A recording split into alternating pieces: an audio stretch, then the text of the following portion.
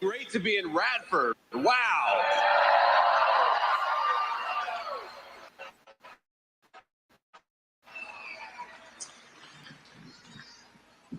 I love you guys too.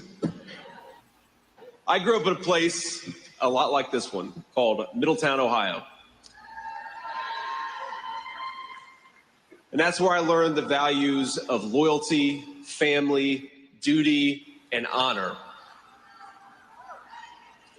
And that's where I decided to enlist in the United States Marine Corps when I graduated from high school in 2003.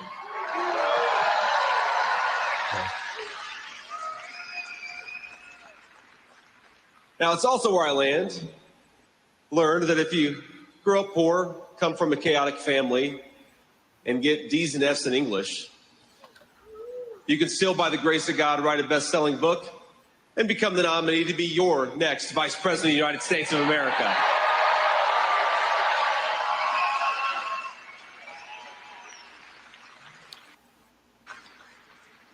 Now, my friends, I want to say I make a simple pledge. President Trump and I make a simple pledge that we will pour out every last drop of sweat. We will work our tails off, and we will make America great again, and we're going to do it together.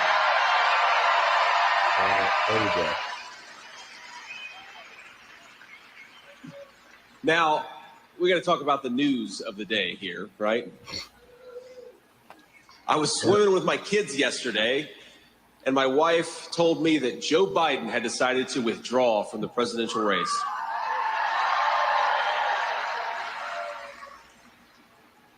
Now, see, you guys are excited about that. I don't know. I was looking forward to debating Kamala Harris, actually.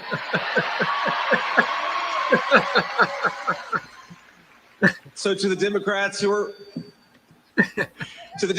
are watching, please find some way to make Kamala vice president. I was promised a debate with Kamala Harris, and that's what I plan to get.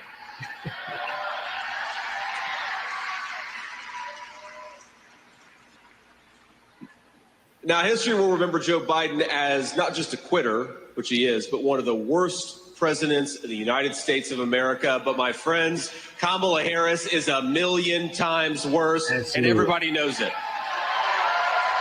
It's good, man. What's up, man? She signed up for every single one of Joe Biden's failures, and she lied about his mental capacity to serve as president. Yes, she did.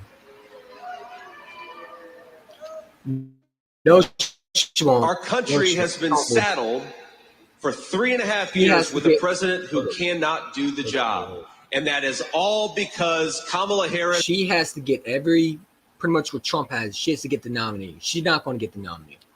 The Democrats right now are in a situation where they're in trouble. They're flat out in trouble. Like when you look at the border being open, the policies that are being brought in, it's disgraceful. It's disgraceful. And there's a lot of people that are saying, oh, Kamala is not going to be president. There's no way in hell. My prediction will be Michelle Obama. I think that's the best chance the Democrats have to beat Donald Trump is Michelle Obama, because let's be real, Hillary Clinton is hated by both sides. Trump already beat her. So she's not going to run. Obama already served 2 terms. He can't be president again. So it either has to be Michelle Obama or Joe Biden. And Joe Biden right now is, he said criminal Trump sucks.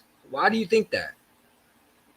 Donald Trump has, first of all, let me break it down. Donald Trump has done nothing. Those 34 felonies are a bunch of false ass charges. Most of them are getting dropped by now. You stop listening to the media. I keep on saying, stop listening to me. The only thing Trump did was paid a prostitute, which Bill Clinton did the same thing. And yet no one says nothing about him. Bill Clinton had sex with I think it was a underage female. But no one says nothing about him. Like, the things that I'm hearing from Trump is just nonsense. It's absolutely bogus. It's not true at all. They just want to make him the bad guy. Because truthfully, they know Joe Biden or Kamala Harris ain't winning in November. Things have got so bad that they're trying to make Trump the bad guy. They tried to assassinate him. It failed. They tried to criminal charge him. It failed. Like, how did the 20-year-old get on that damn roof and get a clear shot at Trump? No way. There was no way in hell that boy should be on that damn roof. My age was on that. He was younger than me, was on that rooftop. No way. But yet it happened. Because truthfully, they hate Donald Trump. They'll do everything they can, including, criminal charge him with false ass charges. The same charge that Al Capone had. You're telling me that he is worse than Al Capone? Because Al Capone had the exact same amount. It's all bogus. It's all a play. This is all the movie. Because they want the power in democracy. And too bad they're destroying this country. More immigrants are coming to this country. Listen, I don't mind immigrants coming in this country, but they have to be here illegally. They're not coming here illegally. They're coming in here and they're killing citizens of the United States. United States citizens. That's a problem. When United States citizens can't be in their homes, snuggling in their bed, and they have to worry about an immigrant who should not have been in this country come in there and try to kill them, that shouldn't be allowed. When you're opening the border and you're taking away jobs from Americans, that's a problem. And yet we have this in this country. Everybody said, well, immigrants want to come here and make it. That's fine and great. But you got to be here legally. It has not changed in a long time. The rules are still the rules. Whether you like them or not, you still got to follow them. So, I hear people talk about, and I hear both sides. Well, they just want to have a better life. Well, that's fine and great. Those ones want to have a better life. But what about the ones that are coming in this country, bringing drugs in, bringing guns in, bringing crime in? Those ones, they don't belong in this country. And that's what I have a problem with. It's not the immigrants that you want to have a better life, come in this country, that's fine. But come here illegally. You're coming in here, you're doing crimes that you're not supposed to. And these are the ones that are killing our United States Americans. 4 Americans died getting slaughtered. And yet we want to say, well, they want to have a better life. Yeah, that's great. What about the other 4? They're coming in this country trying to do crimes. What about them? Those ones? Should they deserve to stay in this country? Absolutely not. They should be thrown out this country. And when you got an open border, because you got a dumbass president who should not have been in charge, who came and wake up and meet, like the fact that Kamala Harris went all the way to Delaware and did not meet with the Israel president because the Israel president was here today. And yet, if she wanted to show she could be president, she should have met with him. But yet, she wanted to go to Delaware and have a phone call with Joe Biden. The fentanyl is pouring into our country. Millions of people are getting a hold of it, including Americans, and dying. And you don't see a problem with that? But it's the red orange man. He's the problem. No. We got stupid leaders in our country destroying this country because they want to be in power and they don't care who they hurt. When they say Joe Biden created jobs, no, he created he got jobs back. He didn't create jobs. The corporates are the ones getting shut down. Like the big corporate companies, like the Giants, the Acmes, those ones are getting affected the most because they're taxing so much. Food prices are going up.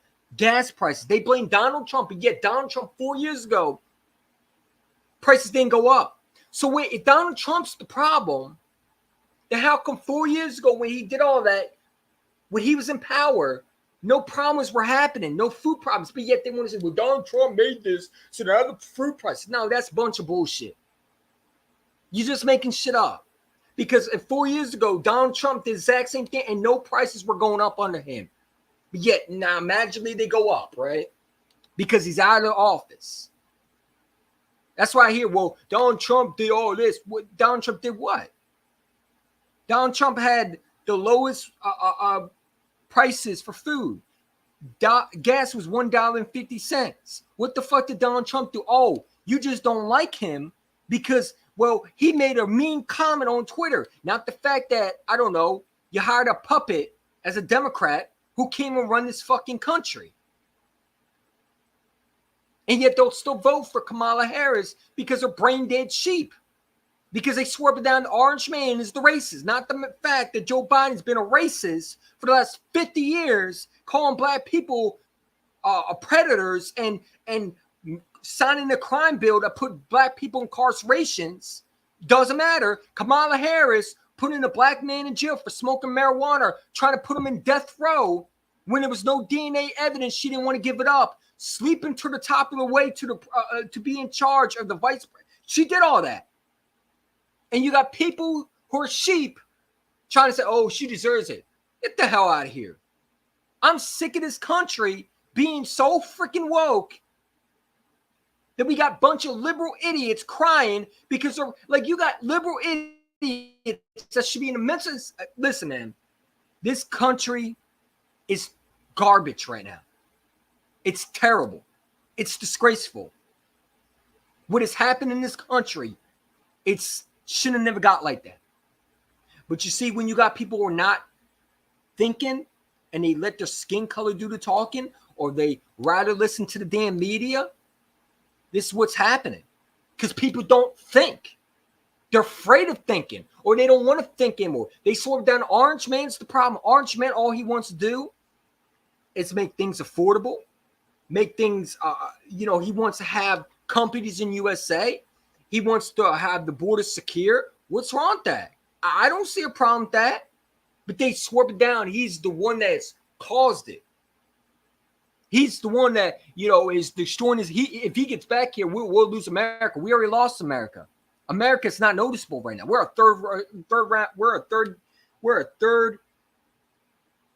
third country right now. We're not even number one anymore. China's number one. Korea's number one. We're not even number one anymore. So what the hell are you talking about? He's destroyed this country. This country's already destroyed. It can't get any worse like that. We hired Donald Trump back. So what the hell are you talking about? This country's already destroyed. Dumb idiots. I had an idiot on Twitter, and he blocked me. One of my guys that used to be my friends, I guess not my friend because I told him he was an idiot. He didn't know what he's talking about. Oh, Obama didn't deport more immigrants. Yes, he did. And I could show it to you. He did. But you got people thinking for you, and you don't let people and you don't do your own research. You're going to think like sheep because the Democrats' job is to get brain dead idiots who don't know don't do the research, let them think for them. So they'll say, oh, we'll vote for you. We don't want Trump back because he's horrible. Even though they saw 4 years ago how Trump was a great president. No wars were started on him. He defeated ISIS. Taxes weren't going up the way it is. Prices of gas, food wasn't up the way it is. Yet people care about what he said and not about his policies. I don't care what a person did. I don't care what he did back then. I care about the policies. When I look at the Democrat policies, they suck. When I look at the Republicans' policies, right now, they have my interest. We got men playing in women's sports. Shouldn't have been allowed. All these things are disgraceful in this country. And you got brain dead idiots that say, well, Trump said this. I don't give a shit. I care about his policies. And his policies have shown more to be real than the Democrats keep telling me over and over again. There's Project 25, even though there's no thing as Project 2025. It's all a lie. The Democrats to buy your vote. Only thing Trump has is 45. And that's, you can look it up on his official website. All right. I can pull it up right now. Here, let me pull it up real quick. Hold up. Give me a second. Before we do this, I want y'all to look at this. This is why you got to think for yourself, man. And stop letting people think for you. Because we got a lot of idiots. Well, I'm going to say idiots. I'm not going to say that. I'm going to say that there's a lot of uninformed people who let people think for them. To say Trump's a racist. Well, Joe Biden's racist. Did you vote for him? You voted for him. He somehow got more votes than Trump did. Well, Trump did this. Well, Joe Biden did that. So you can't tell me Trump's a racist, but yet if you vote for Joe Biden, you voted for a racist. So it's like, what are you going to say to me? You voted for Joe Biden. You support Joe Biden, who's a racist, especially the black people. What are you talking about? This is the liberal thinking right now. They say Trump's a what is it? A psychopath, whatever they want to call him. Whoa, Joe Biden's worse. Look what he's done to this country. Our country's not recognizable anymore. We got illegal immigrants coming in this country, pouring drugs into the country, and people think that's okay because they care about what the orange man said or how he talks, or because he lied. What did he lie about? He didn't lie about nothing that's coming. This country is destroyed right now. I don't even recognize it anymore. It's going woke each and every day, and it's getting worse and worse, and we're starting to get near World War III. Iran is building a nuclear weapon, and Joe Biden is taking a fucking nap. Oh, wait, that's right. Joe Biden resigned and gave it to Kamala. Well, why hasn't Kamala been president yet? If they want to make the first black president of the United States, they can do it right now. Why does it take to November to elect her, or supposedly elect her? Because first of all, she can't be president. She can't get nominated as a Democratic nominee until she gets the legal votes from every state. The same way Trump, when he announced Virginia, announced Trump 35, Trump wins Virginia. They have to do that for Kamala, and she's not going to get one popular vote because a lot of black people hate her. They flat out hate her. They're better off with Joe Biden. Honestly, they're better off Joe Biden's carcass than Kamala Harris herself. And that's the truth, man. Kamala's a clown. She slept her way to the top. She put a black man in jail for marijuana. And then she wanted, while he was on death row, they asked for a DNA to show that he was innocent, and she wouldn't do that. She laughed about it and said that she don't regret it. She put black parents in jail because they want to go to, or the kids miss school. But yet you vote for her. You would vote for the one who put a black man in jail, put him on death row for smoking marijuana in California. She put a lot of black people in jail. Nobody says nothing, but let Trump do this, Trump do that. Oh, it's a big place. Stop, man. If you voted for Joe Biden, you cannot tell me that Trump is racist. When you voted for Joe Biden, who's racist? But yet you vote for Joe Biden? But you going to tell me Trump's racist? How? There was no wars under Trump. Trump didn't start any wars. I bring that up and people say, well, Trump did this. Trump did what? Trump in the last 4 years, our economy was strong. We had more jobs being brought in. No countries were taking other people's jobs. We weren't shipping jobs out of countries. What is you talking about? See, this is what I'm talking about. People think like sheep, and they don't want to think for themselves. They want to let people think for them. If you do your research, you look up Trump's policies, not Project 2025, which is a fucking sorry ass scam for the Democrats to get your vote, because it's not true. Just look up 45. That's Trump's policy. Is Trump 40? His policies on his official page. You can go look it up. He wants secure borders, low energy on gas, oil in the United States. Not because we're going to other countries, and we're getting oil from them. Why? We got oil in the United States. Why are we going to other countries and paying for oil when we have it in the United States? Joe Biden's offered the Green New Deal. What was? Kamala signed it. And millions of jobs, including Pennsylvania, where I'm from, is losing their jobs. Corporates are getting shut down. Yet people want to what the orange-red man is a threat. No, you're the threat. Because look what this country is right now. We got people arguing over dumb shit, and now what we need in this country. You worried about what abortion is, and it's like Trump already said abortion, he wanted to go through the states. He already said he's all for it. What is you talking about? But see, people think like sheep. They listen to the damn media. They listen to guys like Joy Reid and all these goofballs who shouldn't even be qualified to be on fucking TV. Just saying, man. Don't let people think for you. Do your research. Do your research. It's a huge key, man. It's critical, as I think. And the rest of the Democrats lied about his ability to be our president. I think we ought to kick them all out come November and replace them with some people who care about this country.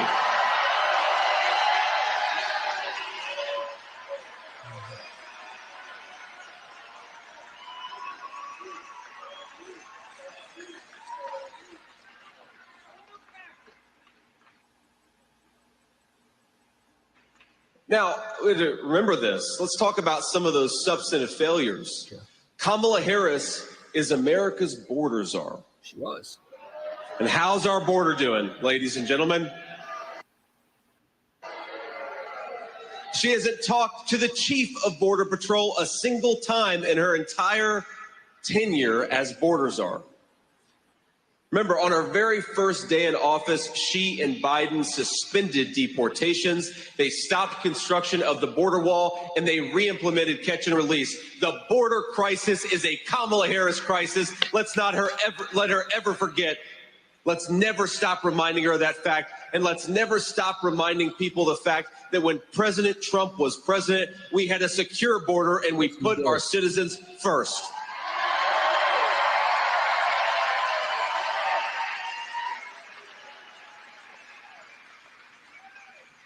Now, it doesn't stop there. Harris is actually even more extreme than Biden, even though that's hard to believe.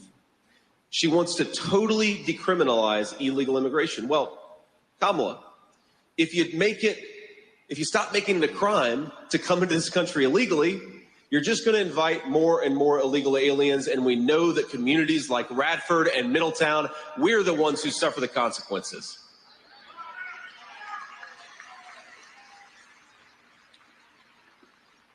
Now, I know this area has been affected by a lot of stupid trade deals, a lot of deals that have shipped good American manufacturing jobs overseas.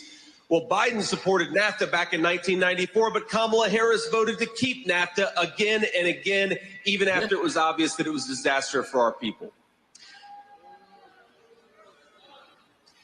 I agree. She voted to eliminate the filibuster and pass the Green New Scam, destroying energy jobs in Virginia and Pennsylvania and driving up the cost of goods. That's why we've got an affordability crisis in this country, my friends, because Joe Biden and Kamala Harris, they'd rather buy oil and gas from tin pot dictators all over the world. I say they should buy it right here from American workers and from Americans who are...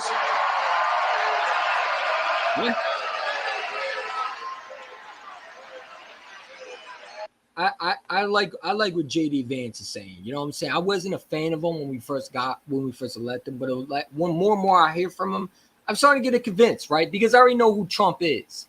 I want to see what JD Vance was going to say, and I like what he's saying because pretty much he was saying what Trump is, right? Saying that okay, yeah, look at the policies, look at what the Democrats are doing. If you think the Democrats are going to help you, they're not. Every time you vote for the Democrats, all they do is say, yeah, we'll take your vote. Yeah, we'll promise you these things. Oh, we forgot who you are. Next, you know what I'm saying? The day they get elected, they forget about you. That's why a lot of black people still fall in the exact same problems every year that they vote Democrat. And yet they'll vote Democrat. They'll vote Democrat. They'd rather vote Democrat because they hear the racist stuff that the CNN claims to be the orange white man. Even though the orange white man did more for the black community than any other president, they claim that he's a racist. He's a bigot. All that goofy shit. Trump is not a racist. He's a fascist, if anything. He believes in this country so much. If he didn't believe in this country, he wouldn't sacrifice all that shit. You remember the charge didn't come through until Trump stepped in and said, I'm running again. And then the charges came through. But when he was out for a while, you didn't hear nothing about him, no charges were coming through. It's just only when he was saying, I'm coming back and I'm going to re-elect myself to be a president of the United States, or I'm going to campaign to be the president of the United States, that's when the charges started dropping like that. And they didn't drop in one day. They dropped in seconds. This was all planned to try to remove President Trump. Because truthfully, they don't understand that this guy is coming in there to save America. Because he sees what's happening. I'm seeing what's happening. Jobs are being shut down. Prices are going up. Food, gas, is all that is expensive, especially when you got four family members living with you. If you're a mother with 4 kids, how are you supposed to afford all this plus tax? You're not. You're pretty much bankrupt. Now, you know what I'm saying? If you're a part-time job, of course you're gonna make a lot. But when you're in the corporates like McDonald's, Burger King, all those stuff, they are struggling. Jobs are being shipped to Mexico. Jobs are being shipped to China when they should be in USA. When Trump was elected, he brought more jobs into the USA than Biden did. They say Biden created all these jobs. Where? Where are the jobs at? I don't see them. Where are the jobs at? Because I see jobs every time I go past getting shut down and the sign gets removed. Where's the jobs at? Where are these big jobs that I'm seeing at? Where are they at? You're lying. You're flat out lying to cover up his ass. Because the truth is that's not true.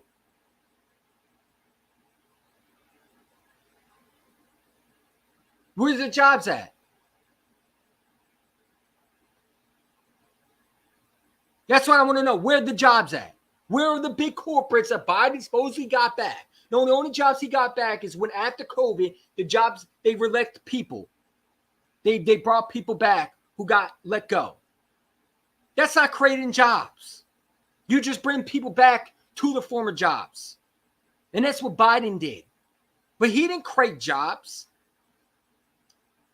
Trump created jobs. He brought more jobs into USA. You look at the job economy under Trump, and you look at under Biden, it's not even comparable. So when people say he created more jobs, that's a lie. No, he brought back jobs when they were under COVID. He didn't create them. He just brought back them and hired it, and people got rehired. That's all. He didn't create jobs. He didn't bring jobs back in USA. There's still jobs being taken to other countries. People are moving out of USA to go to other countries because they're not making money. But yeah, let's focus on what the man said and not what his policies are. Because we want to believe some stupid policy, a Project 25, whatever the fuck that is. And even though that's not true, he debunked it and said that's not me. That was extreme conservative from the think tank that created that. The think tank created that. They're a conservative group. That doesn't mean Trump has to claim that. And Trump hasn't claimed that. His policies are on his website. If you're curious of what he wants to do, and you're worried about him destroying his country once he gets reelected, maybe you should go look it up, what he's all about. And stop letting the media think for you. Because their job is to create division. Their job is to create the analogy that the Democrats are there for you when they're not. They're not there for you. That's the truth. They're not there for you. They're not there for you. They just accept your vote and they say, oh, we'll forget about you. We don't care about you. Joe Biden created all these promises. He swore down, if you get the jab, you won't get COVID again. Yet Joe Biden somehow got COVID. What's the outrage? Oh, okay. Oh. See, I can destroy a leftist idiot like that.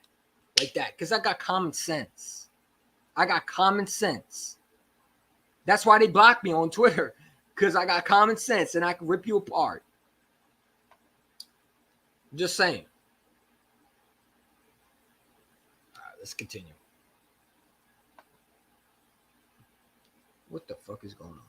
This laptop sucks, by the way. I hate it. I'm getting a new laptop soon. But like I said, laptops are expensive now. I can't afford one right now.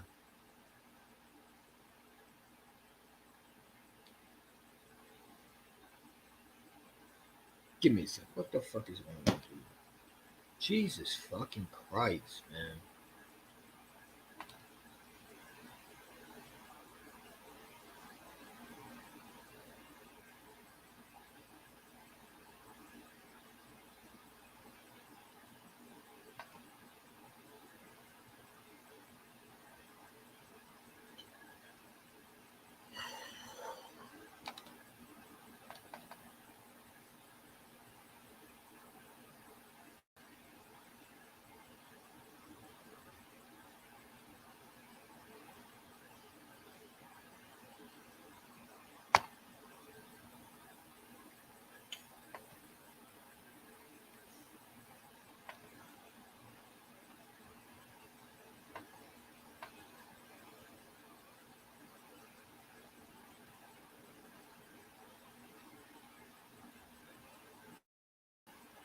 We back.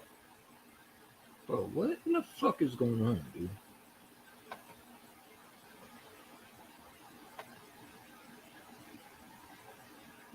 All right, we back. I don't know what the fuck happened, but before anybody says Project 20, let me look up Trump's policies right now. This is what people don't understand. This is why you got to do your research. What is going on now? Now it's not responding. Get the fuck out of here.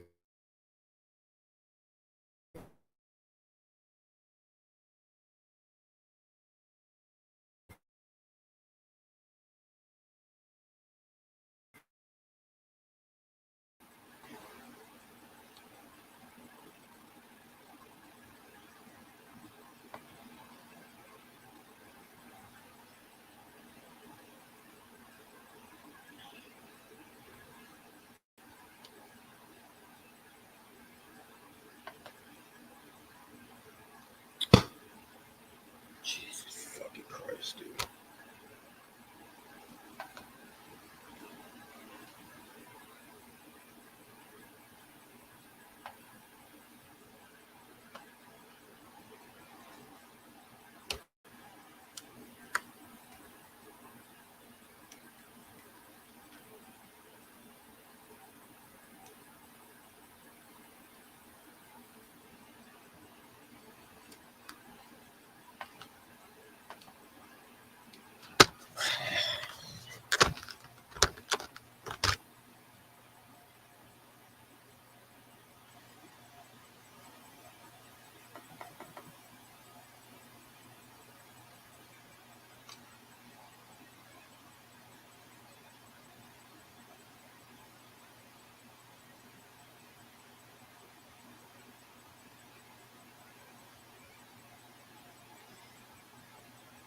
Bro, I don't care about that shit. Get the fuck out of here.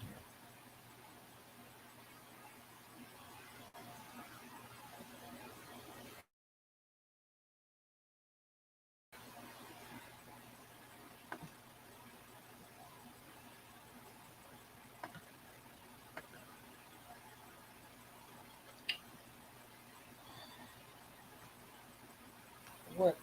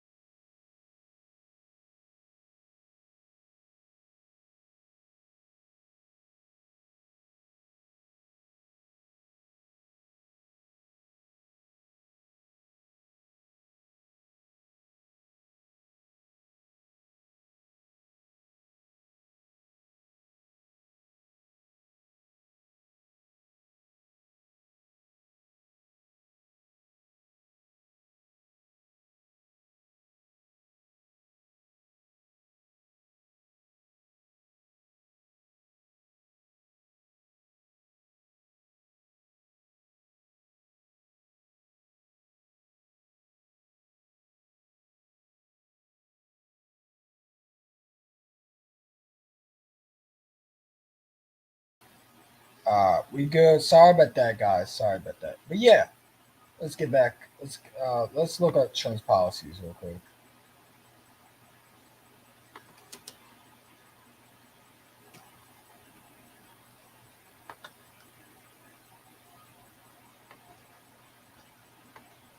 I want y'all to take a look at this.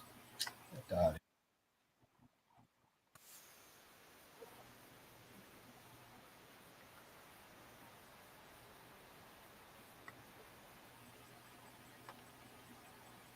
Give me a second.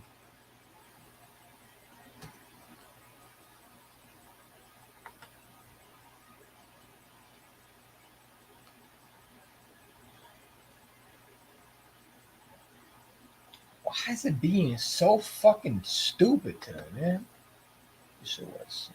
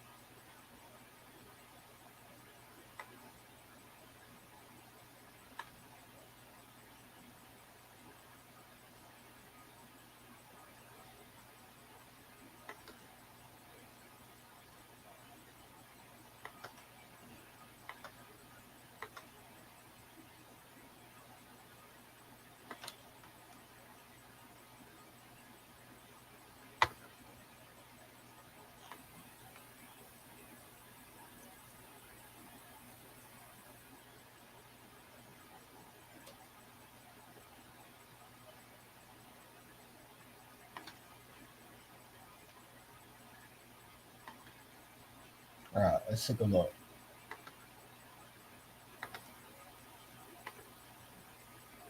Give me a second. Pull it up real quick.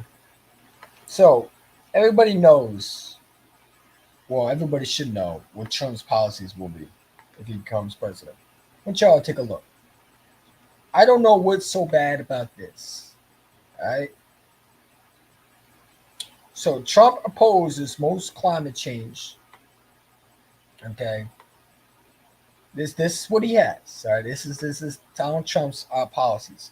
Trump opposes most climate change legislation, position that hasn't changed since his term in the White House. During his presidency, he withdrew the United States from the Paris Agreement, global climate takes of Biden rejoined once he took office. Trump also says supporters of his climate change are trying to destroy the nation's energy industry. As President Trump rolled back the swaths of the nation environmental regulations, he has regularly minimized the effect of climate change around the world. Hold up, this ain't good policies. Give me a second, bro. If this stupid little dot will go away, just go away. Let me look it up. Give me a second.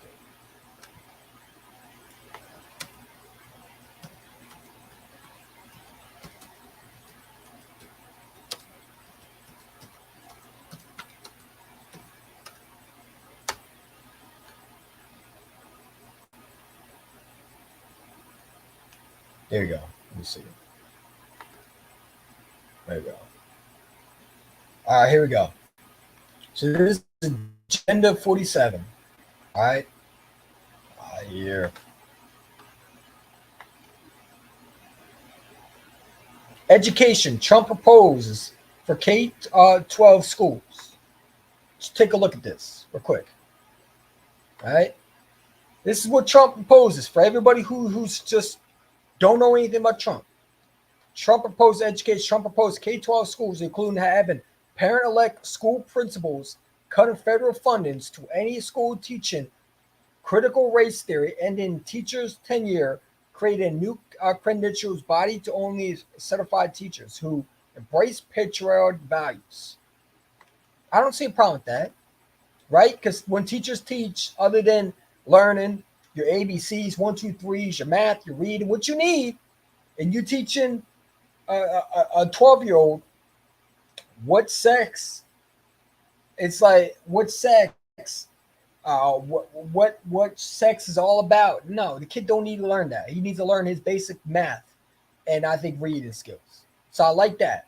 All right. So this is his policies. Okay. Trump has proposed to get rid of exiting extruders for college and universities, creating new ones who are proposed in his party values in institution, along with levying significant fines on colleges, universities that he believes discriminate against students. We're planning to use those fines to create free online American Academy that covers the full spectrum of human knowledge and skills. What's wrong with that? Climate change. USA would again leave the Paris Climate Accord. Ex-president has proposed to get rid of the presidential Joe Biden policies, restricting emission, emission and targeting 67% of the new vehicles to be electric. Joe Biden wants all boats, trucks to be electric. Trump is willing to get rid of that. Now he said this, I like electric cars, but if you're an American citizen, right, and you're willing to buy your car, why do you want to just have electric? You want to be able to buy ones that are gas, ones that want to be hybrid. Joe wants to get rid of all that and make it all strictly electric. And I think that's disgraceful.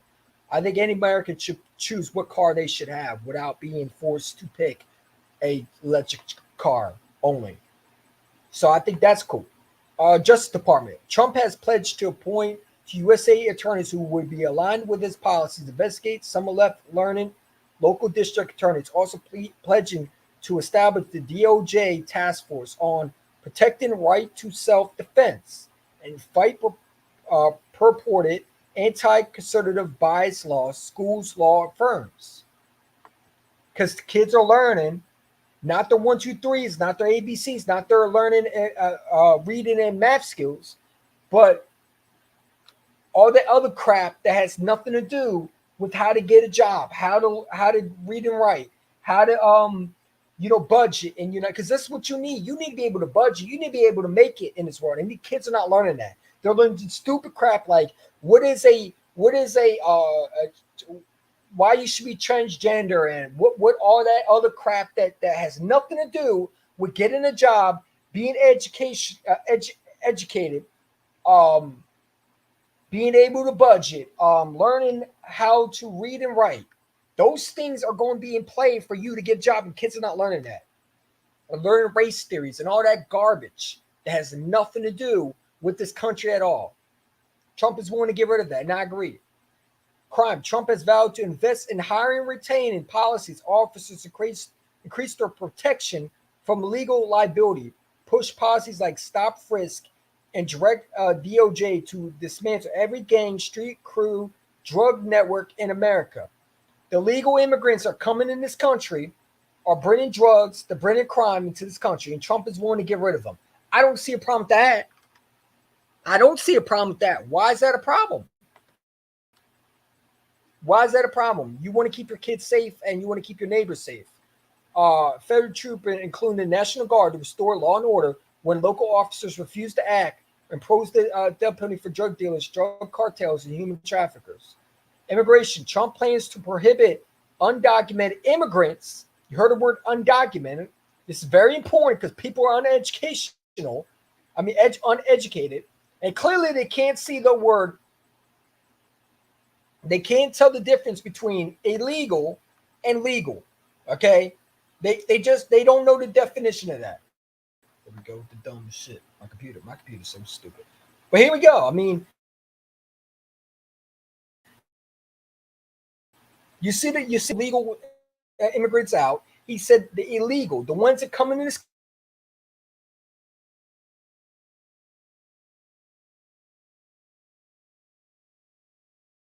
country, he's going to throw the legals out. No, he didn't say that. He says he's going to throw the illegal, the ones that are not coming in this country through the system, not showing any DNA that they belong in this country, all that shit. The passports to belong in USA. You have to have a passport to come to this any country, whether it's USA, any country, you got to show a passport. Why is it any different? That's what he wants. And I agree. I like his policies. This is what he wants. Reinstitute travel ban from certain countries, pause refugee administration, mandate the stream and vending of foraging nationals, block federal grants to sanctuary cities, and the catch and release practice, releasing a migrant while they await immigration hearings. Joe Biden many times ended the thing where illegal immigrants, they will release the illegal immigrant after finding them guilty, will release them out of jail, and so they would go to another state to create more crimes. That's how citizens been killed, because they, instead of holding them until they hear the hearing, whether they're banned or not banned, they just release them out of jail, and I think that's disgraceful. I agree with that 100%. Economy. Trump proposes cutting taxes and slashing federal regulation, also proposing a baseline traffic tariffs on foraging goods in hopes of spurring American manufacturing, which will go up for countries who have unfair trade practices. So, countries like China bring in merchandises. If they tax the USA, Trump is taxing them back. Because if you come in the USA and you bring a product in and you don't have permission, then you're going to get taxed. Any country that we get a product from, we're giving them money. We're getting taxed, while the other countries are allowed to get more money because we're paying for it. And I feel like that shouldn't be allowed. So Trump is willing to put a tariff, which is pretty much, if you tax us, we're taxing you back. A tariff is when you tax another country for the product, and I like that. I think that's fair, right? Because you're making money while we make money. You're bringing that shit into USA, and we're not making any money off that. That's crazy. That's unprofessional, in my opinion. I agree with some of the policies right here. I like it so far. Manufacturing will go up for countries who have unfair trade practices. Trump is also proposed. This is very important right here. All right. Trump has proposed to require federal agencies to buy medicines, medical devices manufactured in the USA, barring federal agencies from other countries from purchasing essential drugs. Also is planned for executive orders saying the government will only pay for pharmaceutical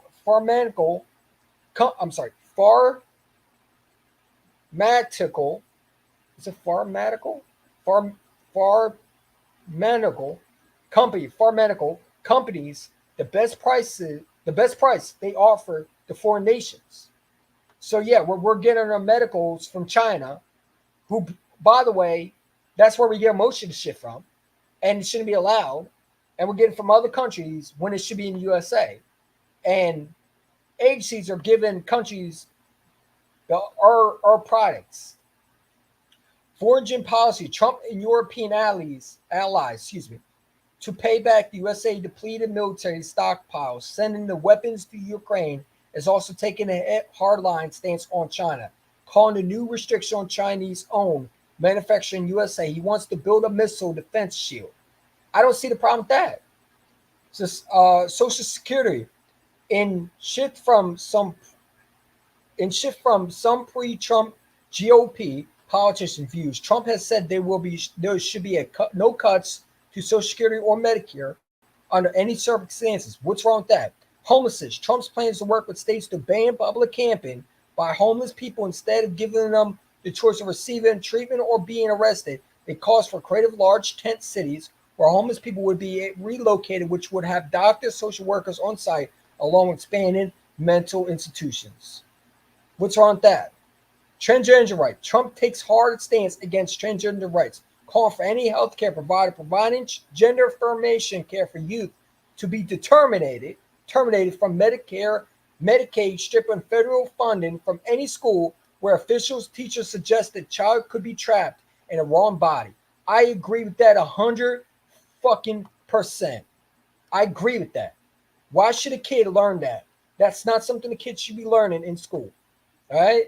So yeah, this is positive. Big tech, in line with conservatives, claims that social media platforms are biased against them. Trump said he'll pass an executive order barring any federal department from working with other entities to censor American, prohibit federal money being used to combat misinformation, are announcing steps like alerting Section 230 to open up social media platforms to more illegal liability. So all these policies, they swerve it down that he's not doing this. And this is why you got to do his research. This is a perfect example why you got to do your research. Where is it that Trump's Project 2020, where's this Project 2025? Because I don't see it. But yet people swerve it down. That's it. I mean, I agree with everything he said. Where do you not agree with Trump's stance? Climate change. He would gain the leave of Paris Climate Accord. Ex-president proposed getting rid of the President Joe Biden policies. 6-7 new vehicles are electric by 2032. Massively scaling up the oil and gas production. Like, come on. Justice Department. Trump has pledged to appoint 200 USA attorneys would be aligned with this policy, investigate some left learning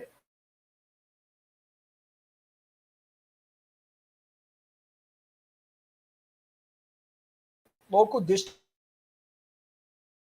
attorneys also pledging to establish the DOJ task force on protect. What's the problem with that? I don't understand these American people. I don't get it. Crime. Trump has vowed to invest in hiring and retaining police officers, which we need, increase the protection of legal liability, push policies like stop, frisk, and direct DOJ to the liability, and push police policies like stop, frisk, and direct the DOJ to dismantle every gang, street crew, drug network in America, deploy federal troops, including National Guard, to restore law and order when law enforcers refuse to act, and impose the death penalty for drug dealers, drug cartels, and human traffickers. Immigration. Trump plans to prohibit undocumented immigrants from receiving any benefits and end birthright citizenships for children of the undocumented immigrants. He reinstitute travel ban from certain countries, pause refugee administration mandate, which is a big part of why we're suffering right now, is the illegal immigrants. Practice releasing migrants while they wait immigrant hearings. Close the southern border to asylum seekers and suspend visa programs, including visa lottery to family visas.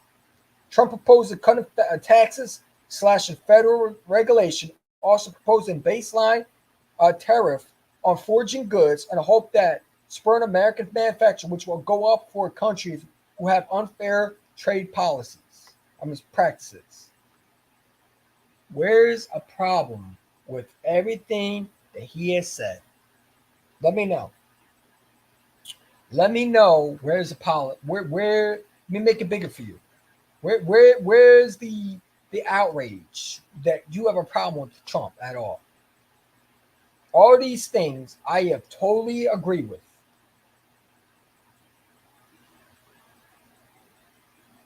I don't understand where people have an issue with that.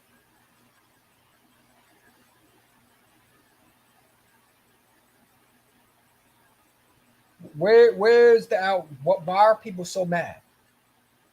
The Democrats actually made sense back in the day. Nowadays, they're brain dead. Yeah, they're way over to the left, and that's why they're losing some of their followers.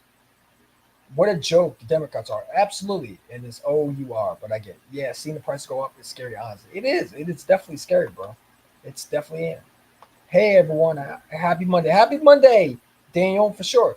Trump is trying to give us more jobs, opportunities. Yeah, and people don't want to, I guess don't want it.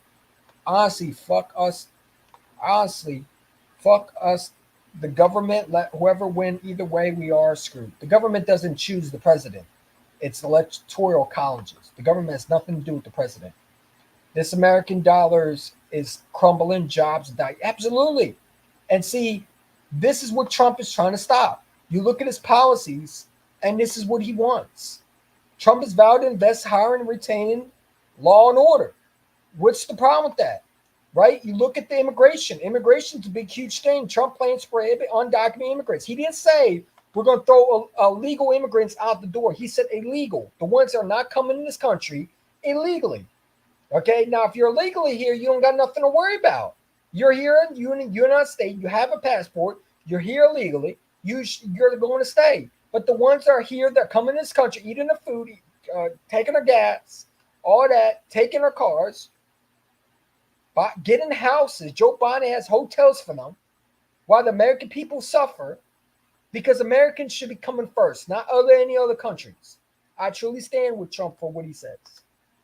You know what I'm saying? I hope this goes to everybody. Share this with anybody you know that's not really a fan of Trump, but don't understand his policy. Economy. Trump proposed to cut in taxes, slashing federal regulation, also proposing a baseline tariff to forging goods in countries who have unfair trade policies. Where's the outrage? Why are people outraged of that? And Joe Biden said that people would say he's the greatest president in the United States. But let Trump say, oh, he's a bad man, right? All right. I don't get that. Everything Trump said, I 100% agree. Everything. Like there's some things I disagree with Trump. There's some things I wish he would not say. Yeah, does he have a big mouth? Yeah, who cares? This is not about Trump. This is about his policies. His policies I like, right? I believe that teachers should not be teaching kids about fucking transgenders and what they should do with their body. That's none of their damn business. That's a doctor's job. That's a nurse job. That's the mother and parents and the father's job. That should not be the teacher's job. That should not be what the teachers in school should be teaching the kids. The kids should be learning to read and write and learn how to get a job, learn how to budget, not to learn what fucking body part should be, cut off and that's none of their damn business. That should not be allowed in schools. You should not be throwing the left agenda shit out on these kids. These kids are young and very vulnerable. They need to learn the ABCs, 1, 2, 3s if they're in kindergarten. If they're in high school, they need to learn how to read and write because some of them can't graduate because they're not learning the things they need to learn. I agree with Trump on that. Trump has vowed to invest in hiring and retaining police officers and increase their protection from legal liability, push policies like stop and frisk.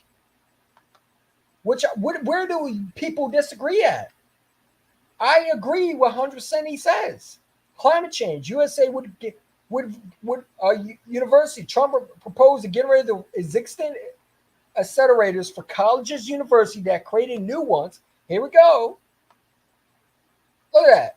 University creating new ones who impose and party vows on institutions along with levying significant fines on college and universities that believes and discriminate against students with a plan to use those fines to create free online American Academy that covers the full spectrum of human knowledge and skills. Where's the problem with this at all?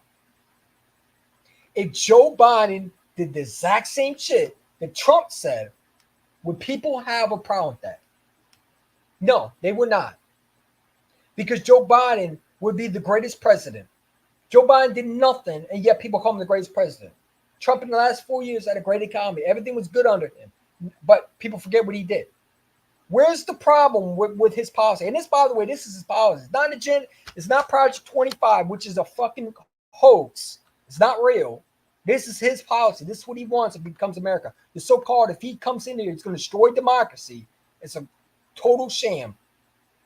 It's a total sham. People just don't like America, certainly. Because how can you have a problem? Trump proposed to cut taxes and slashing regulations, also proposing a baseline tariff on foraging goods is to hope to spur an American manufacturing, which will go up for countries who have unfair trade practices. Where's the problem with that? Where the fuck the problem is what he said. We're Project 2, we're Project 1, we're 25. It's not real. Stop listening to Democrat and these brain dead news media tell you Project 25 is real. It's not. It's a hoax to make you think Trump is bad so you can keep voting for the exact same dumb leaders who are right now destroying this country. Tell me where the problem is. Where's the problem? Where's the problem with Trump said? Here we go. I mean, look, this is what he wants. People say, well, he's going to throw illegal. No, he said illegal. Illegal. Learn the difference. He didn't say legal. He said illegal. The ones that are undocumented, are not coming in this country illegally, he's going to throw them out. And I absolutely agree with that. If you're in this country and you're not legally here, you broke the law. You can't go to any other country without a passport. Why is it different in the USA? Where do we become where we're allowed to bring the other people in when we already got enough problems in the country? We need to focus on America first, not any other country. We're not another country. We are America. America needs to be focused on America, not any other country. I don't give a shit about any other country. I care about this United States of America. We need to get ourselves together first before we focus on another country. And unfortunately, we got people talking about, well, what about other countries? I don't give a shit about other countries. That's why I like Trump. He's all about America first. Put in the people who bleed for this country first. Okay? Trump plans to prohibit undocumented, the word undocumented, not documented, undocumented immigrants from receiving any benefits because they're getting benefits, they're getting hotels, they're getting everything they want. Where's the problem with everything he said? Stop listening to people talk about Project 25. It's not real. It's not real. This is his policies. This is his policies. Agenda 47 is his policies. This is what he wants. I don't see a problem with that. Okay? Everything he said, I agree with. All right? I agree with that. Look at this. Trump's pledges to appoint 100 USA attorneys who be aligned with his policy, investigate some left-leaning local district attorneys who pledged to establish DOJ task force on protecting right to self-defense and fight purported anti-conservative bias at law. We got a lot of crazy judges, a lot of liberal judges that are attorneys, unfortunately. I mean, earn the Supreme Courts. Okay? You go and you listen to these judges, and some of them should not be judges, really. Yet they're appointed to. And they don't even know our judicial system. They don't know anything about anything. They're just purported. They're just appointed because they say they're qualified when they're not. That's what he's talking about. Where's the problem with that? Like, people got to start thinking instead of letting the media think for them. Trump 24. You're absolutely damn right, Trump 2024. Listen, this country needs Trump as much as they need him badly. You got a president who can't run this country. I've never seen a president. This got to be worse than Barack Obama. This has to be the worst thing since Barack Obama. Okay? Kamala Harris is disgusting. She's not winning. She's not winning. There's no way in hell she's getting a lot of votes. She's not getting that. Okay? She has to get every state to vote for her. She has to get the nomination. She's not getting that. I mean, when you look at this is his policies, by the way. This is what he wants when he gets elected. All right? It's not hard to look it up. Trump, look at this. I mean, education, Trump proposal. And this is very important if you're a mother. You know what I'm saying? Trump proposal. You look at it. Proposal for K-12 schools, including having parent elect school principals cutting federal funding to any school teaching critical race theory, and in teacher tenure, creating new credentialing body to only certified teachers who embrace patriotic values. I agree with that. Where's the outrage? I agree with that. Credentialing body to only certified teachers. Sorry about that. Who embrace patriotic values, encouraging prayer in school, making it easier to kick out and control troublemakers out of schools, supporting school districts that allow teachers to carry concealed firearms, pushing school. Wait, we had school shootings and y'all wanted teachers to have guns, yet Trump proposes that and people are outraged. But let Joe Biden say that, oh, people will love it.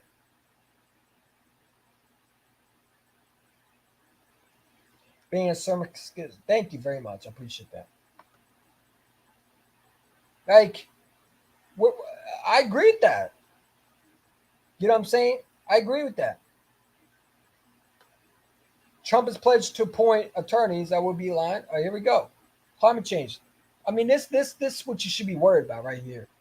This is a big one right here.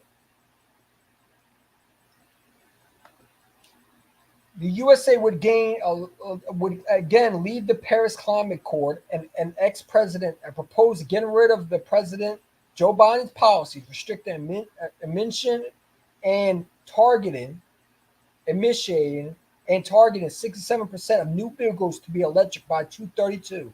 Joe wants all electric cars to be manufactured. There's a problem with that. There's not enough charges for everything like that. And Trump said that massively scaling up Trump wants to make, he's all for electric, but people should have a choice of electric, gas. Why is that a problem?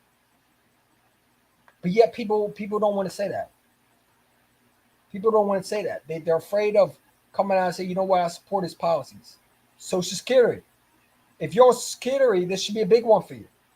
Because Biden's going to take away security. You know what I'm saying? Trump's proposal of health care. Let's take a look at this. Right here. Trump has proposed to require federal agencies to buy medical device manufactured in the USA, barring federal agencies from other countries from purchasing essential drugs. He also has plans for essential drugs. He also planned for executive orders saying the government will only pay pharmaceutical companies the best price they offer to foreign nations. I don't see a problem with that. Everything he said, I mostly agree with. Where is that? Where do you see that there's a problem with his policies? I don't get that. I don't know where people would have a problem with that. I think everybody should be supporting that.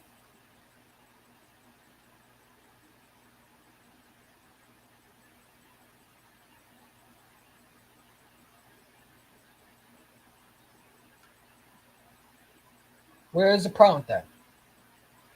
Education, I believe in that. Universities, I think people should be teaching history. And look, and I agree with this one. Trump plans to work with states to ban public camping by homeless people instead of give them a choice of receiving treatment or being arrested, and instead give them the choice of receiving the treatment or being arrested, and calls for creating large tent cities where homeless people would be relocated, which would have doctors, social workers on site along spanning. So, there's a lot of homeless people that need help, and they're not getting that. And, everybody said, well, give them a tent, let them sleep, but they're not getting help. Trump is willing to rework with them so they're able to get a job, so they're able to get help. Mental people like me, if I'm homeless, I would like that. Right? I need the help. I'm all for that. Where's the problem with that? All right. Transgender rights. I think a lot of people are, this word the transgender might not like it. I don't give a shit, honestly, because it's taken too far. Listen, I don't have a problem with you transgender, but once you make it, only thing he said was this right here.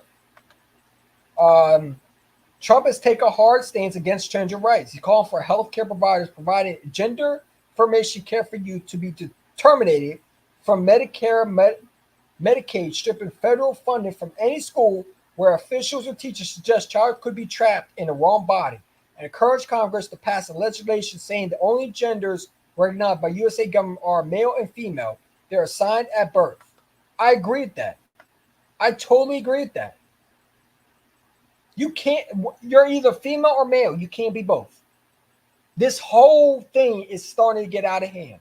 All right? Because all you do is destroying your body. All right? I think women have the business of being a president. That's my opinion. I do too, but Kamala Harris should not be president. She has no qualifications to be president. She doesn't. Her policy sucks.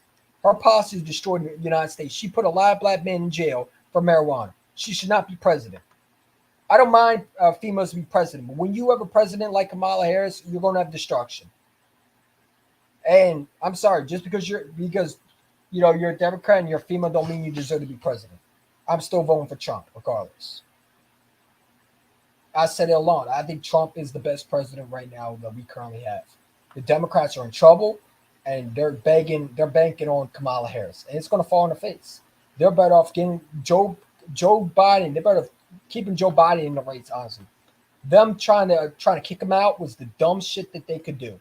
Honestly, because Joe Biden might be slurs, but the Democrats would actually have a better chance of being Trump. They don't have a shot in hell being them with Kamala. Kamala Harris is hated by black people. Millions of black people on Twitter saying they're not voting for her.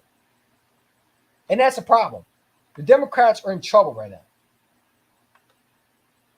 He said, I don't think women have the business of being president. I agree to a certain extent. I think I agree with that. I agree with that. There's some jobs that are not meant for females. I think police officers, number one. I think being a Secret Services, we saw that is number two. And I think another one should be president. Those are men jobs. I'm sorry. It is what it is. I totally agree with some of Trump's policy. I don't know why people would have an issue. You know what I'm saying? I totally agree. But let's get back to JD Vance speech. I mean, where's the out? Why are people having an issue with that? They talk about Project. There's no such thing as that, bro. It's all a lie to get you brainwashed. But I want to go back to JD Vance. I mean, he had a great speech. And again, my thing is, people are going to listen. They like Trump, but I think a lot of people. I think JD Vance, like I said. Oh, what the fuck? Give me a second. Hold on. She voted to eliminate the filibuster and pass the Green New scam, destroying energy jobs in Virginia and Pennsylvania and driving up the cost of goods. That's why we've got an affordability crisis in this country, my friends, because Joe Biden and Kamala Harris, they'd rather buy oil and gas from tin pot dictators all over the world. I say they should buy it right here from American workers and from America's who are...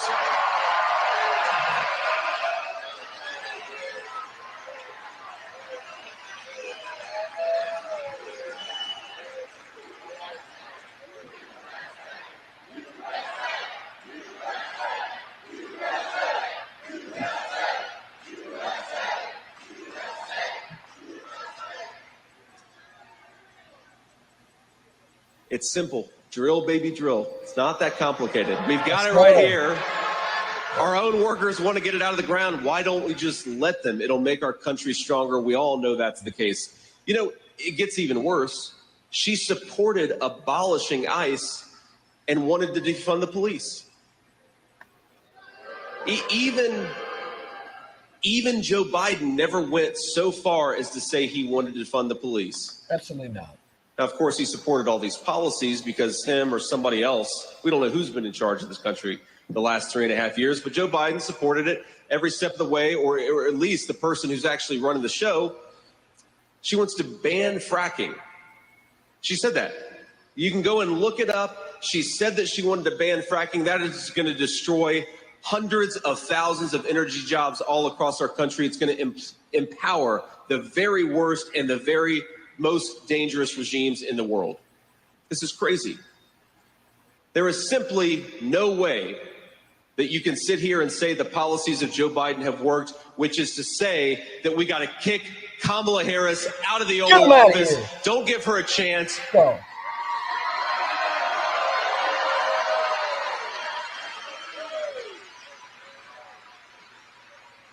Don't give her a chance to run away from the Biden record. The Biden record is the Kamala Harris record. And given what we know about Joe Biden, Kamala Harris probably did a lot more than Joe Biden does over the last 3.5 years. And while we're on the subject of Joe Biden, can anybody just admit that if Joe Biden is not fit to run for president, he ain't fit to serve as president of the United States either? It's a lie. And if Kamala Harris is too blind or too corrupt to admit to the American people that Joe Biden should have never been in there, she's not fit to serve either. We're going to get them both out of there. We're going to get President Donald J. Trump back in the White House. So,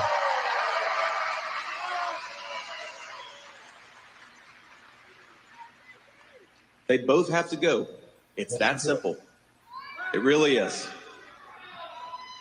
Now, look, the thing is, I am a member of a community that has been affected by all these terrible policies. I grew up in a working class family. I grew up in a family where kids said, other people said, that kid's not going to turn out to be anything. I remember when I didn't have any hope for my future, I didn't have any hope for my community. I thought that chaos and instability was going to be the narrative of my life, that there was no future. And now I'm running. Now I'm running as Donald J. Trump's vice president. It turned out pretty well for me.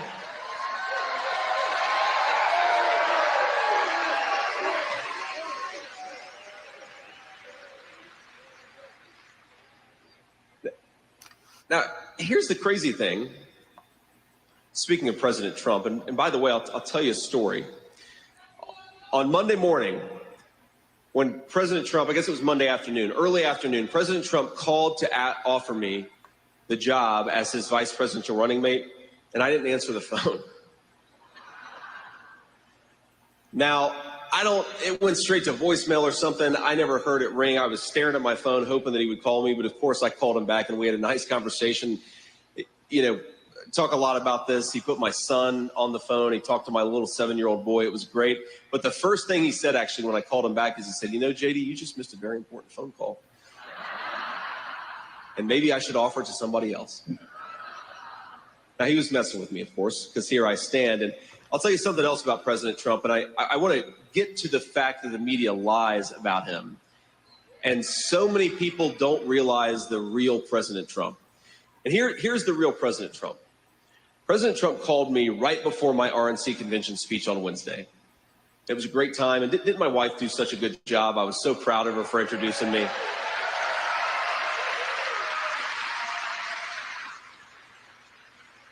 But he called me and he said, JD, you're going to do a great job. It was just a nice pep talk. He said, don't worry about anything. You're going to do great.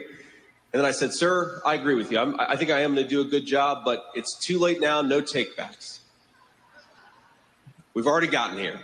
And the crazy thing is the media says that guy is mean-spirited. They say that he is a threat to democracy. But first of all, we all saw the President Trump the media doesn't want you to see when he took an assassin's bullet, stood up a minute later, raised his fist in the air and said, fight, fight, fight. no.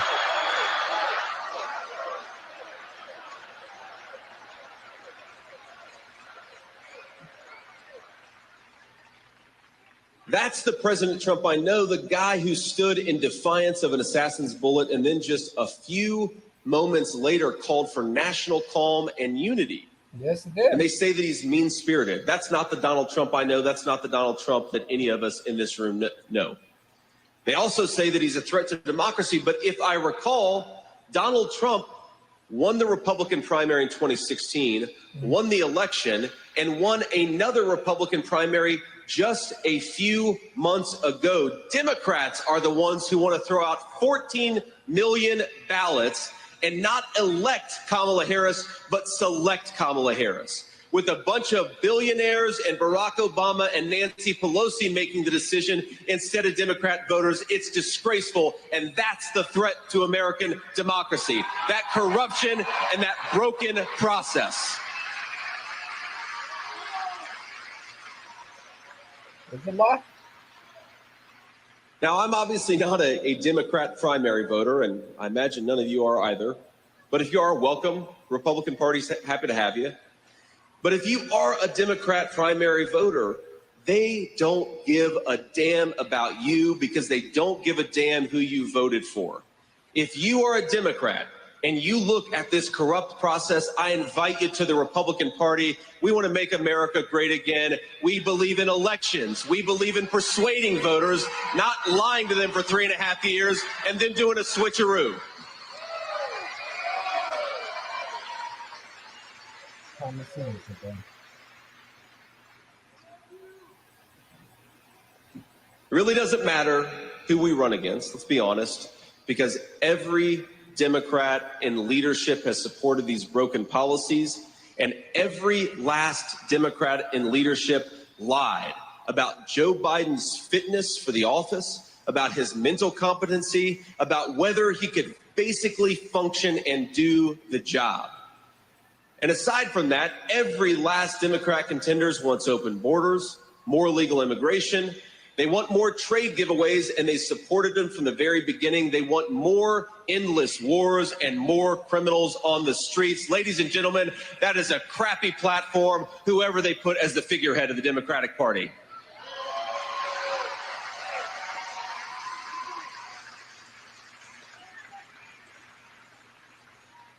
Now, I want to say something about our likely opponent, Kamala Harris, because she said a couple of days ago that I showed no loyalty to the United States, that I have no loyalty to the United States. Well, I don't know Kamala. I served in the United States Marine Corps, and I built a business. What the hell have you done other than collect a government check for the past 20 years? Get him.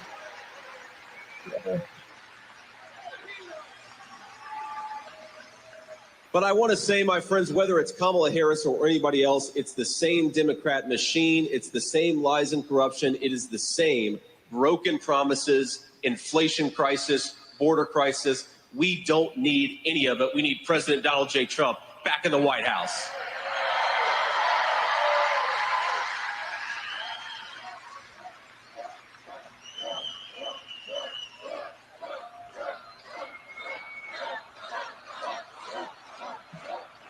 I agree with that. I absolutely always agree with that, man. Now, before we keep going, I want to take a moment to thank some of the outstanding Republican leaders that we have with us today. Republicans who I think are going to turn Virginia red in the coming decade, and we're so grateful to have them. I'm hoping. You guys, of course, have a great governor in Glenn Youngkin. I understand he's working.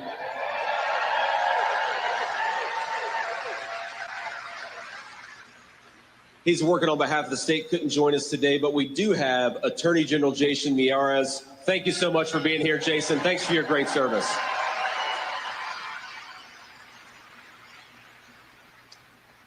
We've got Congressman Morgan Griffith. Where's Morgan at? There you are, Morgan. Thank you, man.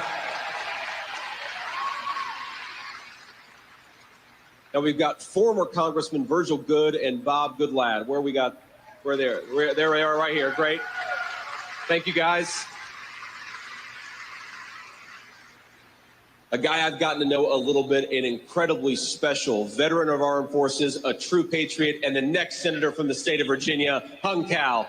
Thank you, Hung.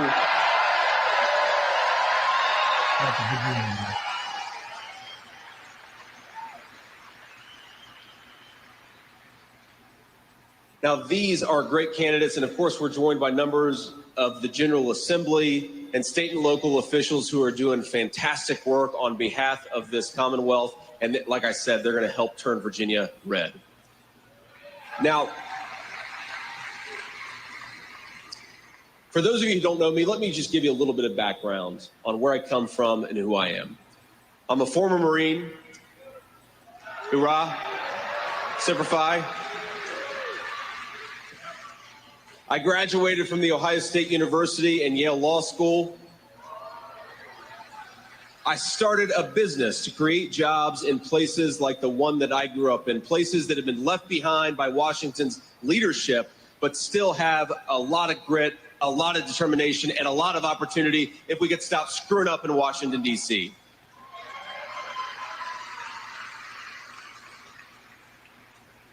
Now, I was raised by my working class grandmother. I called her Mamaw. Do we have any other Mamaws in the room right now?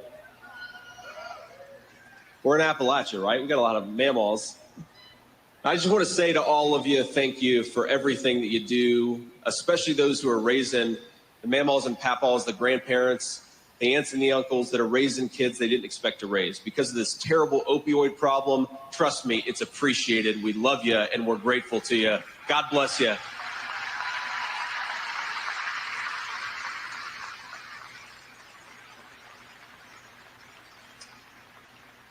Now, my mamaw raised me because my mom struggled with addiction, opioid addiction, for a big chunk of my early life. Now, mamaw was a tough old bird. She was a very devout Christian and a very thoughtful Christian, but she also loved the F word. She was a woman of contradiction. She could make a sailor blush, I'm not kidding you. She was my guardian angel in so many ways, and thanks to her, I had a chance to live the American dream. And if there's anything that President Trump's leadership is about, it is about ensuring that your kids have access to the American dream, that your kids have access to the incredible opportunity of this country.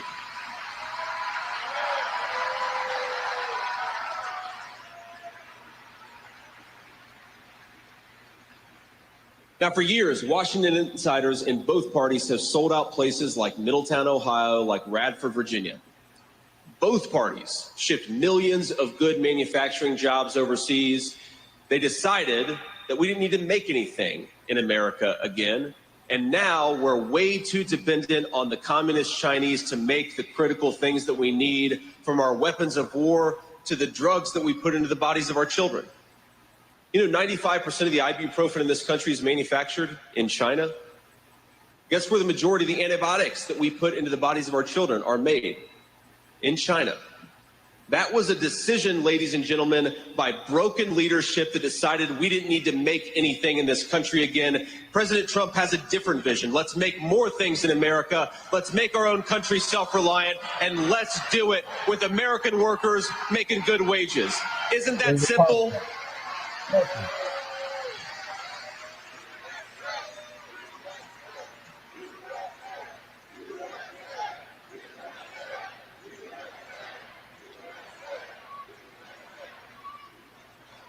Now, the left calls President Trump and his supporters radicals. That's called a cold. But what's radical about thinking that we should make more of our own products in Virginia, Ohio, and Pennsylvania? There's nothing radical about that. It's common sense. And under President Trump's leadership, my friends, we're going to change some things around, and you're going to see more and more products stamped with that beautiful logo, made in the USA. It's time.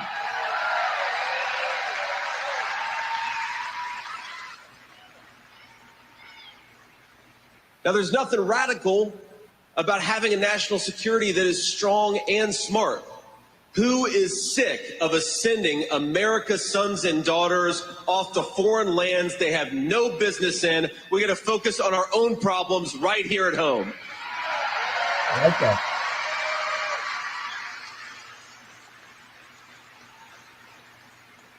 And sometimes we do have to go to war. Our national security depends on it. But as President Trump showed when he took out ISIS, when we punch hard, and we punch to win.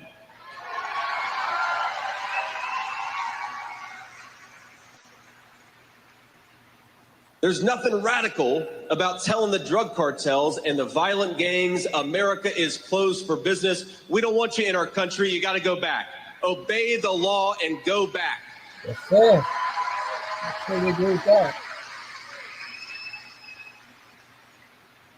We're going to secure that border under President Trump's leadership. We're going to stop the poison fentanyl that's coming into our country, and we're going to make America safe for Americans again, not the drug cartels and the criminals.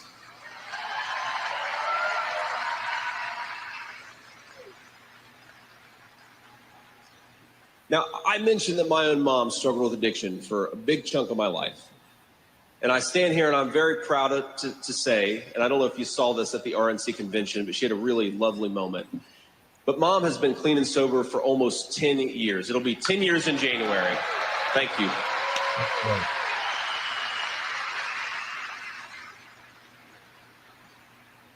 But I got to be honest with you. If the same poison that's coming across the border now was coming across the border 20 years ago, I don't know that I would have gotten a second chance with my mother.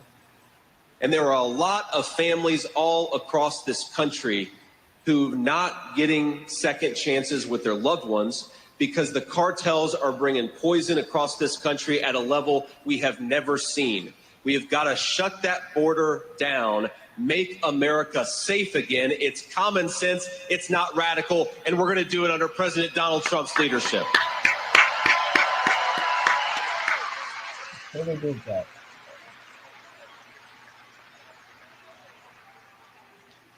Now, I don't know if any of you watched the RNC convention, did you? Went pretty well, right? But, you know, something happened. There was a speaker at the RNC convention. She spoke about her 15-year-old son who had taken one pill under peer pressure, and it happened to be laced with fentanyl, and it took its life. Isn't that so sad? Yes, sir.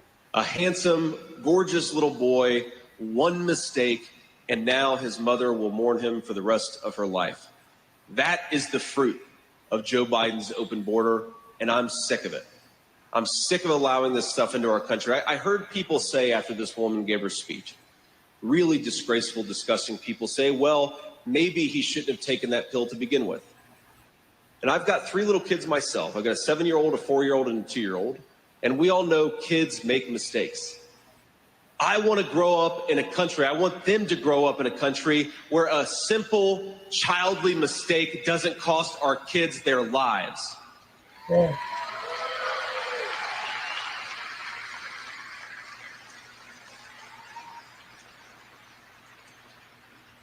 I want to grow up, and I want my children to grow up in a country where they can work a good job, whether they went to college or didn't go to college. They can work in a manufacturing economy where we make things with our own hands and we do it with American workers.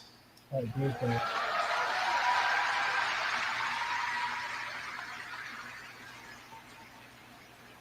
I want my children to grow up in a world where they go to school and they learn reading, writing, and arithmetic, not indoctrination from crazy progressives who want to talk about sex in the classroom instead of education. I totally agree with that, too. I need to stop.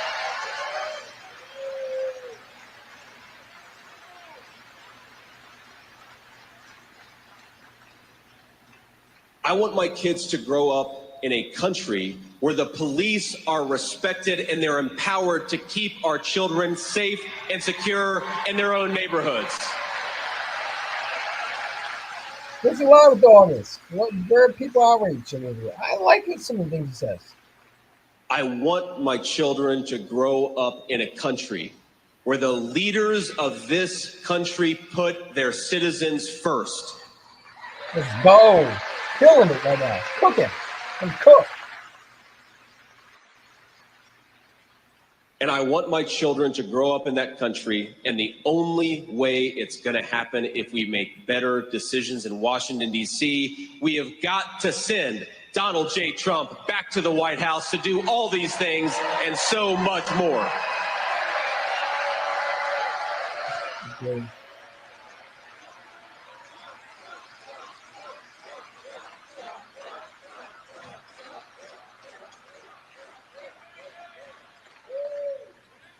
My friends, I am so grateful to be here with you today. I'm grateful to stand on this stage.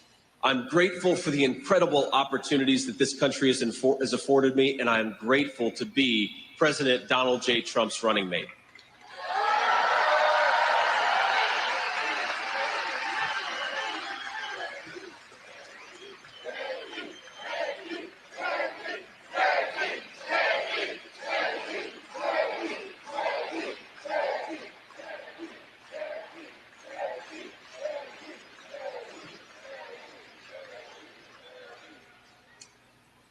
We've got an incredible opportunity here.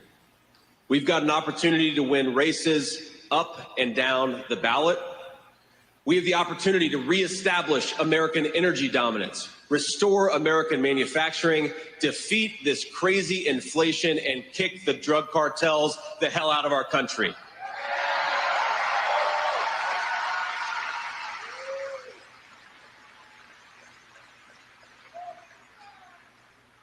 So to everybody listening, certainly to Radford, Virginia, but all across this Commonwealth and forgotten communities in Virginia, Michigan, Wisconsin, Pennsylvania, and Ohio, I make this very simple promise to you. I will fight, President Trump will fight, we will fight every single day to restore an America that works for you, for your children, and for your grandchildren.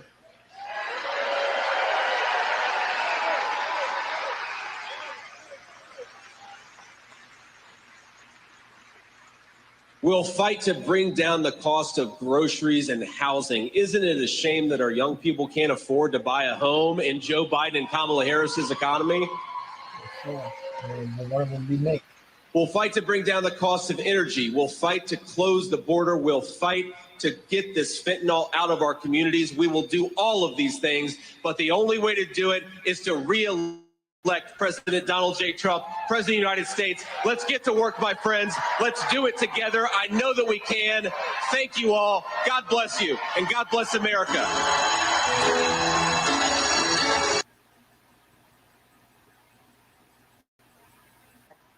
Know anything? She voted. Let me show you the video you talked about, by the way. I don't know if you saw the article. Thank you, Mr. Chairman. Director, were you guessing or lying? Show you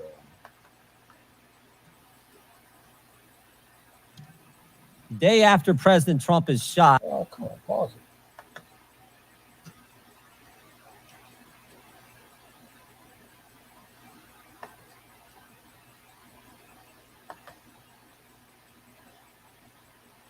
Let's do the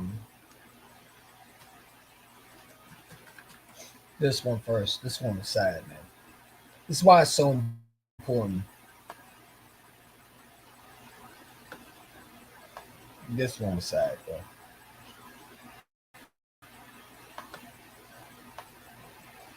Our families of our fallen heroes.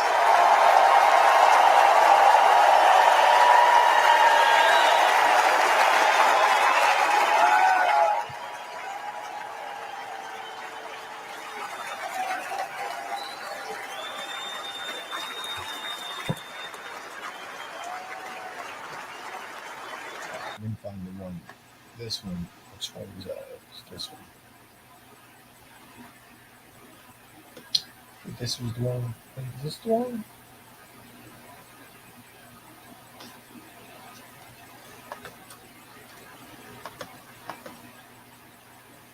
Yeah, I think this is the one right here.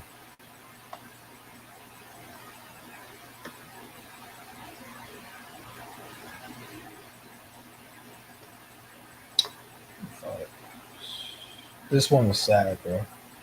Cause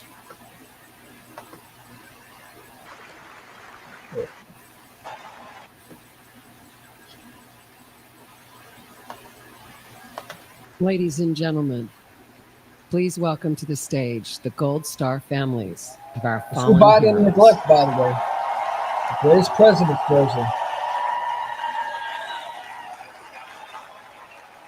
I hope you didn't see this. Maybe you should take a look. You're a veteran.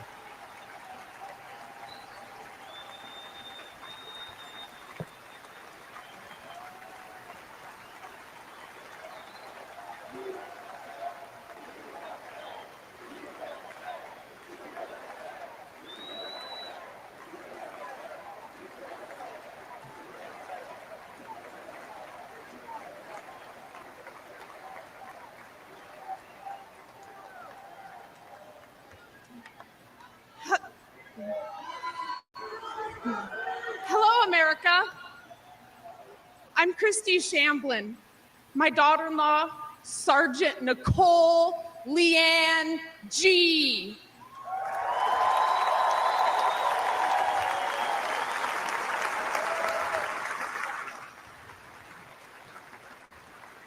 was a United States Marine, and she was killed at Abbey Gate in Afghanistan, alongside 12 of her brothers and sister in arms.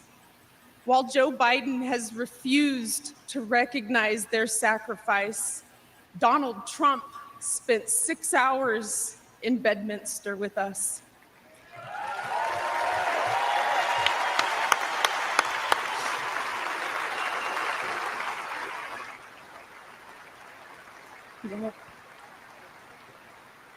He allowed us to grieve. He allowed us to remember our heroes. Donald Trump knew all of our children's names. He knew their stories, and he spoke to us in a way that made us feel understood, like he knew our kids. Donald Trump carried the weight for a few hours with me.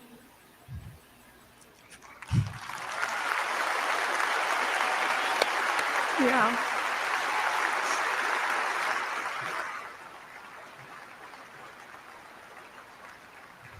And for the first time since Nicole's death, I felt I wasn't alone in my grief.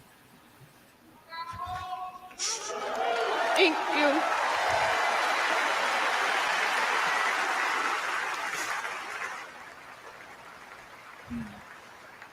I had expected to meet an arrogant politician. Instead, I met a man who had empathy for us. He was compassionate, and he spent time with us because he knew it would make us feel better. Thank you, President Trump.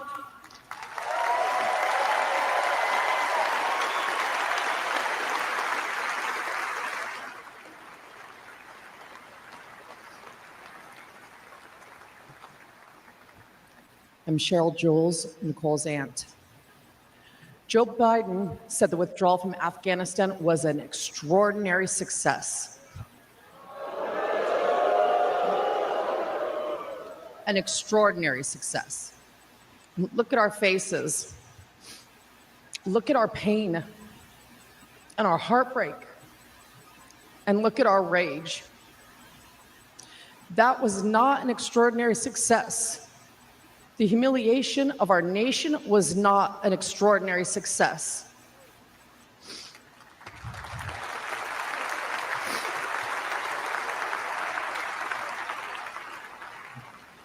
Joe Biden may have forgotten that our children died, but we have not forgotten. Donald Trump has not forgotten.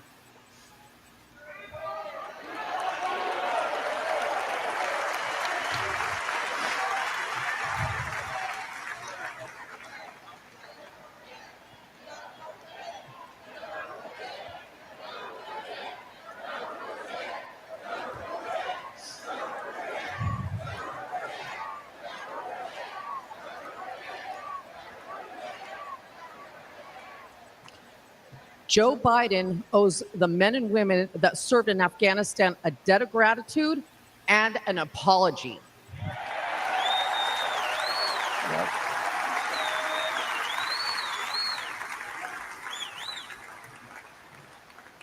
Donald Trump loves this country and will never forget the sacrifice and bravery of our service members. Join us in putting him back in the White House.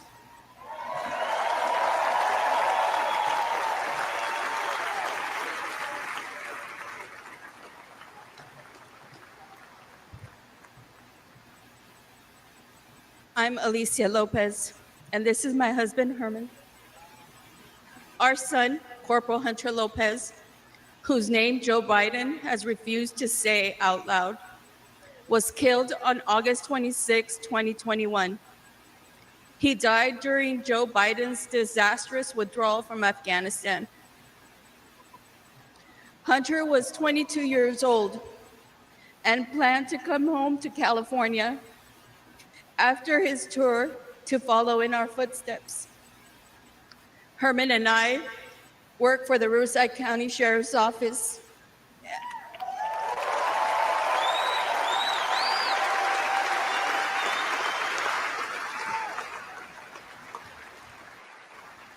And our family has a tradition of service in law enforcement.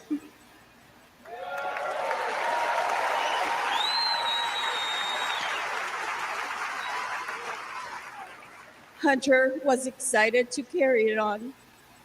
Instead, In the nearly 3 years since Hunter's been gone, there has been silence. Silence from that empty space at the dinner table where Hunter would have joined his brothers and sister and us for family gatherings. And there has been a deafening silence from the Biden and Harris administration.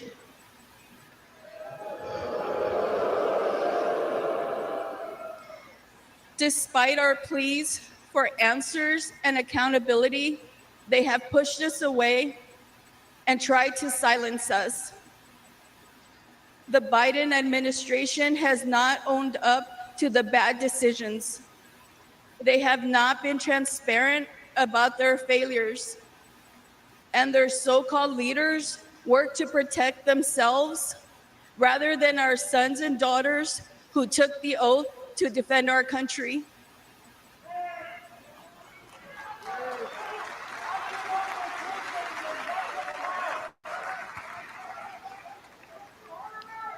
Thank you. When Hunter and the other service members' bodies were returned to the U.S. in Dover, Delaware, Joe Biden met the plane. But he made the occasion more about his son, lost to cancer, than our sons and daughters, lost on his watch. Worse than that, he has never said their names out loud. And during last month's debate, he claimed no service members have died during his administration. You did. None. Dementia Joe definitely did. That hurt us all deeply. So Alicia and I are here to say the names of all 13 service members who lost their lives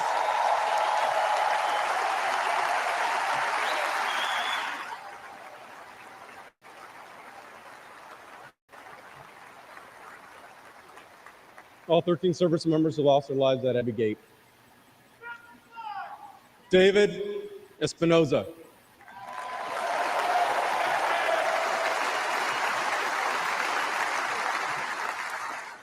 Nicole G.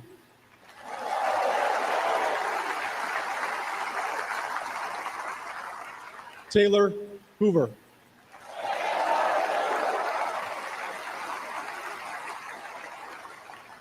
Ryan C.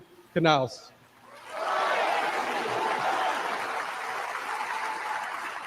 Riley McCollum.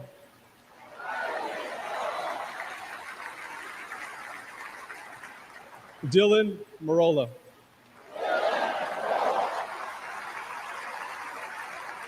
Kareem Nakui. Dagan Page.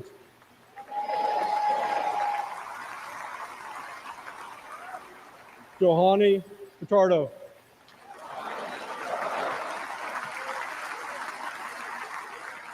Humberto Sanchez.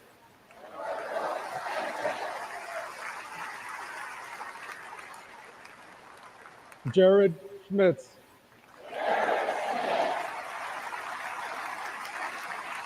Maxon Sobiak. And my son, Hunter Lopez. Thank you.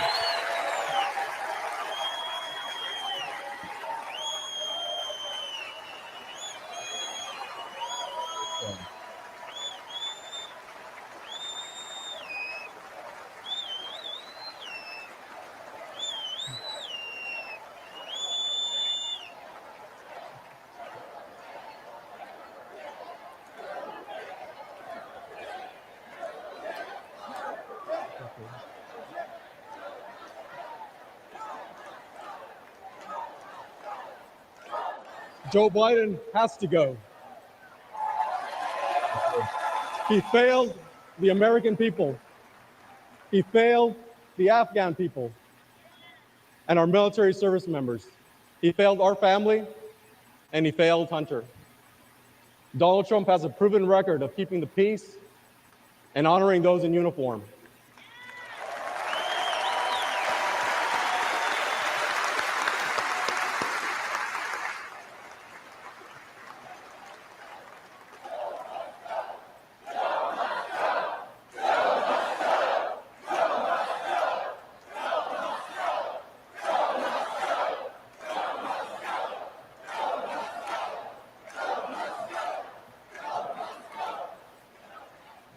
All of us on this stage recognize the efforts of Mr. Trump. We know this firsthand. We've experienced it. Whenever we've met with him, he has demonstrated compassion. He has joined us on our mission for answers, and he has given hope to our extended Gold Star family.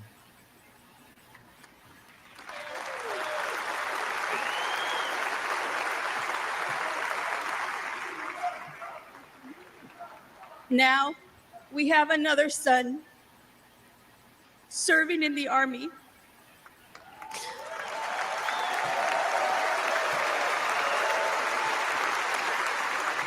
And we do not trust Joe Biden with his life. We have faith that Donald Trump to lead our military. Please join us in supporting Donald Trump for President and Commander-in-Chief.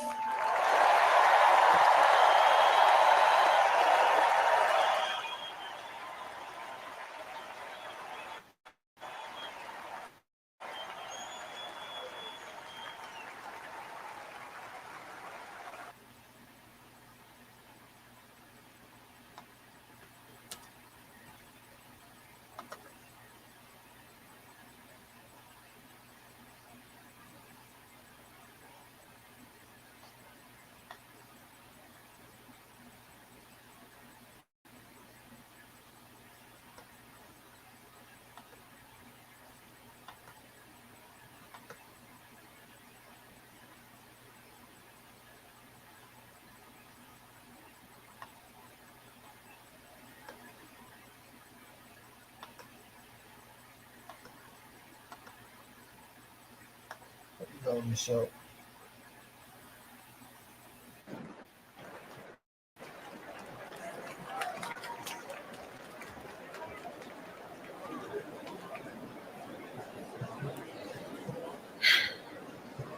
Hi, my name is Ann Funner, and I am the wife and mother of 4 children.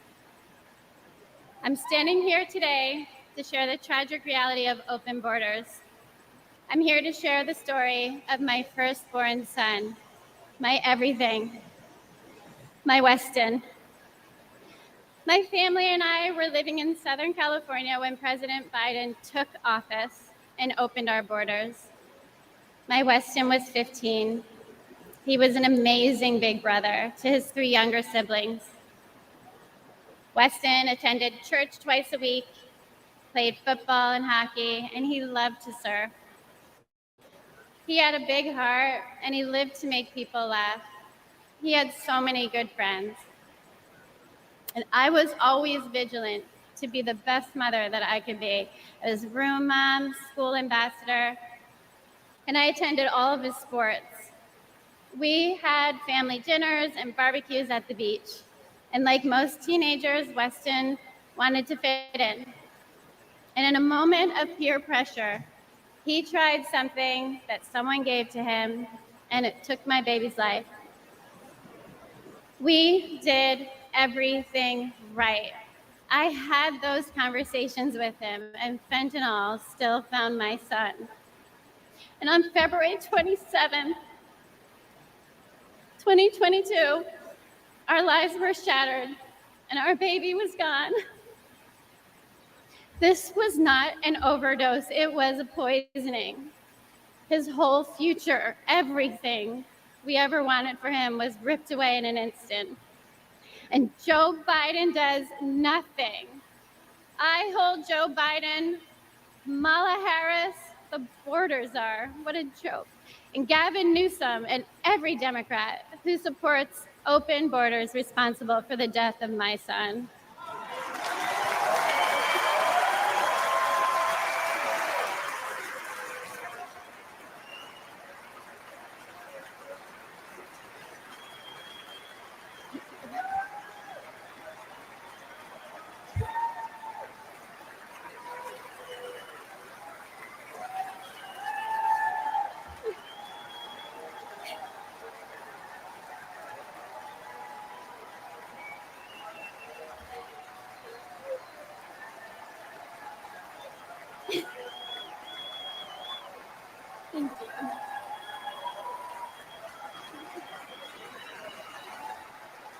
you.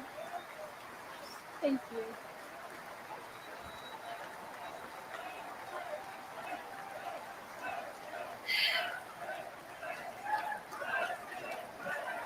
Thank you.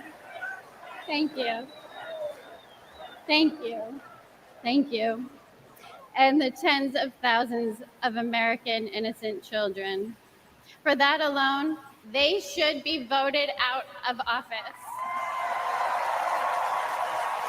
You can't believe it, man. Give me that.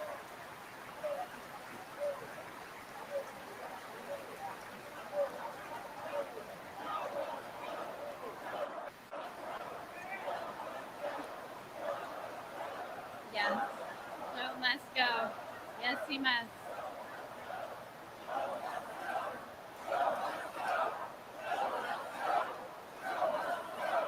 Joe must go. Absolutely. We have seen the highest number of fentanyl deaths during the Biden-Harris administration, and fentanyl is now the #1 killer of Americans ages 18 to 45, and it is quickly becoming the leading cause of death for teens, with 14 and under being the fastest growing demographic. We need President Trump back in office.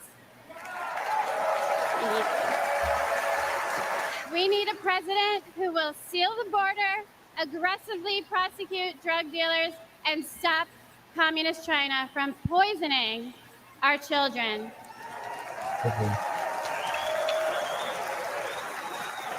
This is not a red or blue issue. This is a red, white, and blue issue. And fentanyl doesn't care if you're black or white. It does not discriminate. This is an American issue. We need a president who will call the drug cartels what they are: terrorist organizations.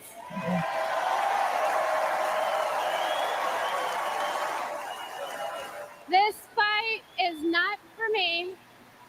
My son is gone. This fight is for your children. We owe it to our children to elect a president who will win the war against fentanyl once and for all. It's too late for my son, Weston. Say his name, Joe Biden. Weston. Thank you. Amen. Thank you.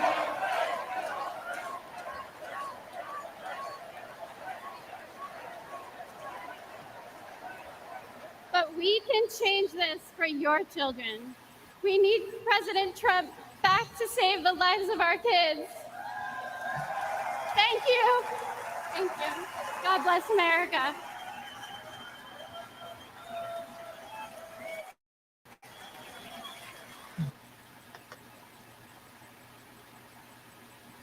Recognize Mr. Waltz from.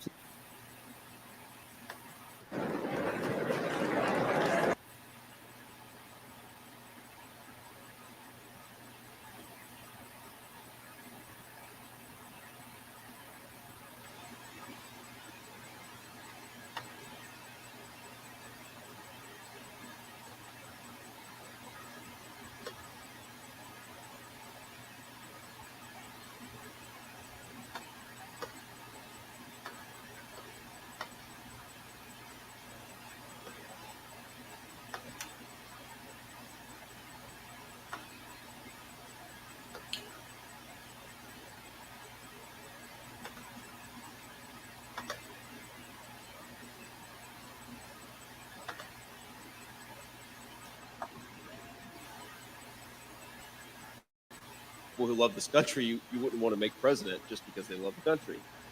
You need something else. And when I wrote my convention speech, and I wrote it mostly myself, had some help from some friends, but I was looking at the history of President Trump's engagement with this country. And one of the things that jumped out at me is if you think about the biggest mistakes we've made as a country, the things that have hurt my home state of Ohio, this state, Michigan, the most.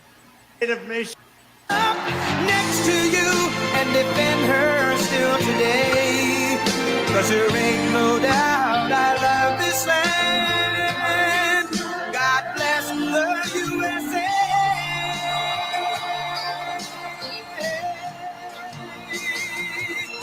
And I'm proud to be an American, where at least I know I'm free. And I won't forget the men who died, who gave that right to me. And I gladly stand up next to you and defend her still today. 'Cause there ain't no doubt I love this land. God bless the USA.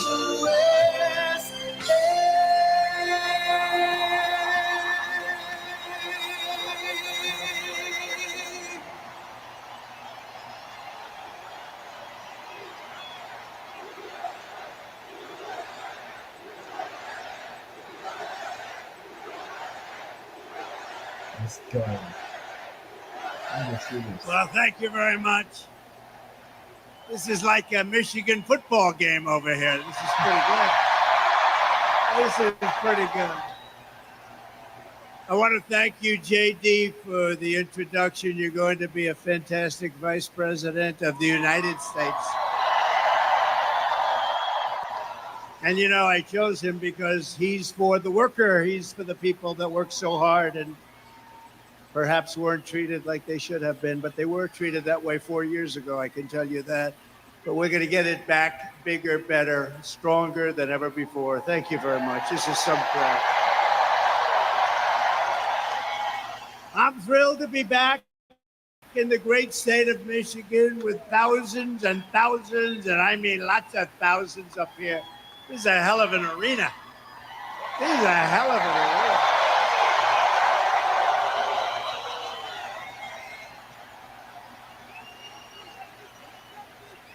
But you are the hardworking patriots that we love. You know, they have crowds of people outside. You're not even going to believe it. They go blocks and blocks. But let's forget about them, right? Let's forget about them.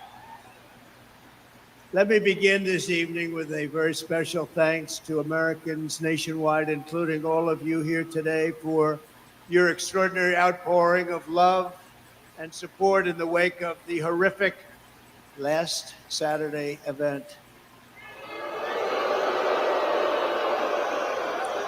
And when you think of it, it was exactly 1 week ago today, almost to the hour, even to the minute. Yeah. Incredible. Incredible. What a day it was. As I said earlier this week, I stand before you only by the grace of Almighty God. That's true. I shouldn't be here. I shouldn't be here. Maybe JD or somebody else would be here, but I shouldn't be here right now. But something very special happened. Let's face it, something happened. I want to thank Butler Memorial Hospital in Pennsylvania for the incredible job they did and service they gave, and all of the great citizens of Butler, Pennsylvania, and the surrounding area, and everyone else for the job they did and the love that they showed us all. It was incredible, actually. What a time that was. What a time that was. Nobody's seen anything like it, and hopefully they never will again. And they had cameras blazing. I guess it was different in that way, too, because we were right in the middle of all those. See, look at all the news back there, and they were all blazing. They were going. No, they covered it fairly. They couldn't believe what they were seeing either. So they did. You did cover it fairly. Let me also thank Congressman Ronnie Jackson from Texas. You know, Congressman Ronnie Jackson, for the care and treatment he gave me as an outstanding doctor, which he is. He's really an amazing guy. Where's Ronnie? Dr. Ronnie's here someplace.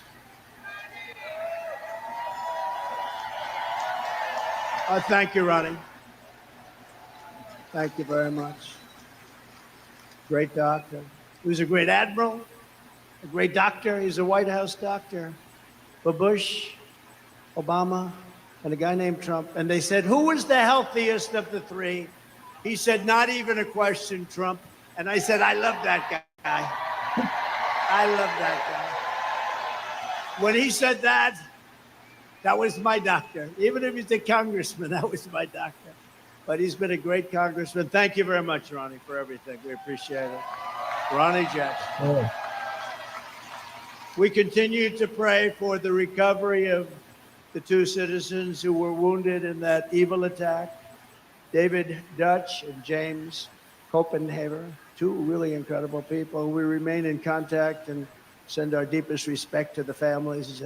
Corey, as you know, Corey Comparator was a brave firefighter who died, funeral yesterday, shielding his wife and daughters from bullets. He shielded them from the bullets of this horrendous person. Corey was a hero, and we will carry his memory in our hearts for all time. Great hero.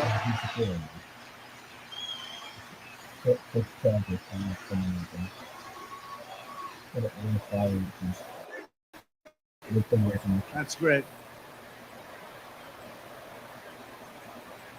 And he was a big Trumper, and we will never forget him, right?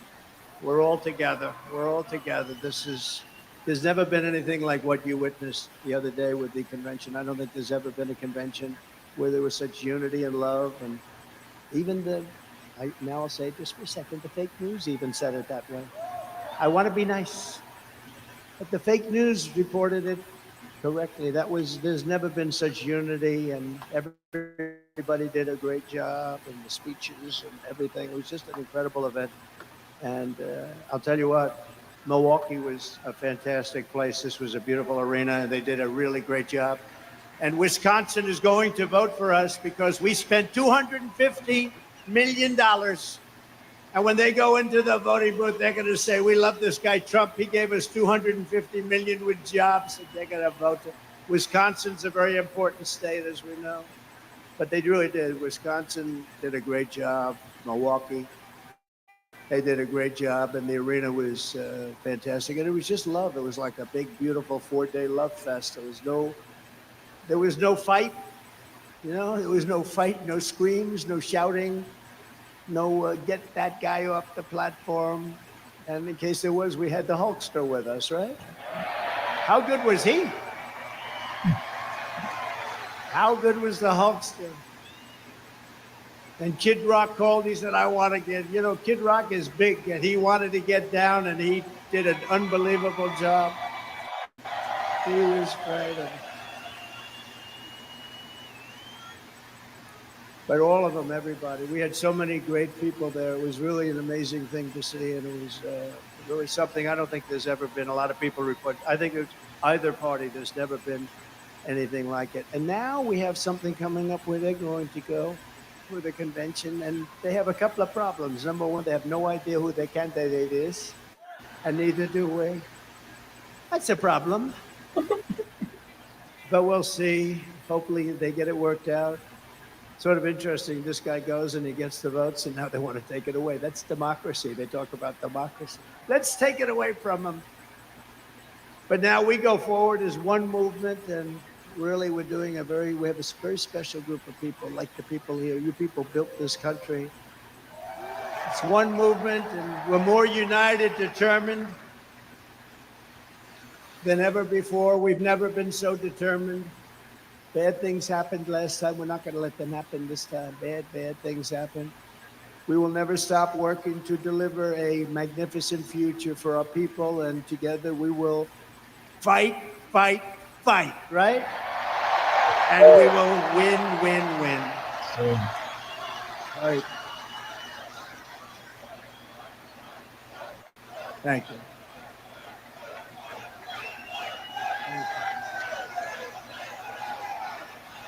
I like this place. You ever walk in to a place and you say, I sort of like this place.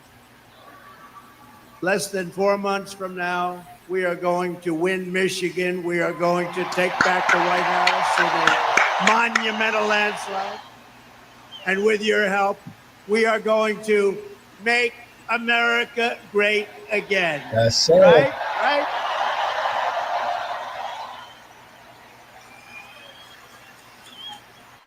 at our convention on just a little while ago in Milwaukee on Thursday. It was my tremendous honor to officially accept the Republican nomination for President of the United States.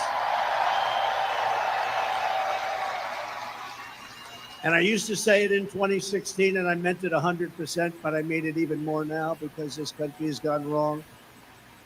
We're a failing nation. We're really a left at failing nation right now. This will be the most important election in the history of our country. This is going to be the most important election.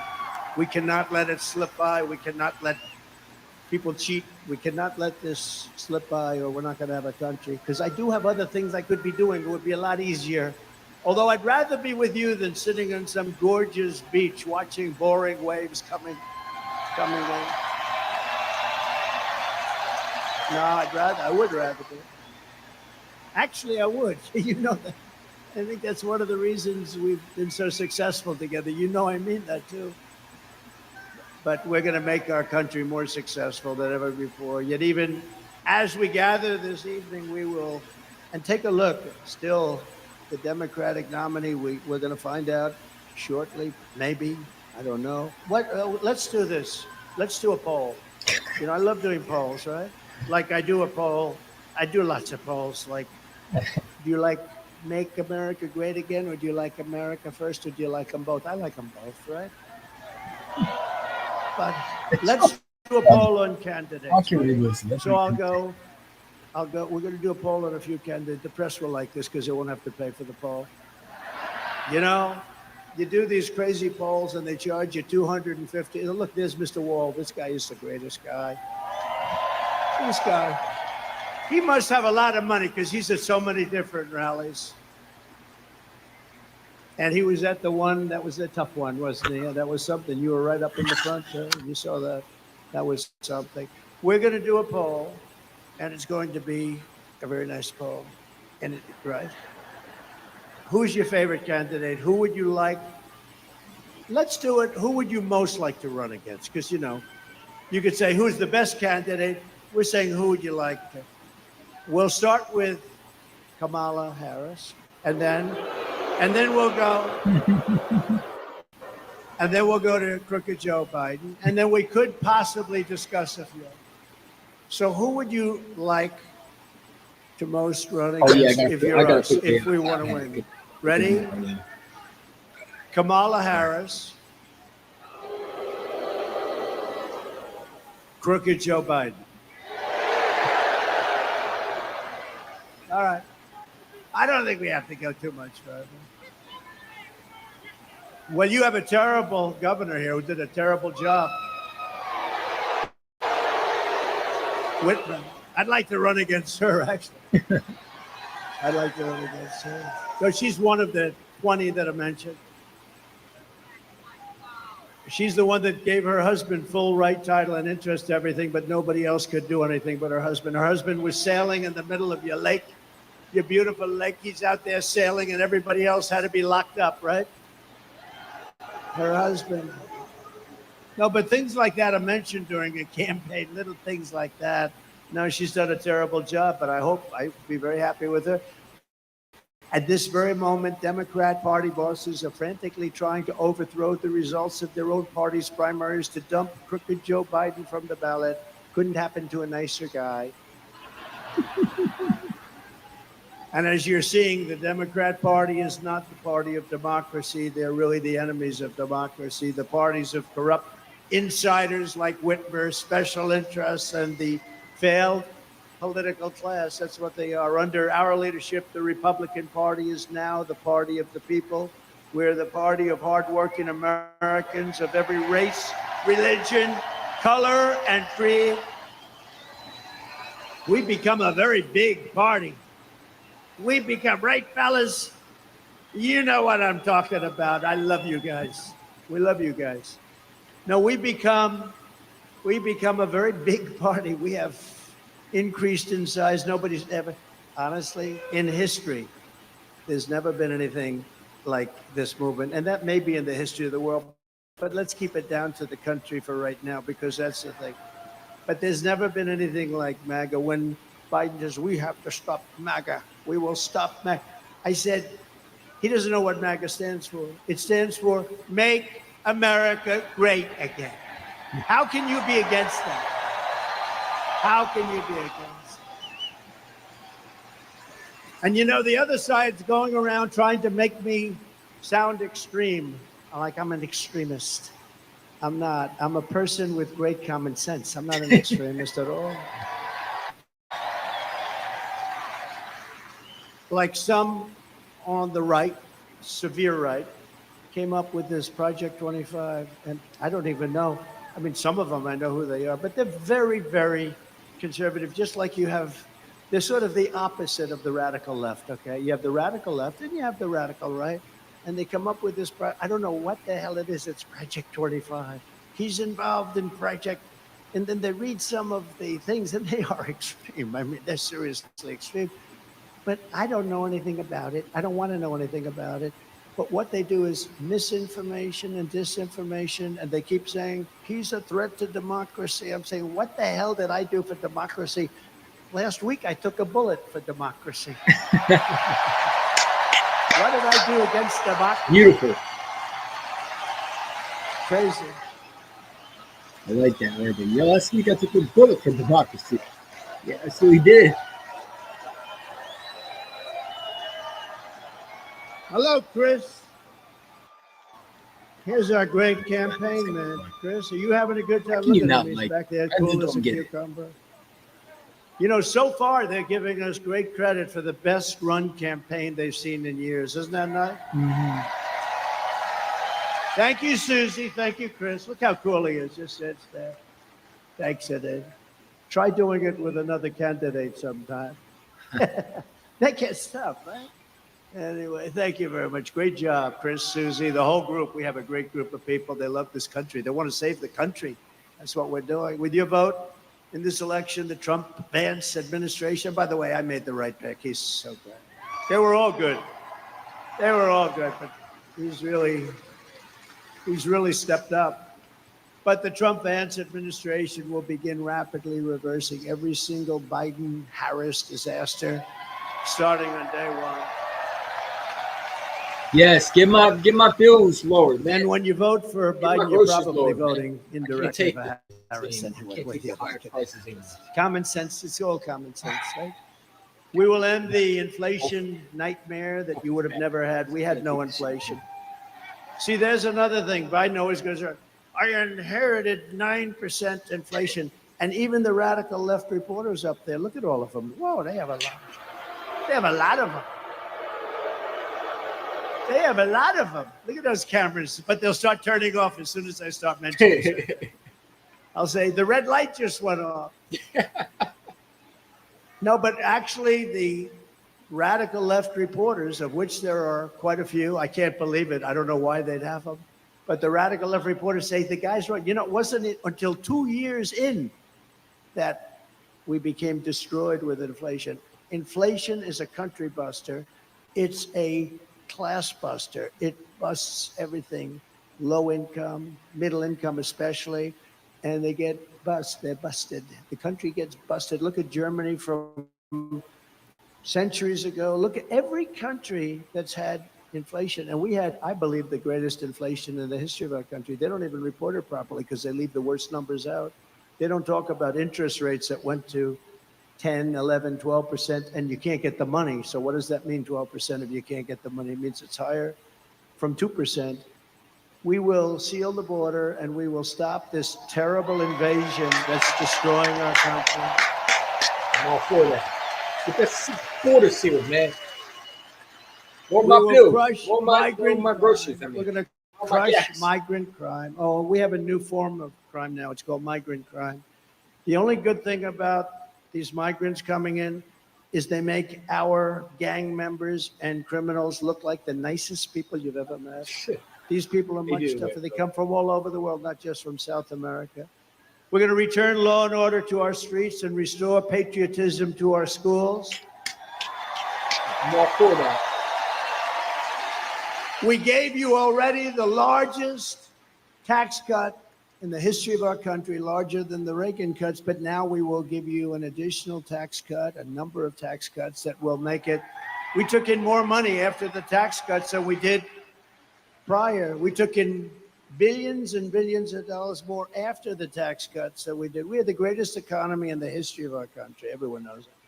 We're going to slash regulations. That's what created all of those jobs and gave them bounce back jobs. You know, they're called bounce back jobs. After COVID, they bounce back. Everybody knows that. When you have something like COVID, which rarely happens, but when you have something like that, they're called bounce back jobs. And we're going to bring down energy prices very rapidly. It was energy that caused the problem and their stupidity. It's ridiculous. And we're going to bring it down very quickly. Your energy bills will be cut in half, at least cut in half. Some sections, like in New England, I'll be able to cut their energy by 60, 70%. It's absolutely crazy what has happened with energy. We buy the oil from Venezuela. They used to be our enemy. I don't know. We buy from Venezuela. It's not really oil, it's tar. And you know, there's only one refinery in the world that can do it. It's very heavy, horrible stuff. It's garbage. It's tar.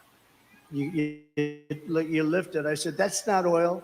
We want light, sweet, crude. We have the best oil. We have the best everything.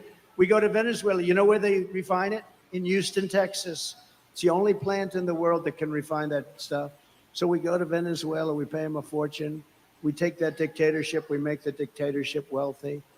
These people don't know what the hell they're doing. They're incompetent. They're grossly incompetent. The biggest threat is because we have incompetent. That's the threat to democracy. It's a threat to our country. We have incompetent people leading our country, grossly incompetent people.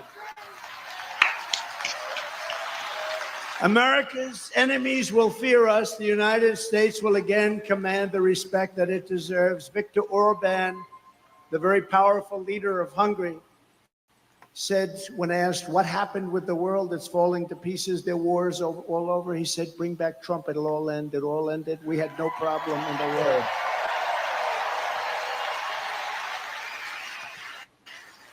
And something beautiful is going to happen because we will bring back the American dream, and it'll be bigger, better, and bolder than ever before. Right? And most importantly, for the people of this great state, you know, years ago, they gave me in Michigan the Man of the Year. That was long before I was a politician. I was a business guy. I did well. I liked the state, but I don't know. I heard Man of the Year, Michigan. I said, that's cool. That's good. I'm going to make that trip. I didn't know why they were giving it to me. Nothing, but they were giving it to me for, I guess, the fact that I employed a lot of people. I did real well. This is probably 14 years ago. And I came in and I said, why do you allow foreign countries like Mexico? You know, Mexico's, we think of them as friendly, but they haven't been too friendly lately. How about where they asked Biden to meet, just to meet? They want $2 billion to meet. They wouldn't ask that. See, they wouldn't even ask me that because I'd say, I will put 100% tariffs on everything you send into a country if you even think about asking. They want $2 billion to meet. In other words, we won't meet with you unless you pay us $2 billion. And this is every single year. They want $2 billion. No, it works the opposite of that, the exact opposite. But, you know, when you see the things that are happening to our country, and all you have to do is know how to speak. When I watched the way our border was handled, we had the best border, the safest border, the border that saved my life. You know, I was pointing to an immigration border sign when I made this turn. And that thing went that way instead of that way. So I owe immigration my life. It's true. It's true. Yes, sir.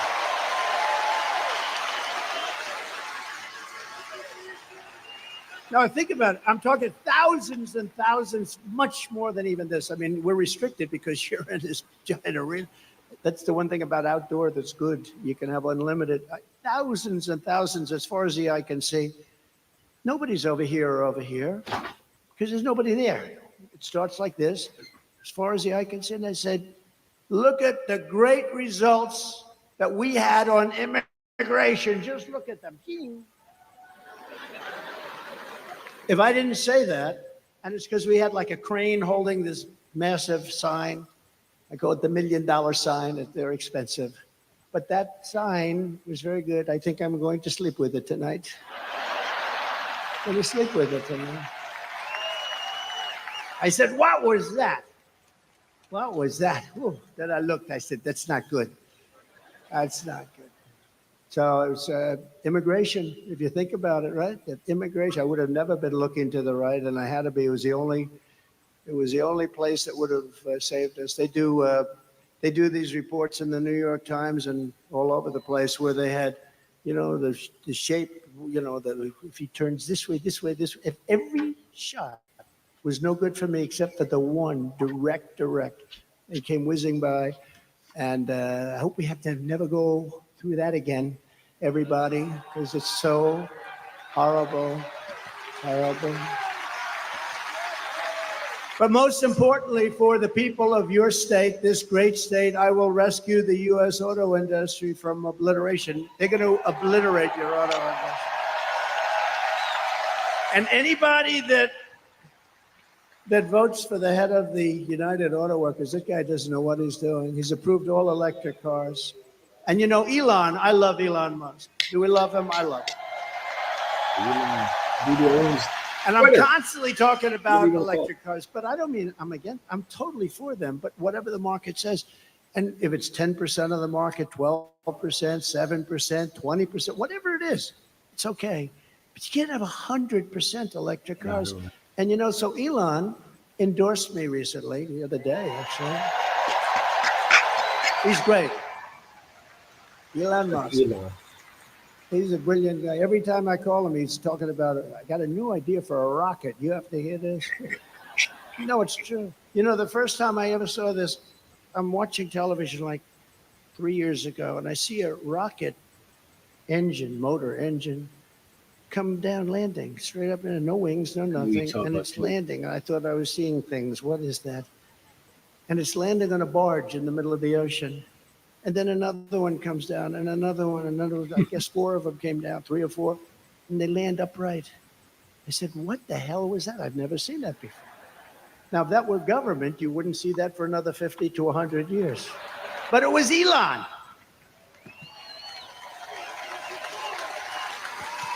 Yeah. Now think of that. Which is always been. And I called him, and I've always had a good relationship with him, but I called him and I said, what was that? He said, well, we saved the engines. We saved the engines because it's very expensive to build. So, it didn't take me long to figure that if you save them, that's good. But who the hell thought you could do that? No wings, no nothing, just like these big, long, massive tubes, and they're landing gently right on the dot. I said, that's the coolest thing I've ever seen. And you say, how long would it take government to come up with that one? I don't think they ever heard of it. Perhaps they still haven't heard of it. But, he's a very advanced person, and he's doing other things that are great, and so are other. We have to make life good for our smart people, We have some smart people. We have to make life good for our smart people. And he's as smart as you get. But Elon endorsed me the other day, and I didn't even know this. He didn't even tell me about it. But he gives me $45 million a month. Not 45 million. Gives me 45 million a month. And I talked to him just a little while ago to say I was coming here. How you doing? And he didn't even mention it. He didn't mention. Other guys, they give you $2 and you got to take them to lunch. You got to wine them, dine them. No, he's a great guy. He really is. But, he's never mentioned to me, why are you hitting the electric cars? Because he understands I'm not hitting it. I think it's incredible. I've had them. I've driven them. They're incredible. But they're not for everybody. Some people have to drive long distances. Yes, sir. I believe that. And they tend to be more expensive. And, they'll probably be made in China because China has all of that material. Oh, there's the guy that I stood up here. Are you the same guy, the same muscles? Look at that guy. Are you the same guy? Yes? No kidding. It's pretty good memory, right? Unlike somebody else that I happen to be running against. You wouldn't. Come on up here. Get up here. I got to get this guy. This guy was central casting. Look at him. Look. Oh, I think he was standing on a box. That was the only thing. I said, come on up here. Don't hurt yourself. Can you get him up? I like this guy. He's a serious union guy, a United Auto Workers. You look at him get over there. It's okay. He does not carry guns. He's not, come on up here. Look at him. Look at his shape he's in. I'm glad to see you. I'm glad to see you. I'm glad to see this guy. I told you we're going to get 85 million of us out there to vote for him. So let's go home from this rally and do our part.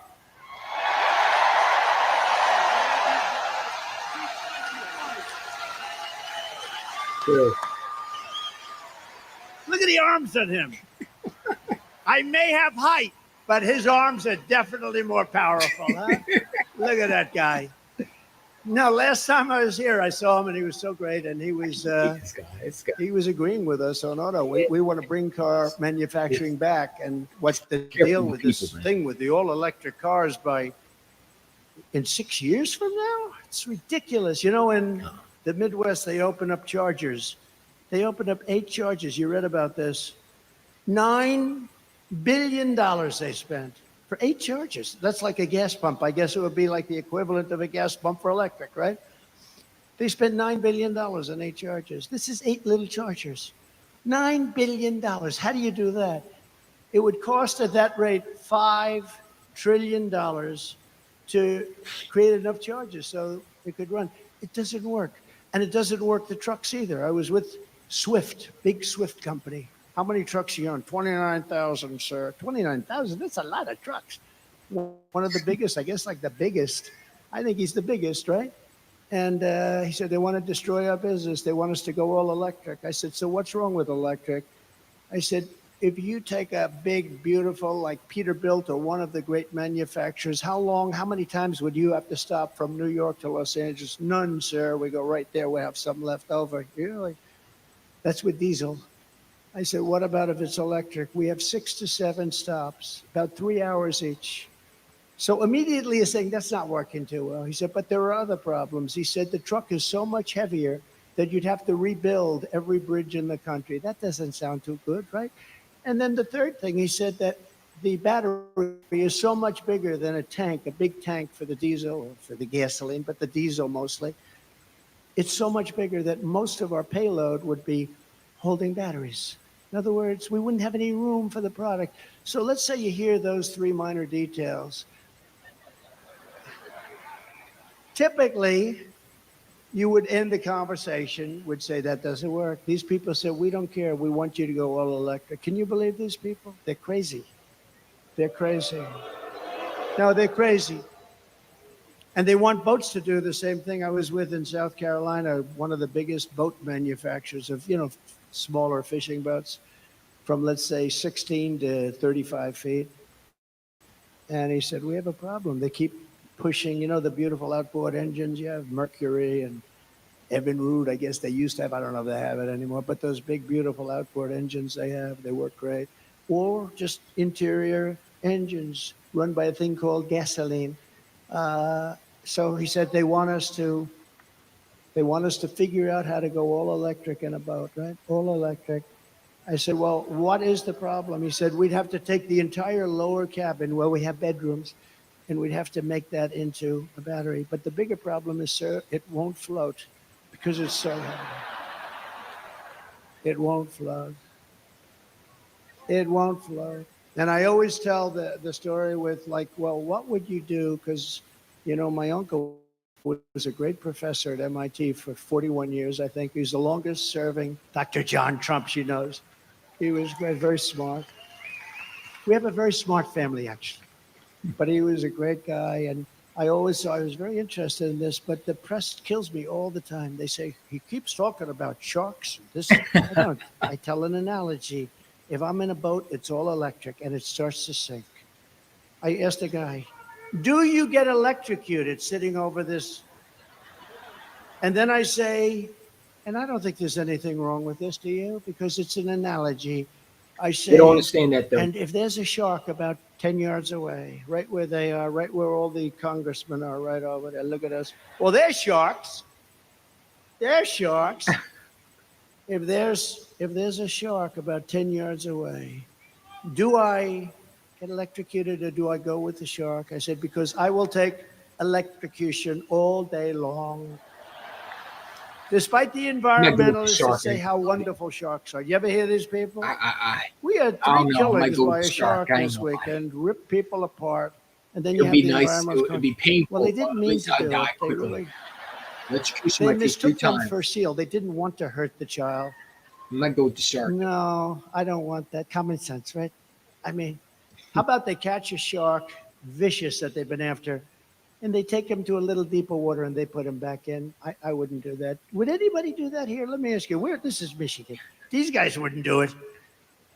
But they always get He was on over there on and say, Kansas. I ain't why is gonna he lie to you. talking But, about you know, you electricity gotta and entertain the sharks? crowd. Whether they have, well, they You know gotta what's entertain happening. the It's sort of a crowd. cute That's little what story. always Do I are. take electrocution You gotta entertain. or do I take death by a shark? And I'll always take electrocution. But isn't it ridiculous? Think of it. Isn't it ridiculous? They want to make a boat that's far too heavy, that can barely float, and they're driving people out of business. They're destroying this country. They're stupidly destroying this country. The Army tanks are the other one. They want to make all electric. We make the best tanks in the world. They want to have them. So that as we go into a country to bomb the hell out of it, we will do it in an environmentally friendly way. No? And you know, with an Army tank, again, the battery is very big, very heavy, and doesn't last long. You know what it is? It's an Army tank, and it's like you're pulling a wagon behind the Army tank. You're pulling a wagon like a child pulls a wagon, and it's loaded up with a battery. So we got to get back to common sense. The aircrafts, too. They want to make our jet fighters a biofuel jet fighter that shows 18% less efficiency. That's the difference between winning and losing a fight. And you know what happens? I say, I'm not doing it. And we ended all of that stuff. They brought it back. We will end it on day one. We're not going to be doing that stuff.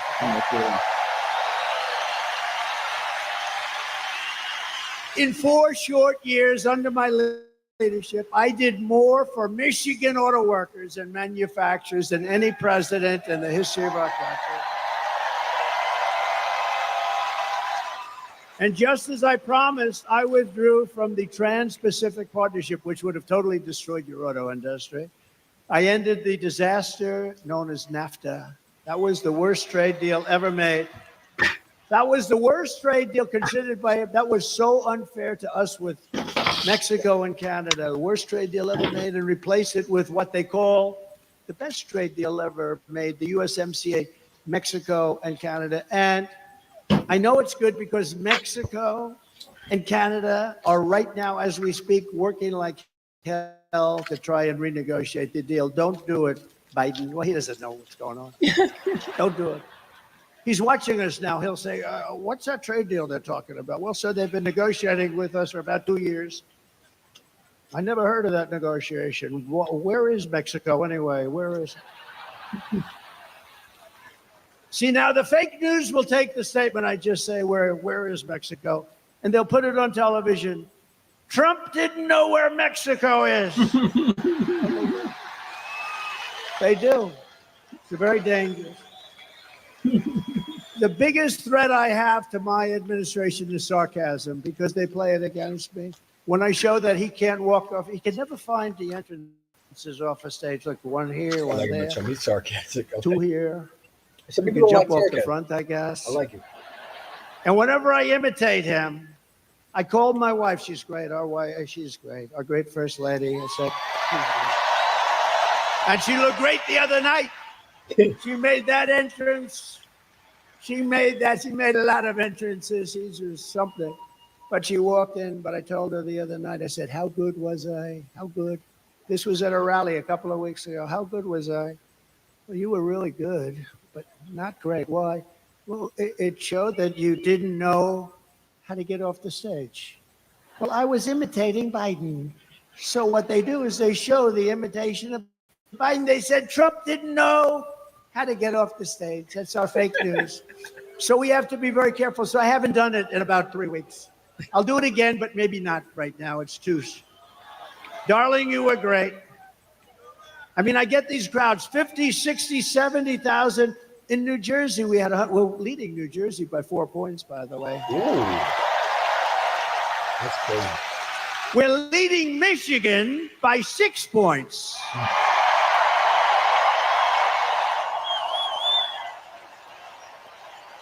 Right. And a report just came out. Actually, we're leading everywhere and nationally, and that we have to keep it that way. Got to make sure they don't cheat. Yes, sir.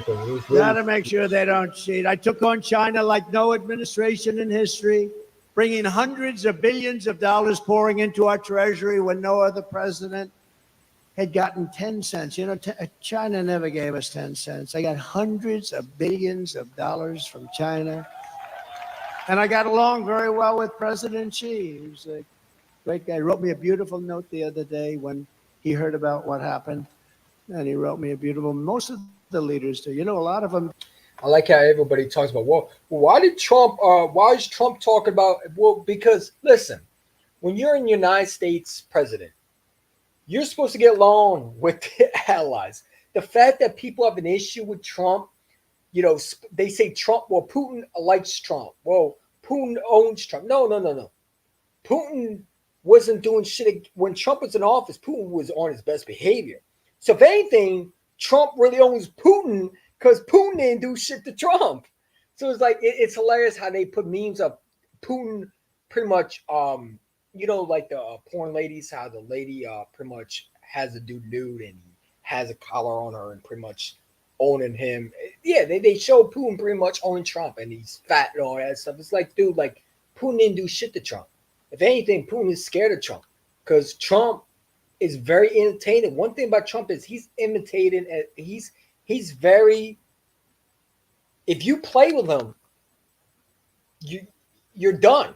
Like one thing about Trump, he will put fear in God in any dictator, whether it's China, Japan, any country, because Trump, yeah, he's nice, but if you piss him off and you're a foreign country who thinks that you're going to get away, it's like, no, you're not. And that's what I like about Trump. He's all about American first. Like these other presidents, all they care about is, well, they put every other country first, but not Americans. And I don't like that. That's why I don't like Biden. That's why I don't like Obama, because they swarp it down that they're American first. Well, you're not. You're putting other countries and you're getting them rich when we should be the ones getting rich.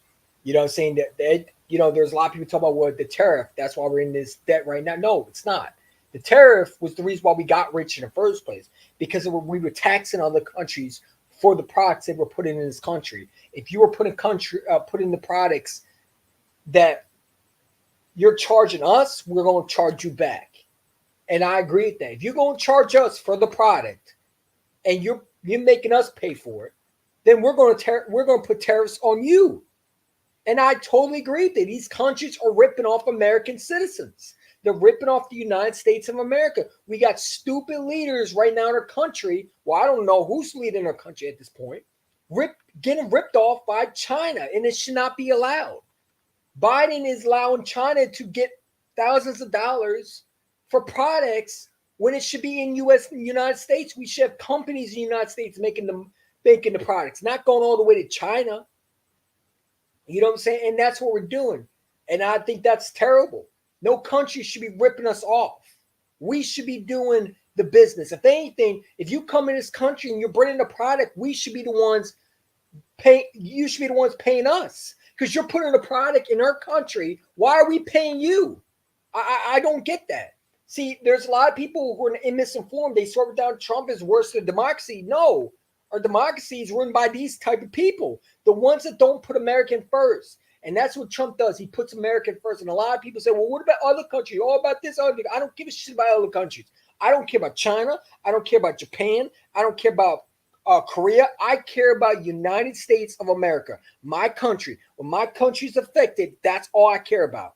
I don't give a rat's ass about any other country. You know why? Because my country is right now here. And when my country's not doing good, that is a problem.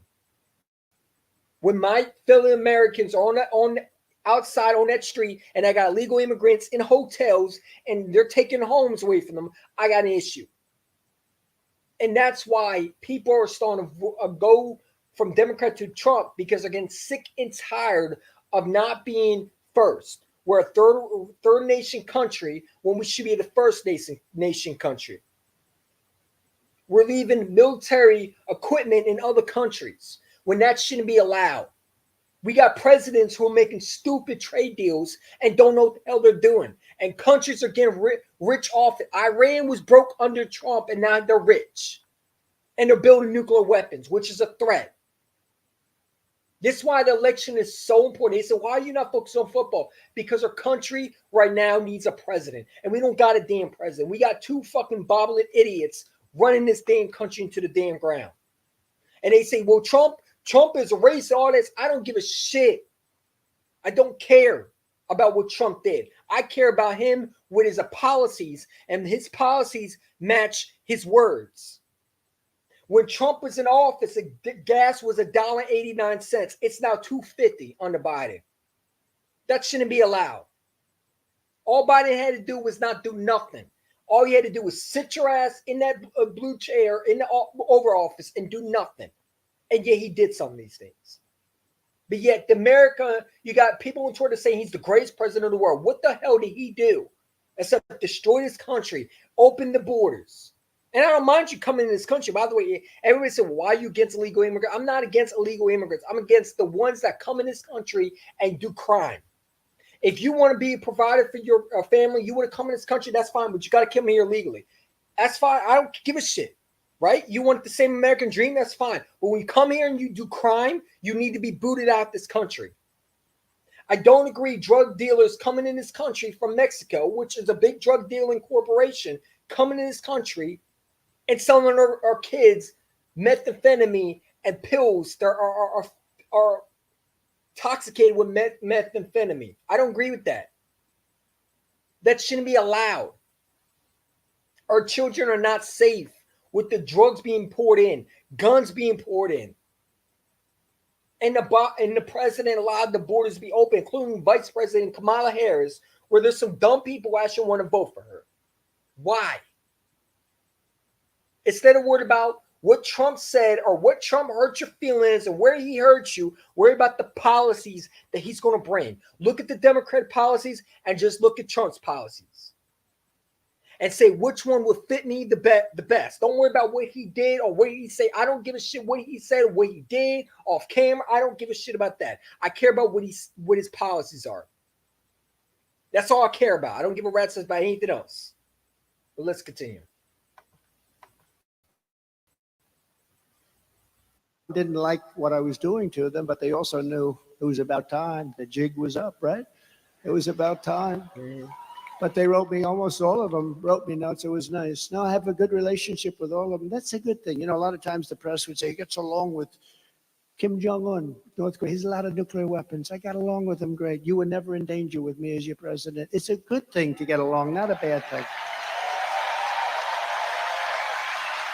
I used to tell him, why don't you do something else? All he wants to do is buy nuclear weapons and make them. I said, just relax, chill.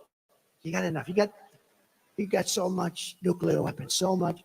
I said, just relax. Go to let's go to a baseball game. I'll show you what a baseball. We'll go watch the Yankees, or we'll come watch Michigan at its home opener. Okay, how about that? Are you going to have a good team this year, I think, right? Pretty good. I heard good. But who the hell knows, right? Guy drops a pass, that's the end of that season. It's a risky business. I proudly imposed a 27.5 tariff on all Chinese auto imports to keep China and Chinese cars, keep them out of America. You don't sell a lot of Chinese cars in here because of what, and if you did, it'd be fewer cars that you made. We're going to bring back the auto industry because of, we're going to bring it back. We're going to have them. If they want to come in and sell us cars, they can, but they have to build plants here and they have to hire our workers, and that's fine.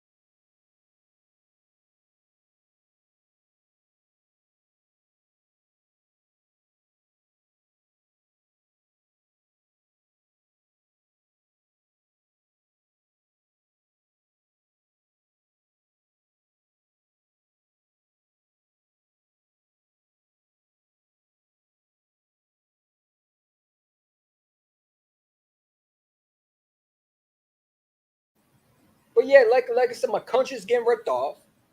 I got China getting rich. Iran is rich, but people want to worry about what that and all this. I don't care. I want my country to be first. Americans should be first, not last, not getting ripped off by different countries. And that's why I like what Trump said. Put a tariff on them. If they come and sell products in USA, they better sell in the United States, and they better hire our workers, not Chinese workers, not Japan workers, our workers. And if they're going to build a company, it better be in the United States. Why are they going to other countries and selling our products and getting money off that? That's ridiculous. That's sad. Why are they charging us the products when they are charging us and bringing that shit to our country?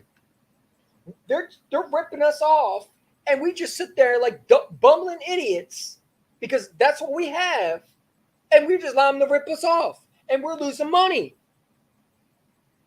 But people don't see a problem with that because all they talk about is Trump this, Trump that. I don't care what Trump did. I look at his policies. That's all I care about is his policies. What are you going to do for the United States of America? What is your policies to make this country great again? I seen it 4 years ago. I don't need to see Trump again because I know what he is. Well, he's a racist. But he's not. He's a fascist, if anything else. And you voted for Joe Biden, who's racist. So what the hell is you talking about? So you can't tell me this racist shit because you voted for Joe Biden, probably. Who's racist, by the way? Who's a career politician and lied every time. They see Trump lied. What did Trump lie about? Well, he said this, which is true. Everything he said pretty much is true. Fentanyl is coming to the country. It's the highest one that's killing Americans. Illegals are coming in this country. It's not a joke. It's not a game. They're coming in this country, and they're coming in thousands. It's not a game. He's not making this shit up. It's the truth. They open the borders up, and they're leaving people come in this country that are having criminal records, and the ones that are not coming in this country starting crime are the ones that I don't mind being in this country, really. If you want to be in this country, that's fine, but you have to have legal citizenship to be in this country. You have to go through a process. And then you could be in this country. I don't give a shit. You want a job, that's fine. But the ones that are starting crime need to get the hell out of our country because you're killing us, bro. When you're killing American citizens, and the thing I don't like is we lock these illegal immigrants up, and then we release them like they're nothing. Like we just released them after they started the crime. So they go to another state and they kill another citizen. They should be held until they're prosecuted, man.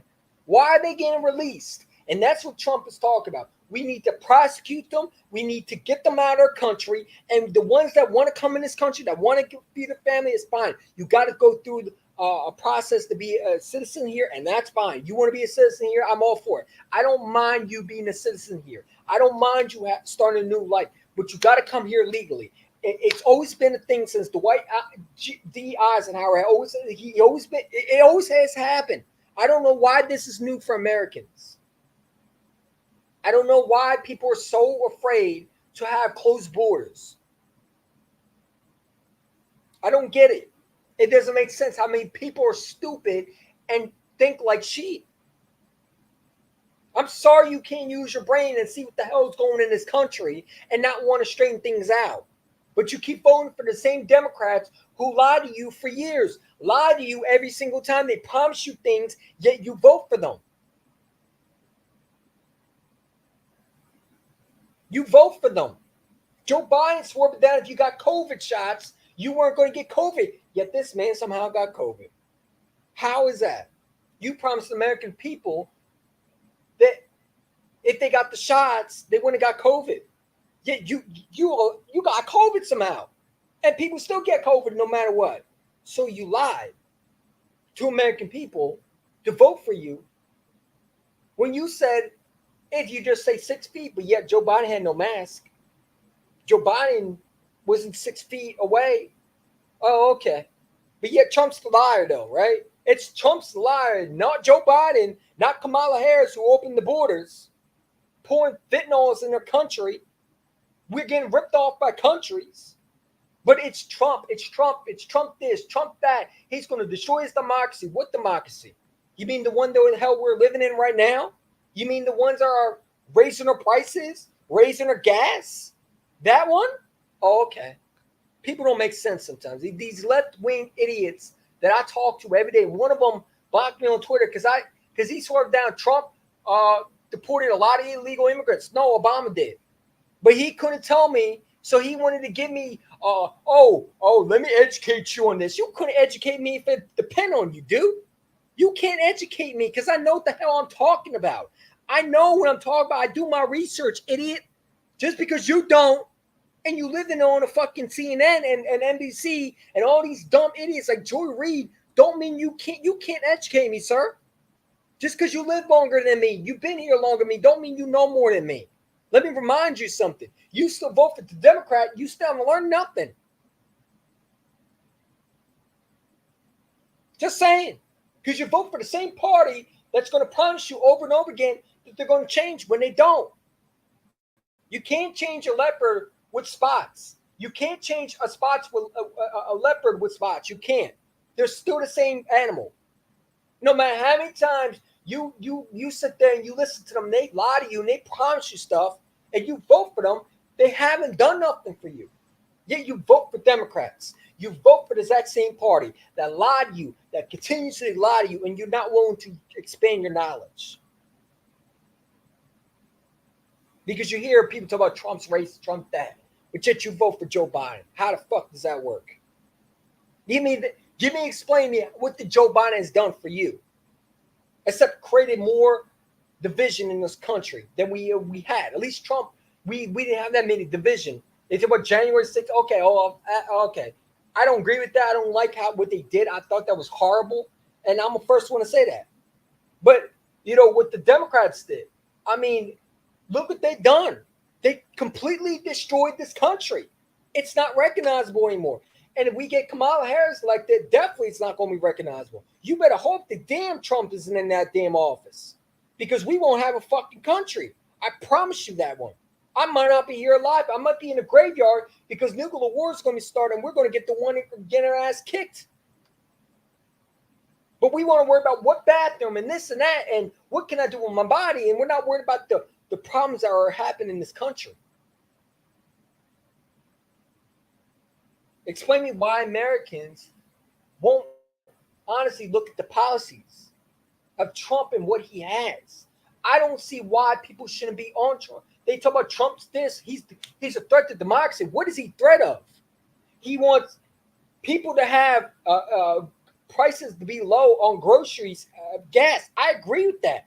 Prices are way too high. When I go to the grocery store, my bill shouldn't be over $100. That's ridiculous. My country shouldn't be ripped off by other different countries, and they're getting rich off my products, and I'm losing my companies, and they're moving to other countries to start their business. They should be in the United States. And if they want to sell the product, I agree we should tariff them.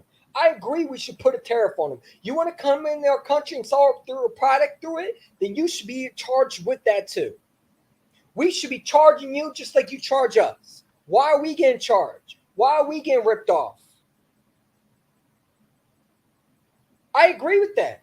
I agree when you go to school and you're a kid, you should be not learning what body parts and this and that. You should be learning your ABCs, 1, 2, 3s, your history and everything like that. Because that's why our country's the way we are. Because we got stupid people in our country, or adults, who didn't learn their history. And this is why they think like Democrats. And they're not willing to expand their knowledge. They listen to the media. The media is there to brainwash you. They're there to let you think, let them think for you. Instead of you not thinking for yourself, you listen to the damn media to give you the info. Because you're like sheep. Say bah, bah. Do this, do that. They pull your strings and you can't get out of it. Don't let them think for you. Stop listening to this damn media. That's why I don't listen to CNN anymore. They're dishonest. Oh, Trump's the worst to democracy. What the fuck do we have now? Do we even have a damn country? No, we got chaos in this country now because of Biden and Harris. Two combobbling idiots who should be running this country. One is a senile dude who they knew was a senile dude, but they swerved down this dude is going to be leading the country next 4 more years. Oh, he dropped out suddenly. And you don't see a problem with that. You don't see a problem with the way we are right now. We're losing money and money each and every day to other countries. Other countries like Iran is getting rich. China's getting rich. And under Donald Trump, Iran was broke. They had nothing. But under Biden, that's the new puppet. So if anything, there should be a meme of Iran being Joe Biden's puppet master because he literally giving them thousands of dollars. Iran is our enemy. Why are we giving them money? Makes sense, right? No, don't. And nobody can say anything about it. Under the radical Democrat policies, the U.S. auto industry is being decimated. You know, we lost 64% of our industry over the years, 64%. We were a giant, and now they made, a lot of them made in Mexico. Mexico's taken 35% of the auto industry. And we did something very strong. We did something very strong with Mexico. But, you know, when I was building the wall, I said, you have to give us 28,000 soldiers. And they laughed at me. I hate when people laugh at me. I hate it. No, it's so disrespectful. They laughed at me. We won't do it. And by the way, people get mad at him for saying that. No, I agree. I mean, any country that laughed at Trump, they paid a horrible price for that. You know, and that's the problem. We got, and not, I don't want to, you know, take away because I want you to see this, but when he said, I hate when people laugh at him, I'm sure he does because it's disrespectful. You laughing at us? No. You're going to do what we say. Oh, where the hell did you get that you're going to laugh at me? You better get your ass and give me those soldiers or we're going to put a tariff on you. See, we've been raised to be pussies and we should be raised to be Americans and have American president who say, no, you're not going to do that. You're going to do what we say or you're going to get a tariff on your ass. But we got a pussy ass president who clearly can't. I don't even know if he's a pussy. I think he's just a fucking brain dead dementia dude who clearly can't see them laughing at him and say, look at Biden, we're just gonna rip them off. And we got a president who say, no, if you laugh at me, I'm gonna put a tariff on your ass. Now laugh. Go ahead and laugh. No, tariff right there. Oh, now you're not laughing now, right? And that's what I like about Trump. He puts America first. He doesn't care shit about any country. And why should we? Why do I care about Mexico? I don't care about y'all. You sell product in a country, we're going to tax you. You do it to us. I agree with that. Do that. Why would we do that? I said, because you have to. We're building the wall. People are flowing into your country. We want 28,000 soldiers to protect us while we're building the wall. They said, no. And then they said, after I said, look, here's the story. If you don't do it, we're going to charge you a 25% tariff on every car that you send into America. Yes, sir. That's what you got to do with these countries. And then it's going to 50% next month. Then it's going to 75%. And then it's going to 100%. And then I'll stop. And the gentleman representing the president's a great guy. He's no longer president, but he's a great guy. He was a great guy, still is. But he said, I'd like to discuss this with the president. I said, 5 minutes. I got to go. I have something much more important to do. Yes, sir. And he came back. He said, Mr. President, we would love to give you soldiers to protect your wall, free of charge, of course. That's how I got those great numbers on that beautiful, beautiful graph that we talk about. They gave us everything I wanted. I got everything from Mexico. And then this stupid person, low IQ. He's a low IQ individual. Take his IQ. I guarantee you it's in the low 50s or 60s. Because one thing about Trump is, and this is what I like about him too, he's a very good negotiator. He knows business because he's been a businessman. When you're a businessman and you're you're a businessman and you're able to restate, he was a real estate for buildings like New York. When New York was on their backs and they needed something, he came and saved them by making buildings he restated he was a real estate, so he was able to flip buildings and make money off that. That's how he was able to get to where he was right now. Now, some people hated it, some people loved it. I personally think that there was nothing wrong with that, right? Because he was able to flip the old buildings that were pretty much looking to be condemned, and he flipped into a profit. This is what real estates do, right? They can flip buildings, also they sell buildings, right? And that's what Trump was good at. So he understood the market, he understood the values. All right. These politicians, they don't understand the values in the market. So in other countries who think like Trump a lot, sees a guy like Biden, and they said, this guy don't know what he's doing. All right, let's rip him off. And under Trump, they weren't smarter than him. They weren't smarter than him because Trump wasn't getting ripped off. You put a tariff on us, we put a tariff on you. We're not playing this game. You're either going to do what we say or you're not selling a product in the United States. He was all about American first. And you got bobbling idiots on Twitter. You got bobbling idiots on Facebook. Swerve it down. Trump's the worst president.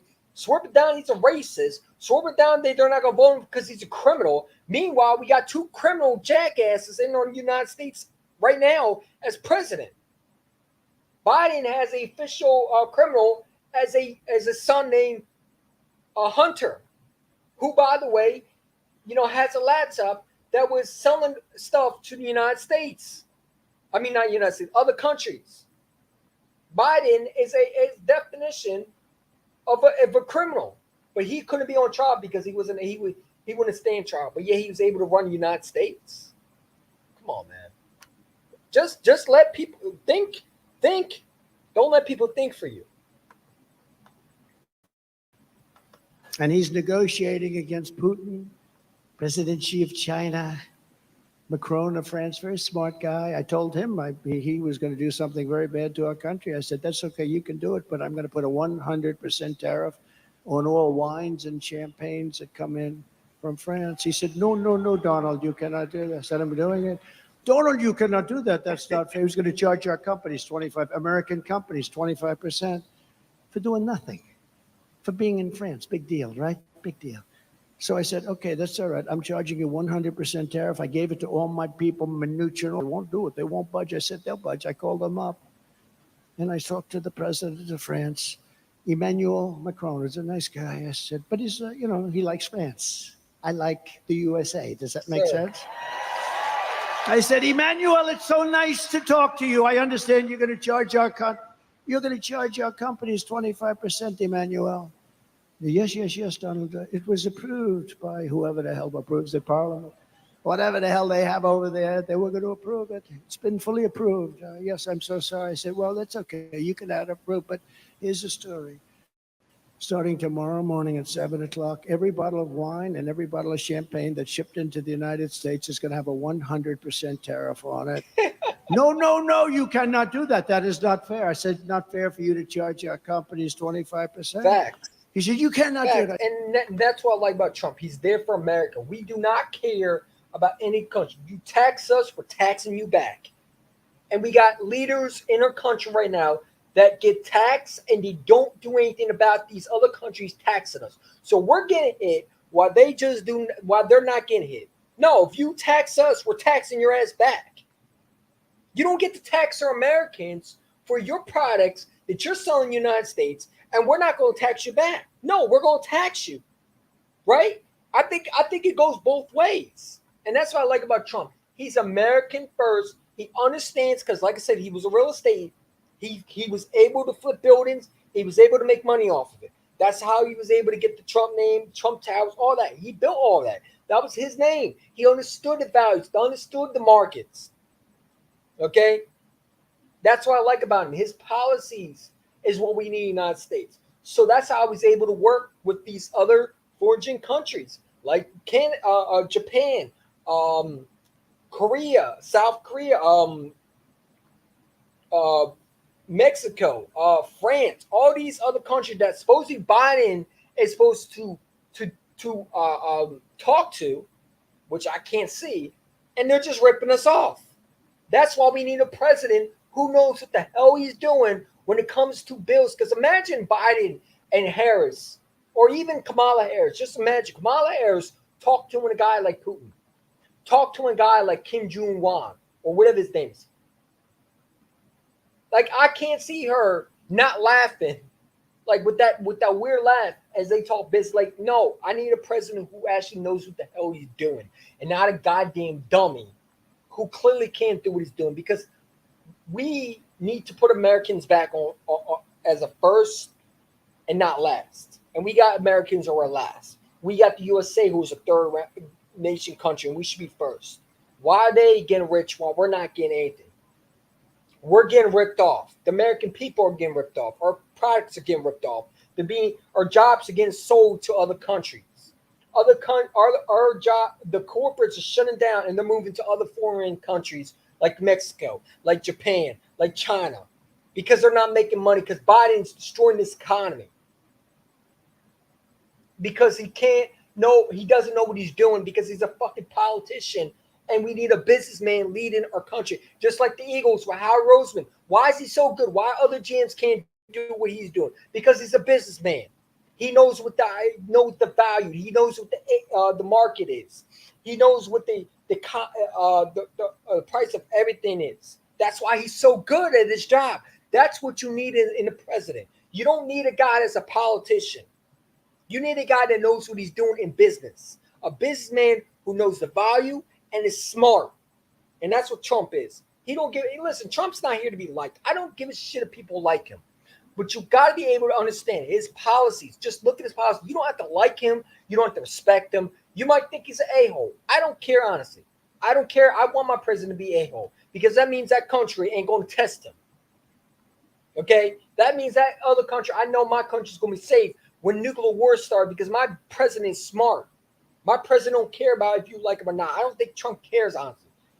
I care about our country right now. And our country right now is on thin ice. We're about to be on World War III, and we're worried about what our bodies do and what women's rights and all that goofy shit. It's like, dude, I don't give a shit about that. I could care less about any other country except the United States.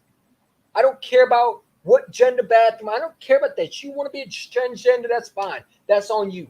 You want to go to the men's bathroom, hey, that's on you. I don't care. I don't care about that. I care about what we're doing in the United States, and we're not doing shit in the United States. We're a fucking laughing joke.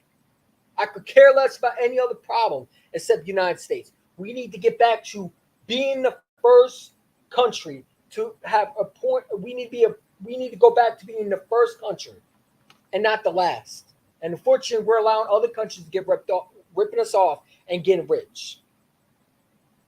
We need to go back to being the rich country. We need to go back to being our country being first and not last. And people care about other bullshit about what Trump said and what he did, and he's a criminal. I don't care. I'll vote for a felon before I vote for Biden and Harris. How about that one? Because at least the felon 4 years ago put fucking money in my pocket, and I was spending thousands of dollars on groceries. Sorry. I could care less. And if that persuades your vote for voting Harrison, you're a fucking idiot. I want to give you credit for being an idiot. If you vote for the Democrat this year, you're a complete dumbass idiot. You really are.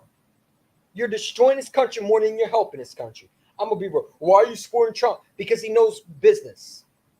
He knows what this country needs. And he's done it before. Why can't he not do it again? And when we need him the most. Just saying. I said, I'm signing the papers now. I will call you right back. Calls me back. Donald, we would be delighted, Mr. President, to take that tax off. We have decided to take it off. It'll be off by tonight, sir. Yep, because you're ripping us off. It'll be off by tonight. And it was And off. that's when we need to get back. And it was off. You think Joe Biden does that? Nope. He can't really. He doesn't know what the hell he's doing. Their policies are no good. Remember, whether it's Biden or anybody else, they want open borders. They want all the same stuff. So it's like, you know. Yeah, I don't agree with that. But he's in particular, he's pretty bad, I tell you. Can you imagine these killers? These are sharp. You know, the press gets angry.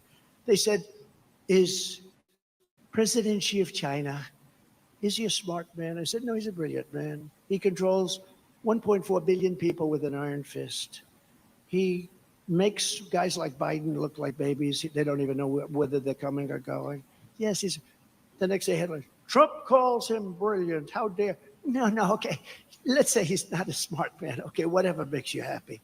No matter what you do, I say he's a brilliant man. They went crazy because I called him brilliant. So I'm just going to have to say he's okay. He's okay. No, he's very smart. But and you know what else? He's a fierce person. Do you understand that? Some of the people here know that, what this means, especially some of the women, right? They know better than the men about fierce.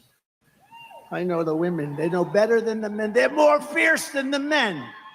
Oh, her. But no, he's a fierce individual. He's a fierce man. Can you imagine when he meets this guy? He thinks Trump is playing a joke on him. He actually thinks there's some kind of that I'm playing a joke. He doesn't believe what happened. He doesn't believe the last election. He thinks I'm playing a joke on him. But can you imagine President Xi, Putin, all of them? They're all smart, tough. They love their country, or they want to do well with their country, whatever it is, all ideology. But we have to have somebody that can protect us. And Orban was right. We have to have somebody that can protect us. Right now, we have really low IQ people in there. And the president in particular, he has about a 70 IQ, and he's going against 210. And it never works out. It never works out. When I'm back in the White House,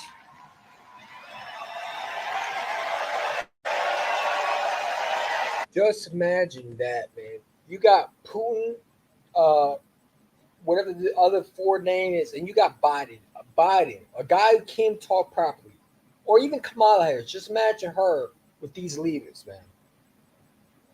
I don't know about you, but that would scare the hell out of me. That would make you want to vote Trump more, because the fact that he pointed that out, just imagine them sitting together. You got Kamala, sitting there with them. You think they're going to sit there and take her seriously? Do you think they take her seriously? Do you think they take Biden seriously? They don't. I know that. I wouldn't take them seriously. I don't even take them seriously. So if I don't take them seriously, and I'm just looking in, what do you think these people will look at who actually sit with them? They see a bobbling idiots. That's why I'm just being real. They see idiots incompetent in the United States. So they're going to say, we can do what we want. Trump ain't here anymore. Let's take advantage. Because they're afraid of Trump.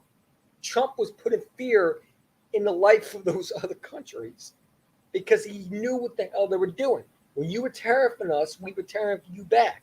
You sold a product in the United States and you were taxing us. We're taxing you back. That is business.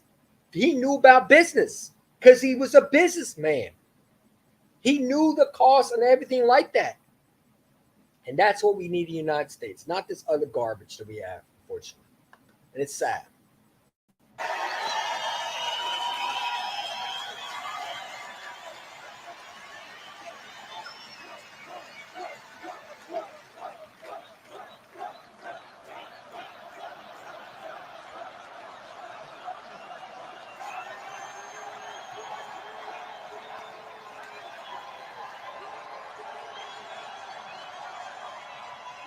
when I'm back in the White House, the way they will sell their product in America is to build it in America. They have to build it in America, and they have to use you people to build it. Thank you very much. It's very simple.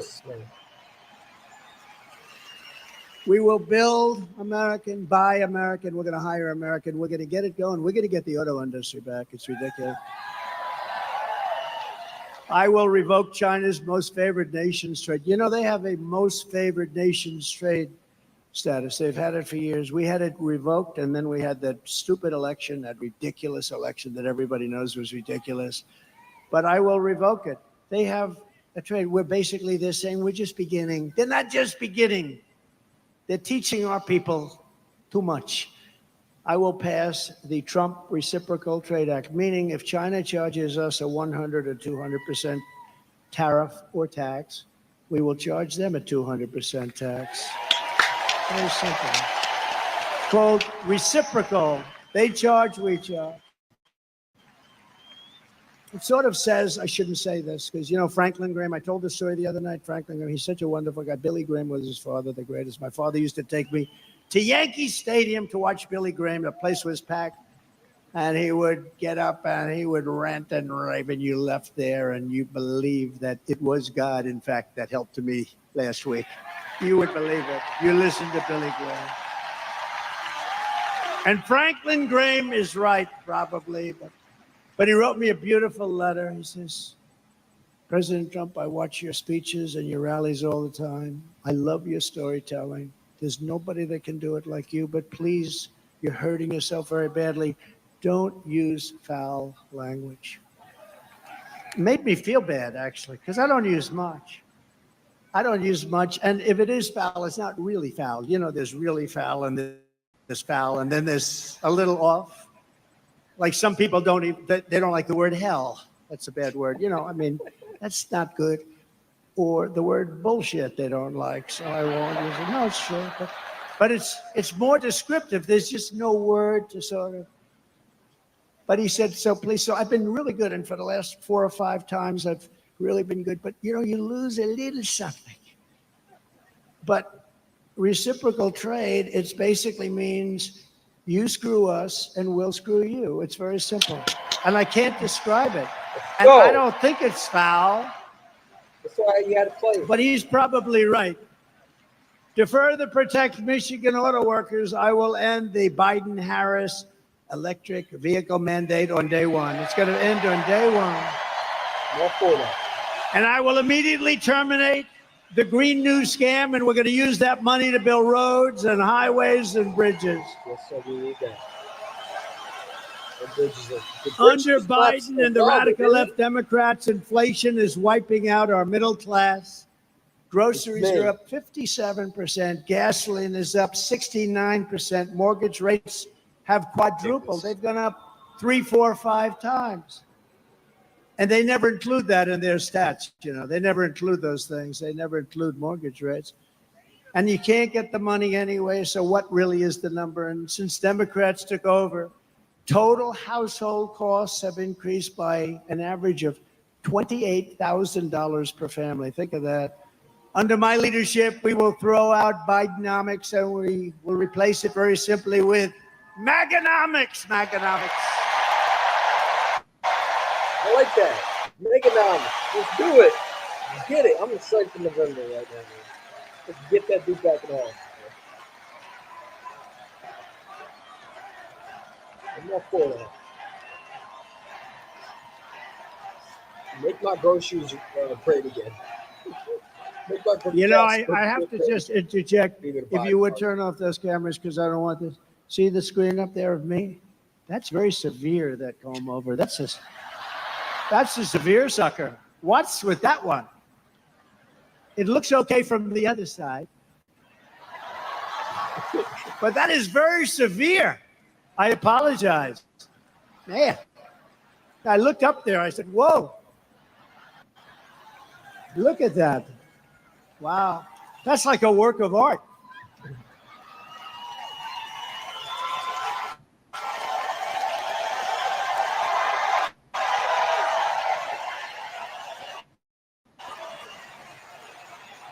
Only look at that one. Don't look. That one looks.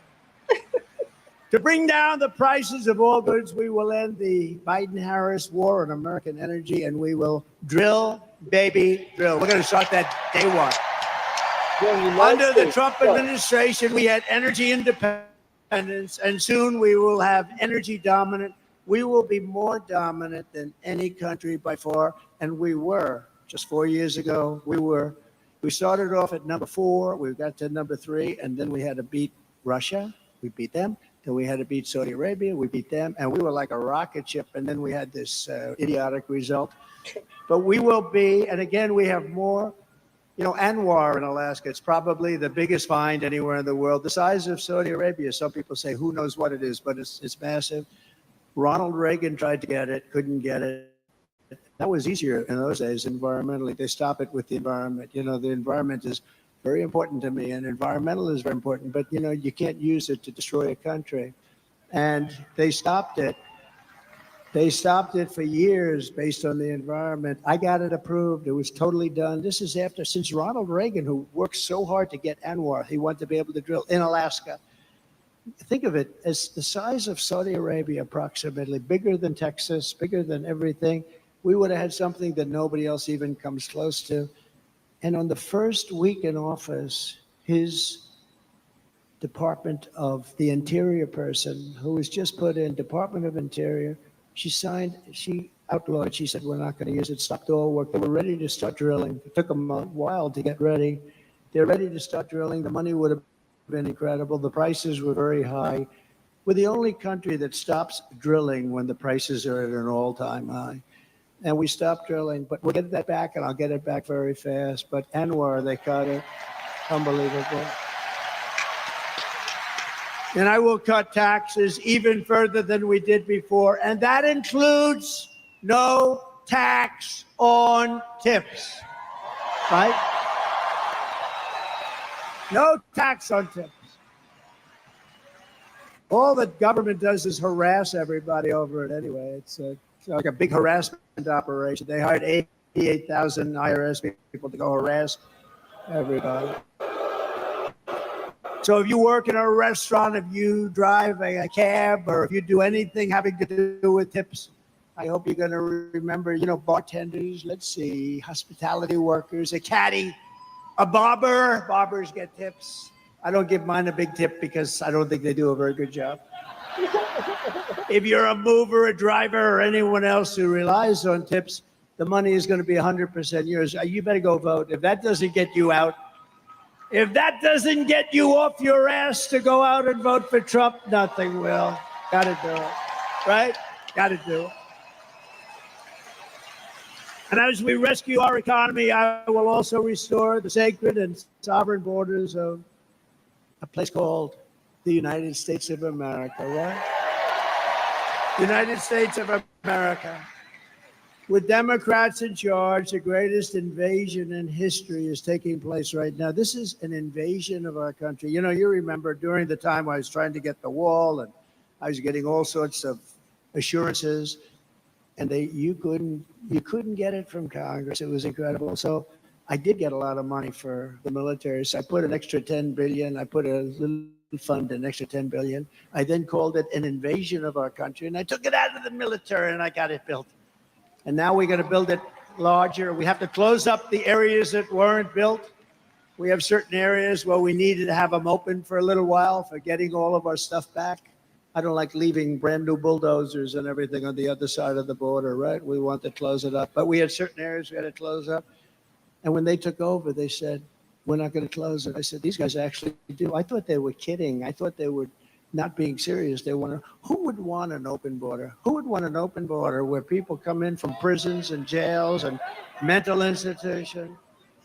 Either people that don't love our country, stupid people. They're not stupid because anybody that can cheat that well in an election is not stupid. Or maybe a new thing is emerging where they want to get people to vote illegally, and they don't care. They have no shame. And we're watching that. Our chairman is here. The Republican chairman is here. The whole thing. See, the big boss is here in Michigan, so you're going to remember that. But we're working on that. But they do. They're trying to sign people up who just came in, who have no idea where they are, what they're doing. They came in, and in many cases, they're very rough people. But they came in. They're trying to sign them up to vote. This is what they'll do. Because think of it. If they have open borders, if they have men playing in women's sports, if they have a raise in, they're going to raise your taxes by four times. 4 times. Think of it. What you're paying now, you're going to pay 4 times more. With policy like this, nobody can get elected. The only way you can get elected is to cheat. And they are really good at it. That's the only thing they're good at. That's the only thing they focus on. They have no good policies. They don't do anything well. But they're using these people, and they're trying to sign up the people. And we've caught them, and we sue, and we do all the things that you have to do. but they have no shame whatsoever. So that's really one of the big reasons I think they're allowing it, because they're not stupid enough to allow prisoners and people from mental institutions, people from insane asylums, and it drives them crazy. Hannibal Lecter, the late great Hannibal Lecter, would like to have you for dinner. He wants you for dinner. That's the end of you, by the way. But no, these people are being dumped into our country, and nothing good is. Oh, by the way, people complain about the Hannibal Lecter. Do they think he's real? No, Trump don't think he's real. He's just saying it because it pisses you off. If it makes you angry, he's gonna keep saying it. Like, there's so many people on the left that just don't like when he says that. It's like, dude, like, you gotta understand. Take a fucking joke. Stop taking everything serious, okay? He's allowed to joke. He's allowed to be sarcastic. He's allowed to have fun. Why do you have to try to make everything about everything being serious? You have no problem not being serious when it comes to the country, but he's not allowed to make a joke. He's not allowed to make an analogy. He's not allowed to make a pretty much comparing the media to Hannibal Lecter. Like they want to eat the public up, and they pretty much want to destroy this country. That's what he's saying. That the media is pretty much Hannibal Lecter. They're pretty much crazy. So it's like when they talk about, does he think he's real? Why does he keep talking about it? Because it makes you angry, and it helps him. So it's like if they making you that mad, then you have what I call Trump syndrome, or you just completely out of you're allowing someone else to control you. If you're that angry with Trump says, you got Trump syndrome. You have to. I mean, I've never seen a left-wing media get so angry over one guy. Like Trump just runs circles over the head. They just run circles. I've seen so many people on Twitter throw a hissy fit because of what Trump says a Hannibal Lecter, or whatever the dude's name is, or illegal immigrants got to not come in this country. It's like, dude, like that making you so angry that you're willing to you're throwing a fit? Like, come on, man, grow the fuck up, bro. Please, we got children and they're adults. It's crazy. Is going to happen from it. That's why we have to do a big deportation and get them the hell out. Okay, we have no chance. Meanwhile, our crime rate is going up while crime statistics all over the world are plunging. We have become a dumping ground for the world, which is laughing at us. They can't believe how stupid we are, how stupid we are. We're destroying our country. They can't believe what they're getting away with, but they're getting away with it at levels that they never thought possible. In Venezuela, crime is down 72%. You know, Caracas, Venezuela, was a very, very dangerous place. And now, because of the great job they've done in removing their criminals into the United States, next year we're going to have our Michigan rally in Caracas, Venezuela, because it's nice and safe. Okay? Does that sound like a good idea to you? Because we want safety. Now, the press is going to write that. They're going to say, Donald Trump proposed next year's Michigan rally in Caracas, Venezuela. They'll say, isn't that horrible? Isn't that unpatriotic? You understand. This is what I have to go with. I'm only kidding, press. I'm only kidding. Although maybe it's not a bad idea. So El Salvador is an interesting one because I know the president. He's a young guy, and he's been getting this great press that his crime rate's way down. And they're training their criminals. Well, you don't train criminals, okay? You know, maybe every once in a while you get lucky, but you don't. So in El Salvador, murders are down 70%. He's saying, yes, we're teaching. He's different. Most of them just say, well, the United States is stupid, so we're dumping all our criminals there. He does it differently, smart. He goes, we're working with our people that are causing problems and crime. And he's not working with them. He's dumping them in the United States. And their crime rate, their murder rate is down 72%, 73%, and going up. And I don't blame them, because if I was running one of those countries, and we're not just talking in South America, but if I were running one of those countries, I would have been doing it much more. They're also emptying their jails. The big thing is their jails. Those jails were packed. Now all of a sudden it's like, oh, isn't this wonderful? They're doing such a wonderful job. They're dumping their criminals into the United States of America, and we're not going to take it anymore. Stupid people.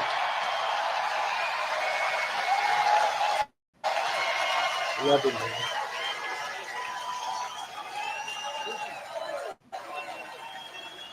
You're not going to teach a criminal not to be a criminal. Not going to happen.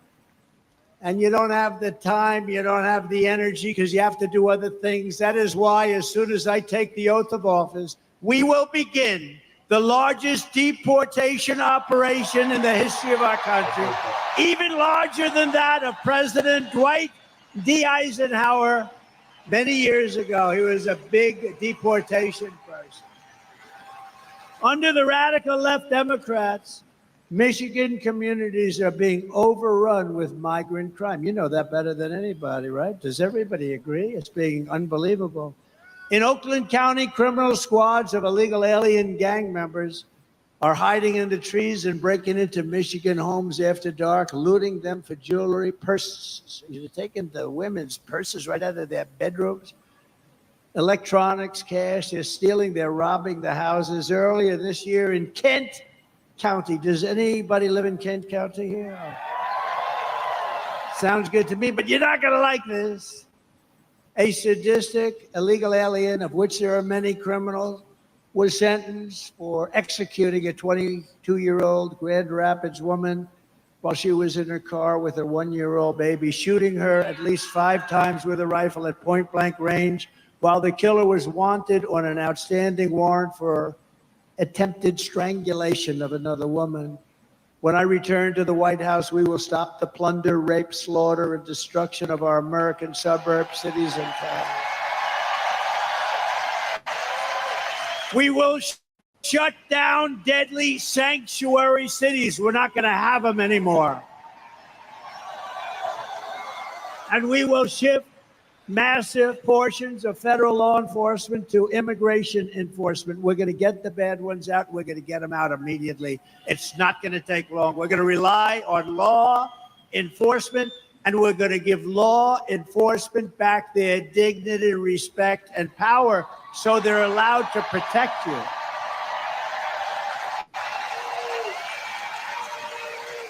It's no wonder Joe Biden and his thugs are so desperate to stop us. They know that we are the only ones who can stop them. We're the only ones. You know, we talk about Biden like he's a feeble old guy, and he is. He is. But it's the people that surround him. I mean, he's perfect for them. This is the fascists and communists and some bad people surround him. I know just about all of them. I can tell you about all of them. Did you hear about our big victory in Florida last week? Did you hear? We won the big case. We're going to take down Trump. We're going to take down Trump. No, when you have a great court system, when you have honorable judges, people that really love the country, good things can happen. But we won that case in its entirety. That was the one. That's going to take them down. They've been saying that for, 8 years now, right? And here we are leading in every poll. We got to get it close. You got it close. You got it close. We don't want to talk too much. I always say if we win, because I don't like saying when we win, because they cheat like hell. So if we win, but we got to get it close. We're close. 4 months, but you know what 4 months is in this racket? Like an eternity. 4 months is like an eternity, but we're leading by a lot, not just by a little. We're leading every state, every important swing state by a lot, and we're leading nationally by a lot. But we got to get it close. The radical left Democrats rigged the presidential election in 2020, and we're not going to allow them to rig the presidential election in 2024. We're not going to allow it. Okay.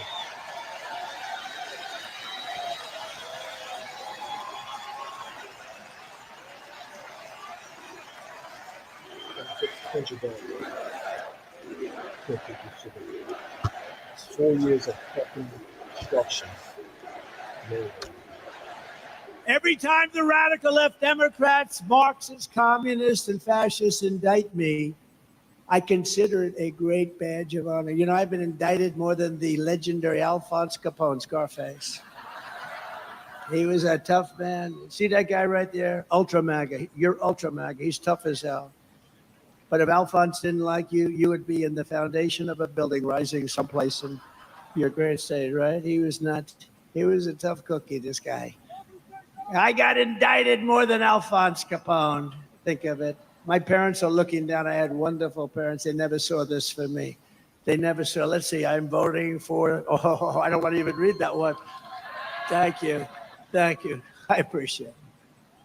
But I'm being indicted for you. Don't worry about these fake indictments. These aren't indictments. These are Biden indictments. These are a sick, weak, pathetic man who can't run an election, so he indicts his opponent thinking that's going to win. And in many cases, it would. You know, third world countries do this a lot. Banana republics do it a lot. We've never done it. And we're going to teach them why they can never do it again.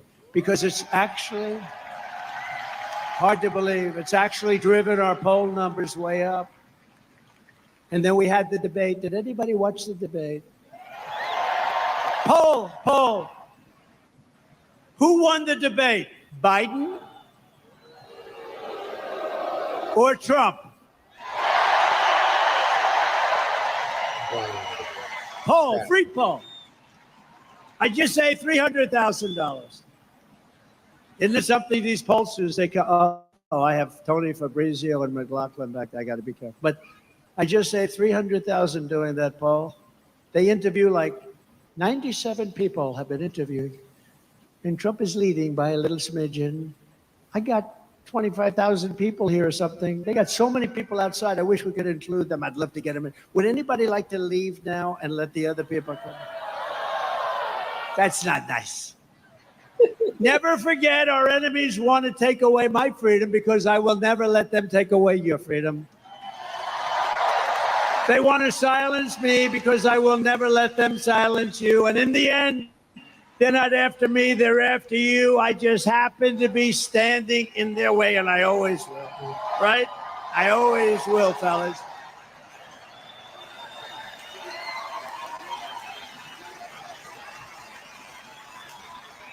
So we have some exciting news today because we're pleased to be joined by many outstanding Michigan patriots here. I know every one of them, including your next U.S. Senator from Michigan, Mike Rogers. And Mike is just as adamant as me. He'll vote to stop the invasion, end inflation, halt the outsourcing of Michigan jobs, and bring back the auto industry. You are going to double or triple your auto industry within the next 3 years under Trump. Mark it down. Mark it down. Because we're not taking their cars. We want them to build the cars here, using you people to build them. Also with us is another good man who is running for Michigan Senate seat, Sandy Petzler. Do you know Sandy? So I have a big announcement to make then. Sandy has just announced that he would like to do something very important tonight. So you have Mike, who's a total pro, Sandy, who's a total pro. I'd like to ask both of them to come on up, and I'd like to have Sandy make a statement first. Thank you. Come on up, fellas.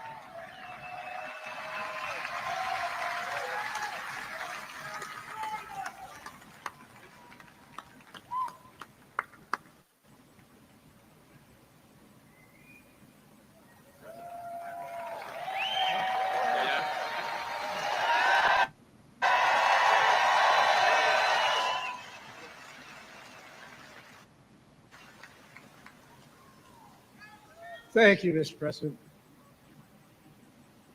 I was so inspired when President Trump kissed the empty uniform of Corey Competore.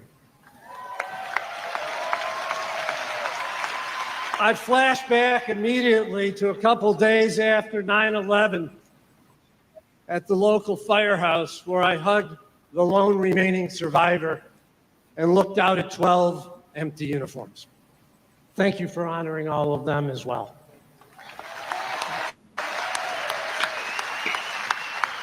My campaign was always about making America better.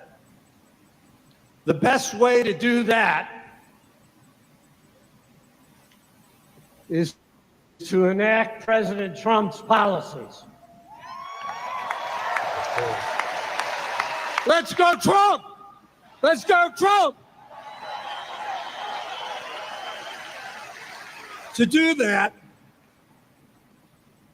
we need control of the Senate. A divisive continued primary effort hurts the chances of that, and that's not okay. So tonight, I'm doing the right thing and ceasing my Senate candidacy. No, it's not an aha. It's the right thing. President Trump endorsed Mike Rogers. Tonight, so am I.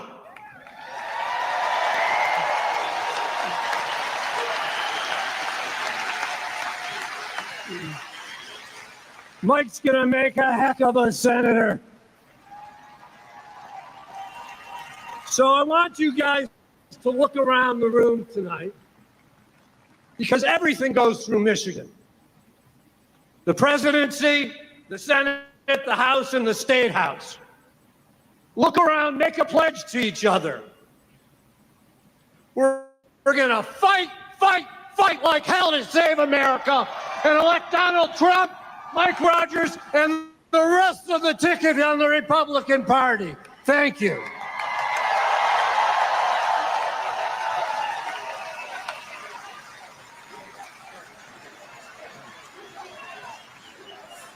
Thank you, Sandy. I am honored to have you stand with us and all Republicans to win the state of Michigan. Thank you for your courage. Thank you for your leadership. You're going to be an important voice going forward in our party in Michigan.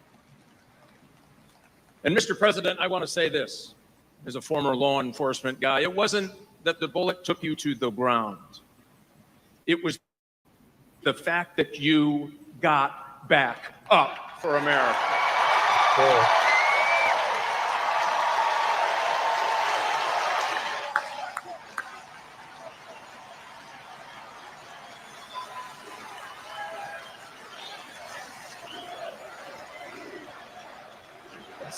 You bet.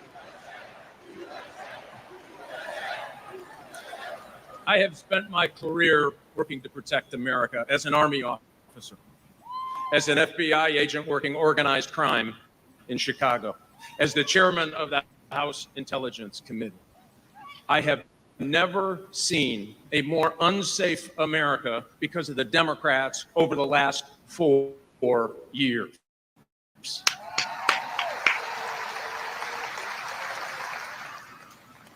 Here's the good news, Mr. President.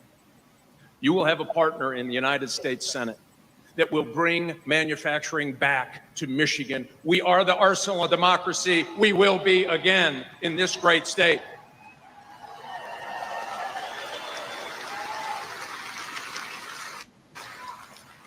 And I'll pledge to you, I will get Department of Justice reoriented to actually going after criminals. We are going to dismantle fentanyl distribution from here to the steppes of China, and we're going to tell China, you sell in the United States, you'll have a price to pay.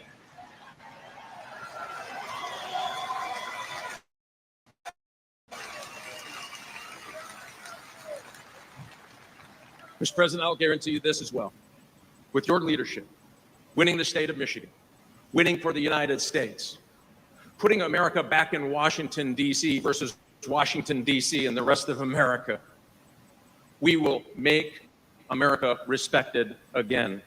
We will bring back law and order again. We will make America safe again. Let's flip the Senate.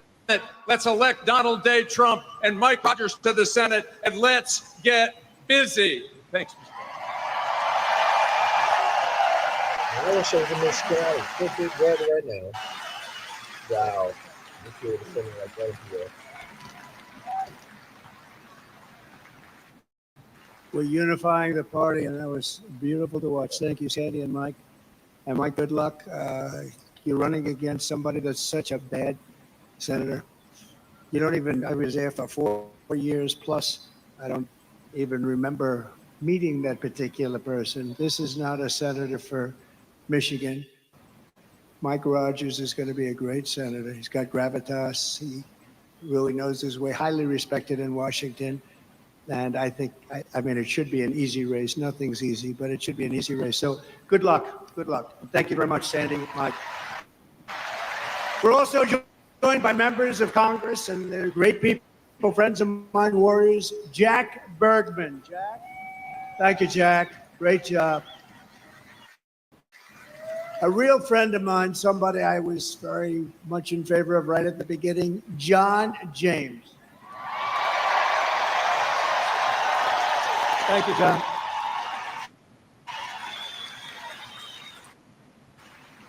A warrior, somebody who helped me do a lot of different things. He gets things done. Bill Heisinger.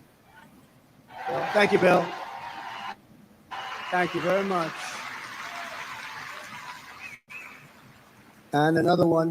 These are all great people. Tim Wahlberg, thank you for everything you've done, Tim. You've been unbelievable. Always there for me, right? Always there.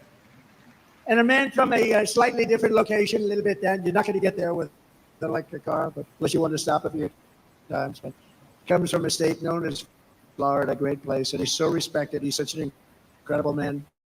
Brian Mast. Brian. Thank you. Thank you, Brian. Brian.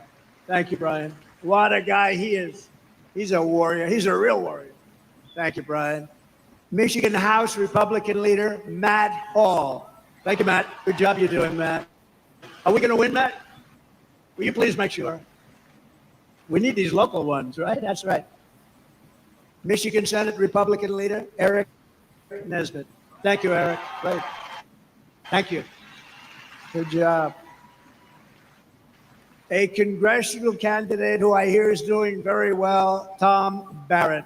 Tom, get in there and win. Good. A friend of mine who was really brave, ran a tough race. It's amazing, actually. Really did well. Her father was a very special guy who was in the steel industry, and he passed away. A battle with cancer, a long time battle, but he was fantastic. And I got to know them both very well. She's a terrific woman, Tudor Dixon.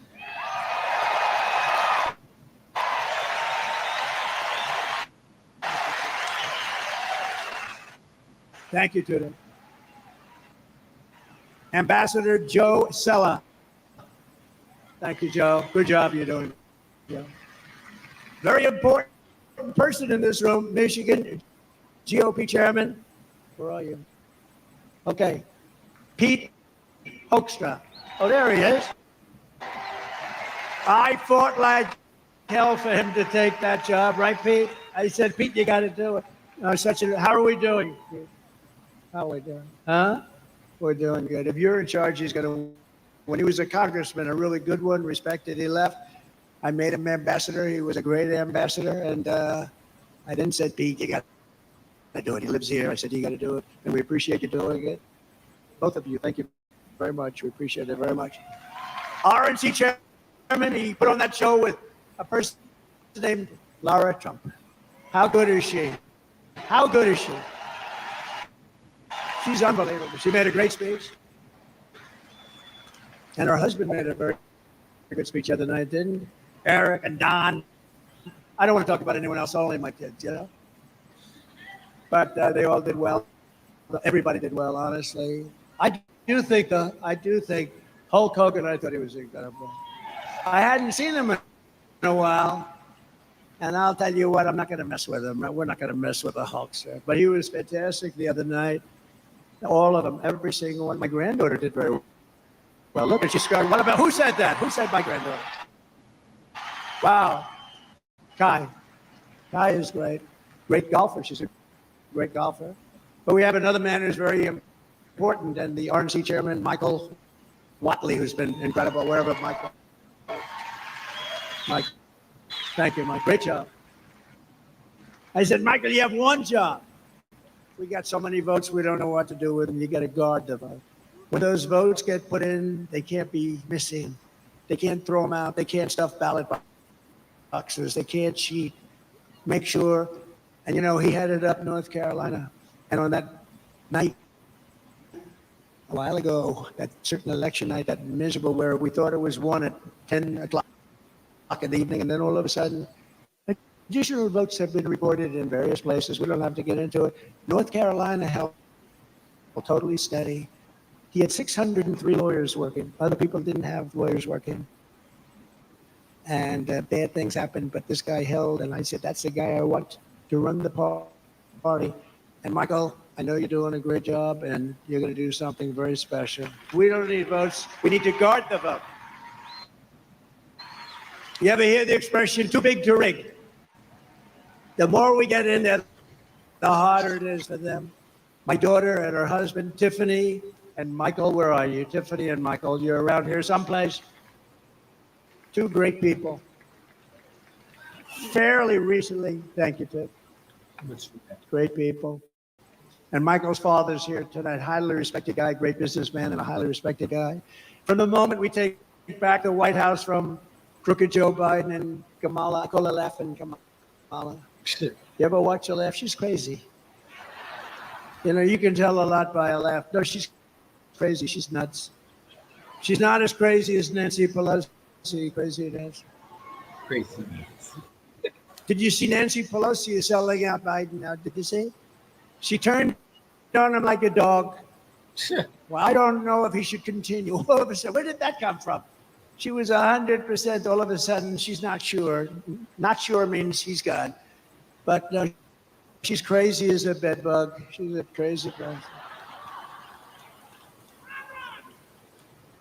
I believe we're going to have the 4 greatest years of the history of our country. I believe this.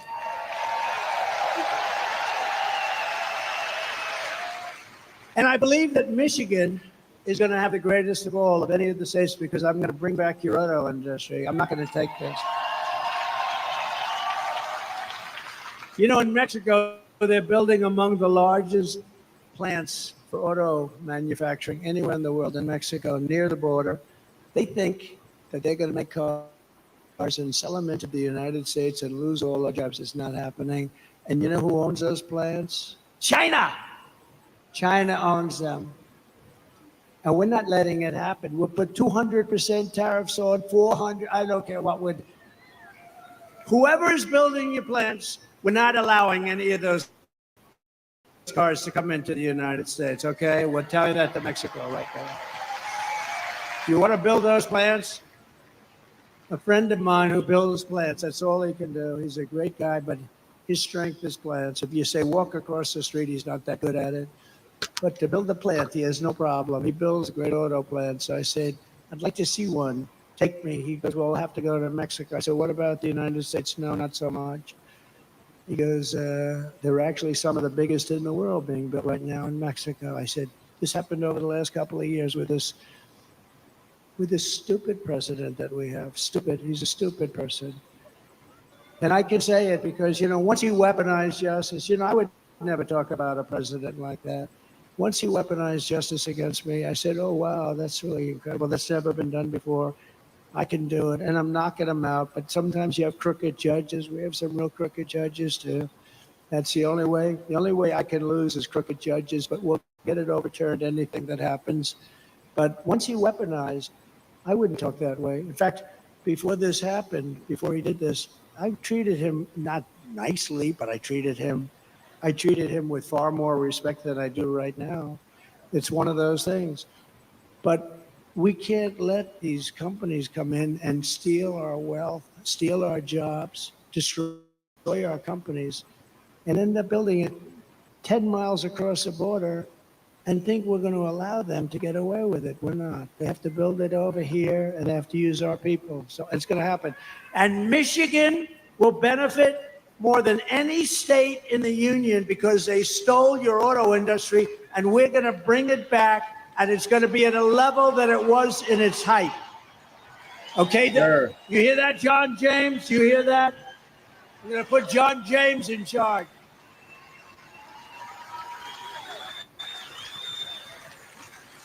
And the amazing thing, it's not even hard to do.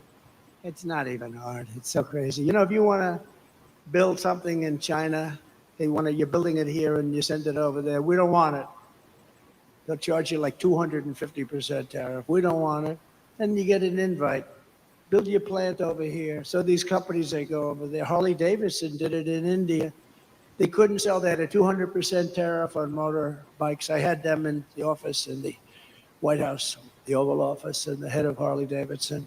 I was disappointed in that, actually. We were talking about it. I was telling them the problems, and I was going to help them out. But I said, how are you doing in India? No good. Why? We have a 200% tariff. In other words, if we sell a bike, they have like this massive tariff. And I said, well, if you have a 200% tariff, that means you're not going to be able to sell any. But they invited them over to build a plant, and Harley Davidson went, and I guess they're building the plant or built it or something. But that's what they do. I don't blame India. I blame us for allowing it to happen. It's not going to happen anymore. I had it stopped, and then we had the COVID fight. We had to fight COVID. We did a great job. We never got the credit. We got credit for military. We got credit for everything. I defeated ISIS. We did unbelievable things. Unbelievable. We got the biggest tax cut in history, the biggest regulation cuts in history. You know, when I go to the companies, the big companies, highly sophisticated, I said, so I got you the biggest tax cuts in history, and that was good for jobs. And I got you the biggest regulation cuts in history, and that was good for jobs. If you could only have one, would you take the regulation cuts or the tax cuts? Every single person, and I must have asked the question 200 times over the years, said the regulation cuts were more important than the tax cuts. Can you believe it? You wouldn't think that. But we got you the biggest regulation cuts in history. Before I even arrive at the Oval Office, shortly after we win the presidency, we win. We're going to all win it together. I will have the horrible war between Russia and Ukraine settled. And I will be the only one that can make this statement. I will prevent World War III from happening. You're very close to World War III.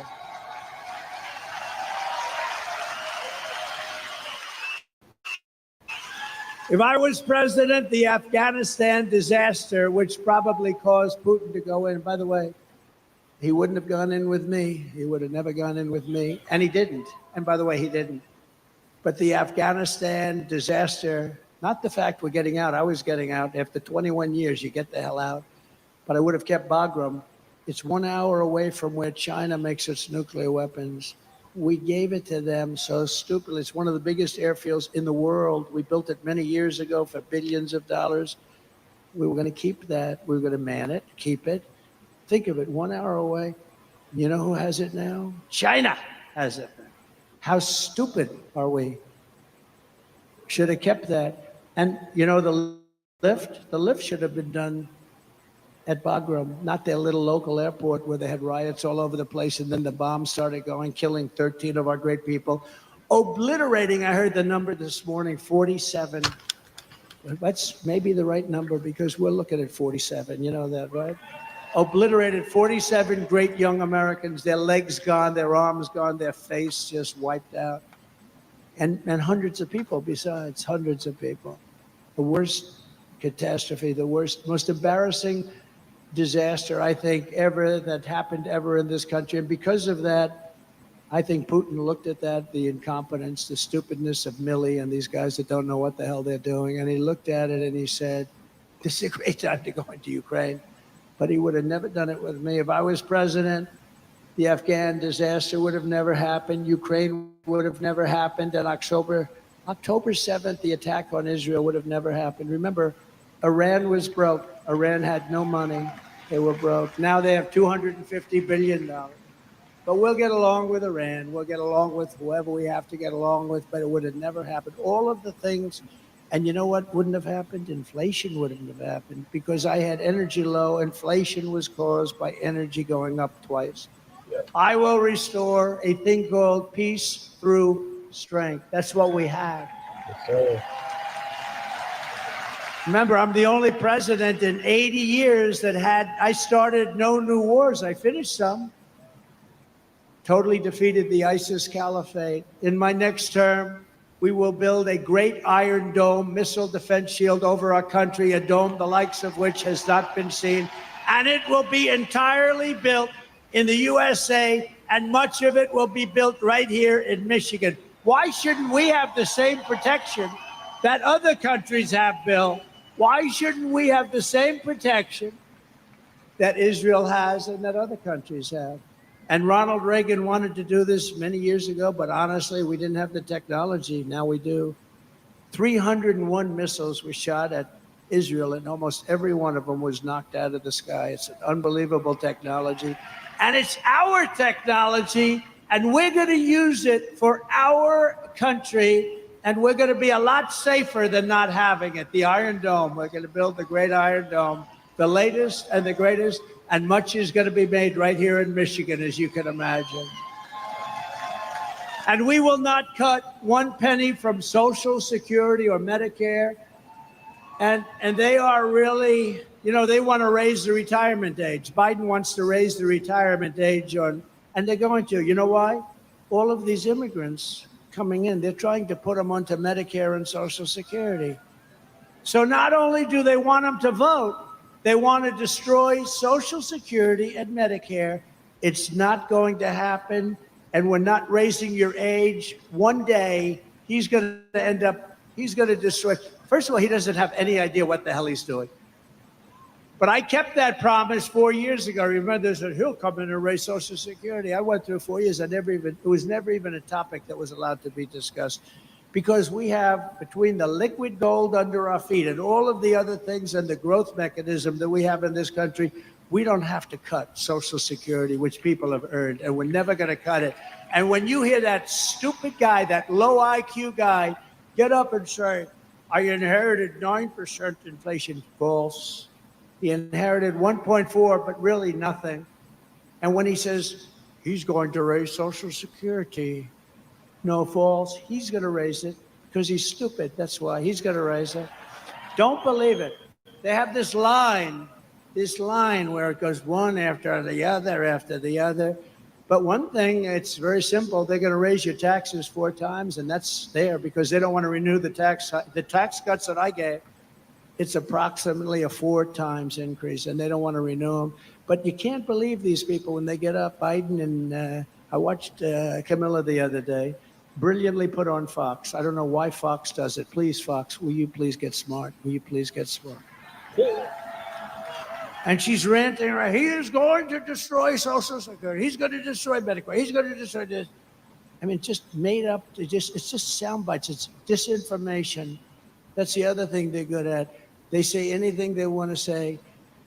I am going to protect your Social Security. We're not going to be raising the number of years. We're not going to raise it by 1 day, let alone 1 year or 5 years or 10 years like some stupid people want to do. We're going to grow our country. It's going to be growth. And it's going to be using the assets and resources that we have, much of it right under the ground. We're going to rebuild our cities into beacons of hope, safety, and beauty better than they have ever been before. We're going to have to work with the Democrat governors and mayors on that. But our cities are just horribly run. And then we have our capital, our beautiful capital in Washington, D.C. We're going to take it over. We're going to clean it up. We're going to renovate it. We're going to rebuild it. We're going to make our capital the most beautiful anywhere in the world. We're going to get rid of the nightmare of murder and crime. And it will become the most beautiful capital anywhere in the world once again, but far more beautiful than it was before. And when you want to go from Michigan to see the Washington Monument, yes, we're keeping the name Washington. We're not changing the name. Or the Jefferson Memorial, where there's a big move to change the name. We're not changing the name. Remember when they were knocking down statues and I was president and I found an old bill and I reenacted the old bill. Anybody touching, knocking down, or even trying to harm any of our great statues or monuments goes to jail for a 10-year period with no commutation and no shortening of the sentence. And it was a beautiful sight as we watched everybody leave town. They left town so quickly. They left town. We said, bye, everybody. No, we have to meet people that have evil intentions. They wanted to knock down the Jefferson. If I didn't get the military out to save the Jefferson Memorial, they would have done a job. But I found this old law that today we're almost incapable of producing things like that. 10 years, and there's nothing like good behavior and you get out in 2 days. It's 10 years in jail if you touch our monuments, if you even try to knock them down. I had a news conference, I signed it, and everybody left town. It was a beautiful thing to do. We're not doing it. We won't be changing the name of Jefferson, Washington, Lincoln, like they did our forts. I get out of office, they did our forts, right?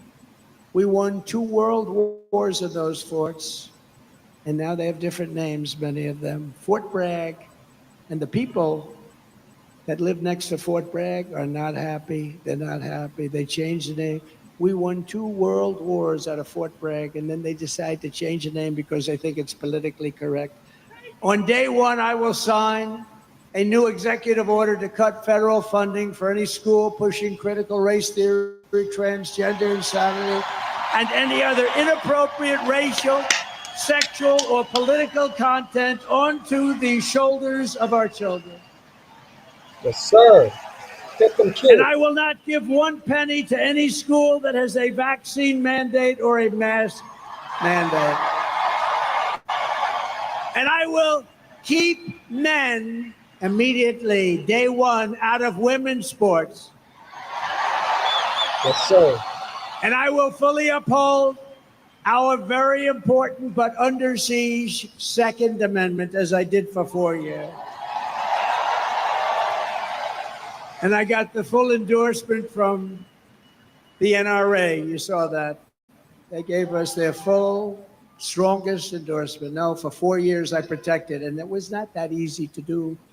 We will protect innocent life, and we will restore free speech, and I will secure our elections.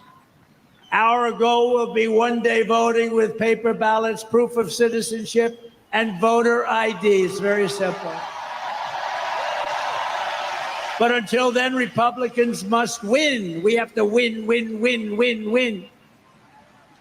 We want a landslide that is too big to rig. I said it before. I'll say it 100, 200, 300 times before that very spectacular date. But, remember, November 5th is not really the date. It starts in early September, North Carolina and some others, because now we have these ridiculous laws where you can vote before the election, after the election. We got to have one-day voting, one-day voting. What happened to those ballots that were over there last week? Oh, sir, we moved them around a little bit. Oh, really? I mean, think of it. You vote 2 months early. Nobody knows what the hell's going on. Where are all the ballots that happened? Why are they using a shovel? They're shoveling off. You ever see what goes on? Take a look at what happened in Georgia. They're shoveling ballots into wheelbarrows, moving them around. If you took the 10 worst presidents in the history of the United States and added them up, they would not have done near the destruction to our country as Joe Biden and his horrible Biden administration have done. They're destroying our country. They are destroying our country. And, we get up and we have levity, we have laughter, but honest, there's really nothing funny about it. They got millions and millions of people, many of whom are criminals and terrorists, flowing through, and people from mental institutions flowing through into our country totally unchecked. And they moved many of them into hotels. Some of them are luxury hotels. Hotel owners are making a fortune. They're destroying their hotel in a certain way, but they're making a fortune. And our military is living on the street with nothing.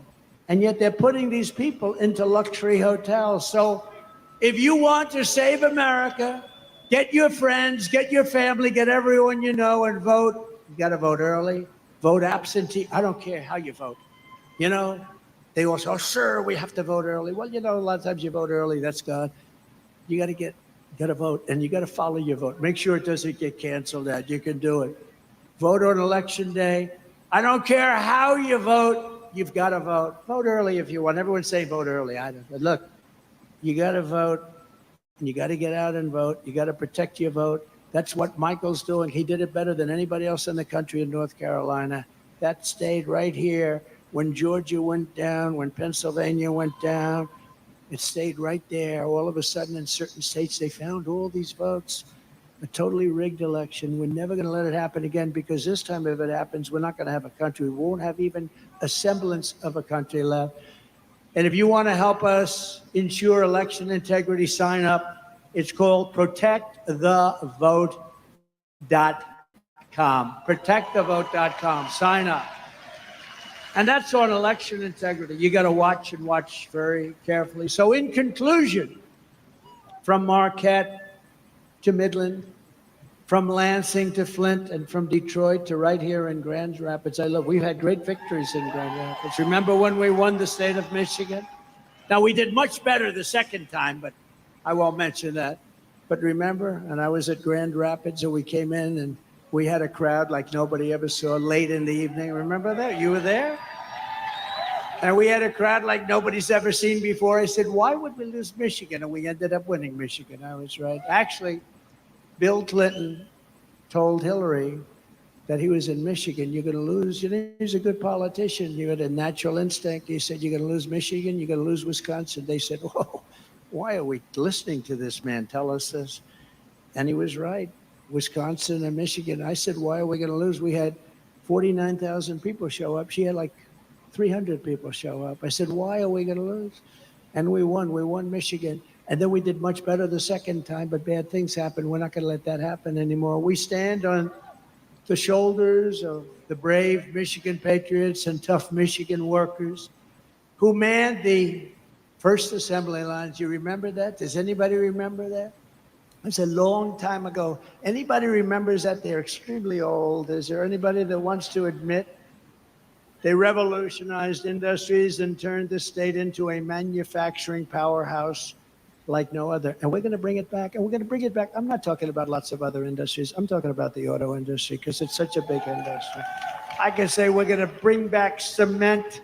We're going to bring back all sorts. I'm just talking very simple. It's so simple. It's going to happen so fast. You're going to be at a level as though you were from 30, 40 years ago. You're going to manufacture cars again at a level that you haven't seen in many, many decades. You probably have to get rid of this fool, this stupid idiot representing the United Auto Workers because he sells the auto. You know, I'm much more popular than anybody with the auto workers. We're going to get 95% of their vote. But they have a guy that, I mean, he pushes the electric mandate, and they're going to be made in China. They got to get rid of that guy. He's bad news. Your Michigan ancestors gave us Motown, the Mustang, and the might of the American Midwest. And it really is a might. They forged the steel, laid the railroads, tilled the fields, fought the battles, and won the victories that made America into the greatest and most powerful nation in the history of the world. That's true. It was the most powerful. But now we are a nation in decline, and it's a very serious decline. We are a failing nation. We are a nation run by fools and stupid people. We're a nation that has lost its confidence, its willpower, and its strength. We're a nation that has lost its way. But we are not going to allow this horror to continue. We're not going to let it happen.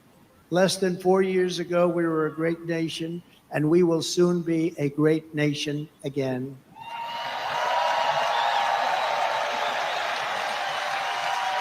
With the right leadership, every disaster crooked Joe Biden has created can be fixed, and very, very quickly.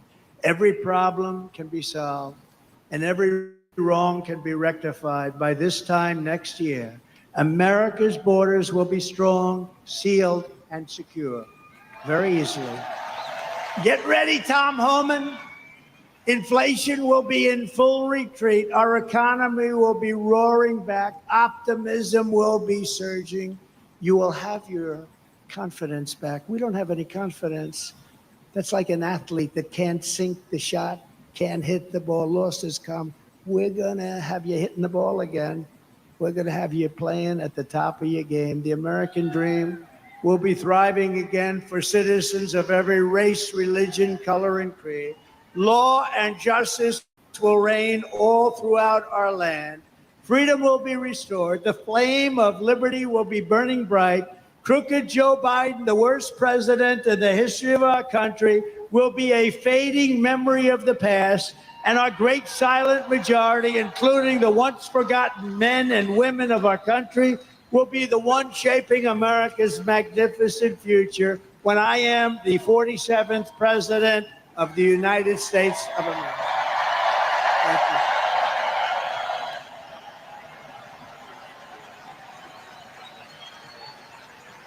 because we are all Americans, and together we will show November 5th to be the most important day in the history of America. It will be the most important day. And when we turn it, our country's going to be great again. And if we don't turn it, our country is finished. You know it, and I know it, and everybody knows it. We are one movement, one people, one family, and one glorious nation under God. And together we will make America powerful again. We will make America wealthy again. We will make America strong again. We will make America proud again. We will make America safe again. And we will make America great again. Thank you very much. Thank you, Michigan. Thank you very, very much. Thank you.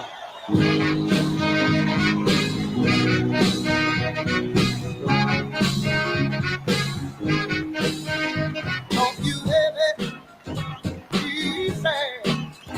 Lean on me in time of bad. Beautiful, beautiful, beautiful. It's beautiful, man. I mean, I can't wait, man. When's election, dude? I cannot wait. I'm definitely voting for Trump. Like everything he said. Like everything he said, because I voted for him twice. So, yeah, I'm voting for him again. I hope people will join me, because we need this country back, bro. I don't even recognize it anymore. I ain't gonna lie to you. I do not recognize it anymore. That's sad, but I don't recognize. I mean, prices going up, gas going up, inflation is all through the roof. You got people crossing the borders when they shouldn't be. You got presidents who just allowing rich countries who weren't rich before taxing us. It's fucked up what's going on in this country. It really is. But I want to appreciate everybody for watching. As always, hit that like button, subscribe, share this with your friends. Tell them if they're not a Trump supporter, share this with them. You know, I say get them on the rhythm, man. Because at the end of the day, us Americans got to put Americans first. We cannot keep on putting other countries first. We cannot continue to focus on dumb shit. It's time to put this country back on its feet. And fortunately, we got dumb politicians who run as presidents and not businessmen. We need more businessmen. We need more businessmen because we don't have that. And we have dumb politicians are the president. We got ones that are just, we got a lot of Americans who just uninformative and just don't want to take the time to see the education that they need or don't want to do the research on who Trump is. They just want to call him a racist, a bigot, all that stuff. And it's not true. It's not true. Do I think Trump is a crooked politician? No, I think that he's a businessman, and I do think that he made mistakes. But every crooked politician, whether it's Joe Biden that they don't want to talk about, it's crooked. Kamala Harris is crooked. Yeah, people vote for him. Hillary Clinton is crooked. She's crooked. Look at the Benghazi scandal. Look at how many times she ruined people's lives with their scandals and her emails. Yeah, people vote for him. So I'm just saying, I mean, before you say Trump's this, remember who you voted for. You know what I'm saying? It is what it is. Y'all have a great day. And hopefully we do more football soon. When season start, we'll definitely get into that. Been taking a break. As always, I'm out. Have a great day. Can't wait.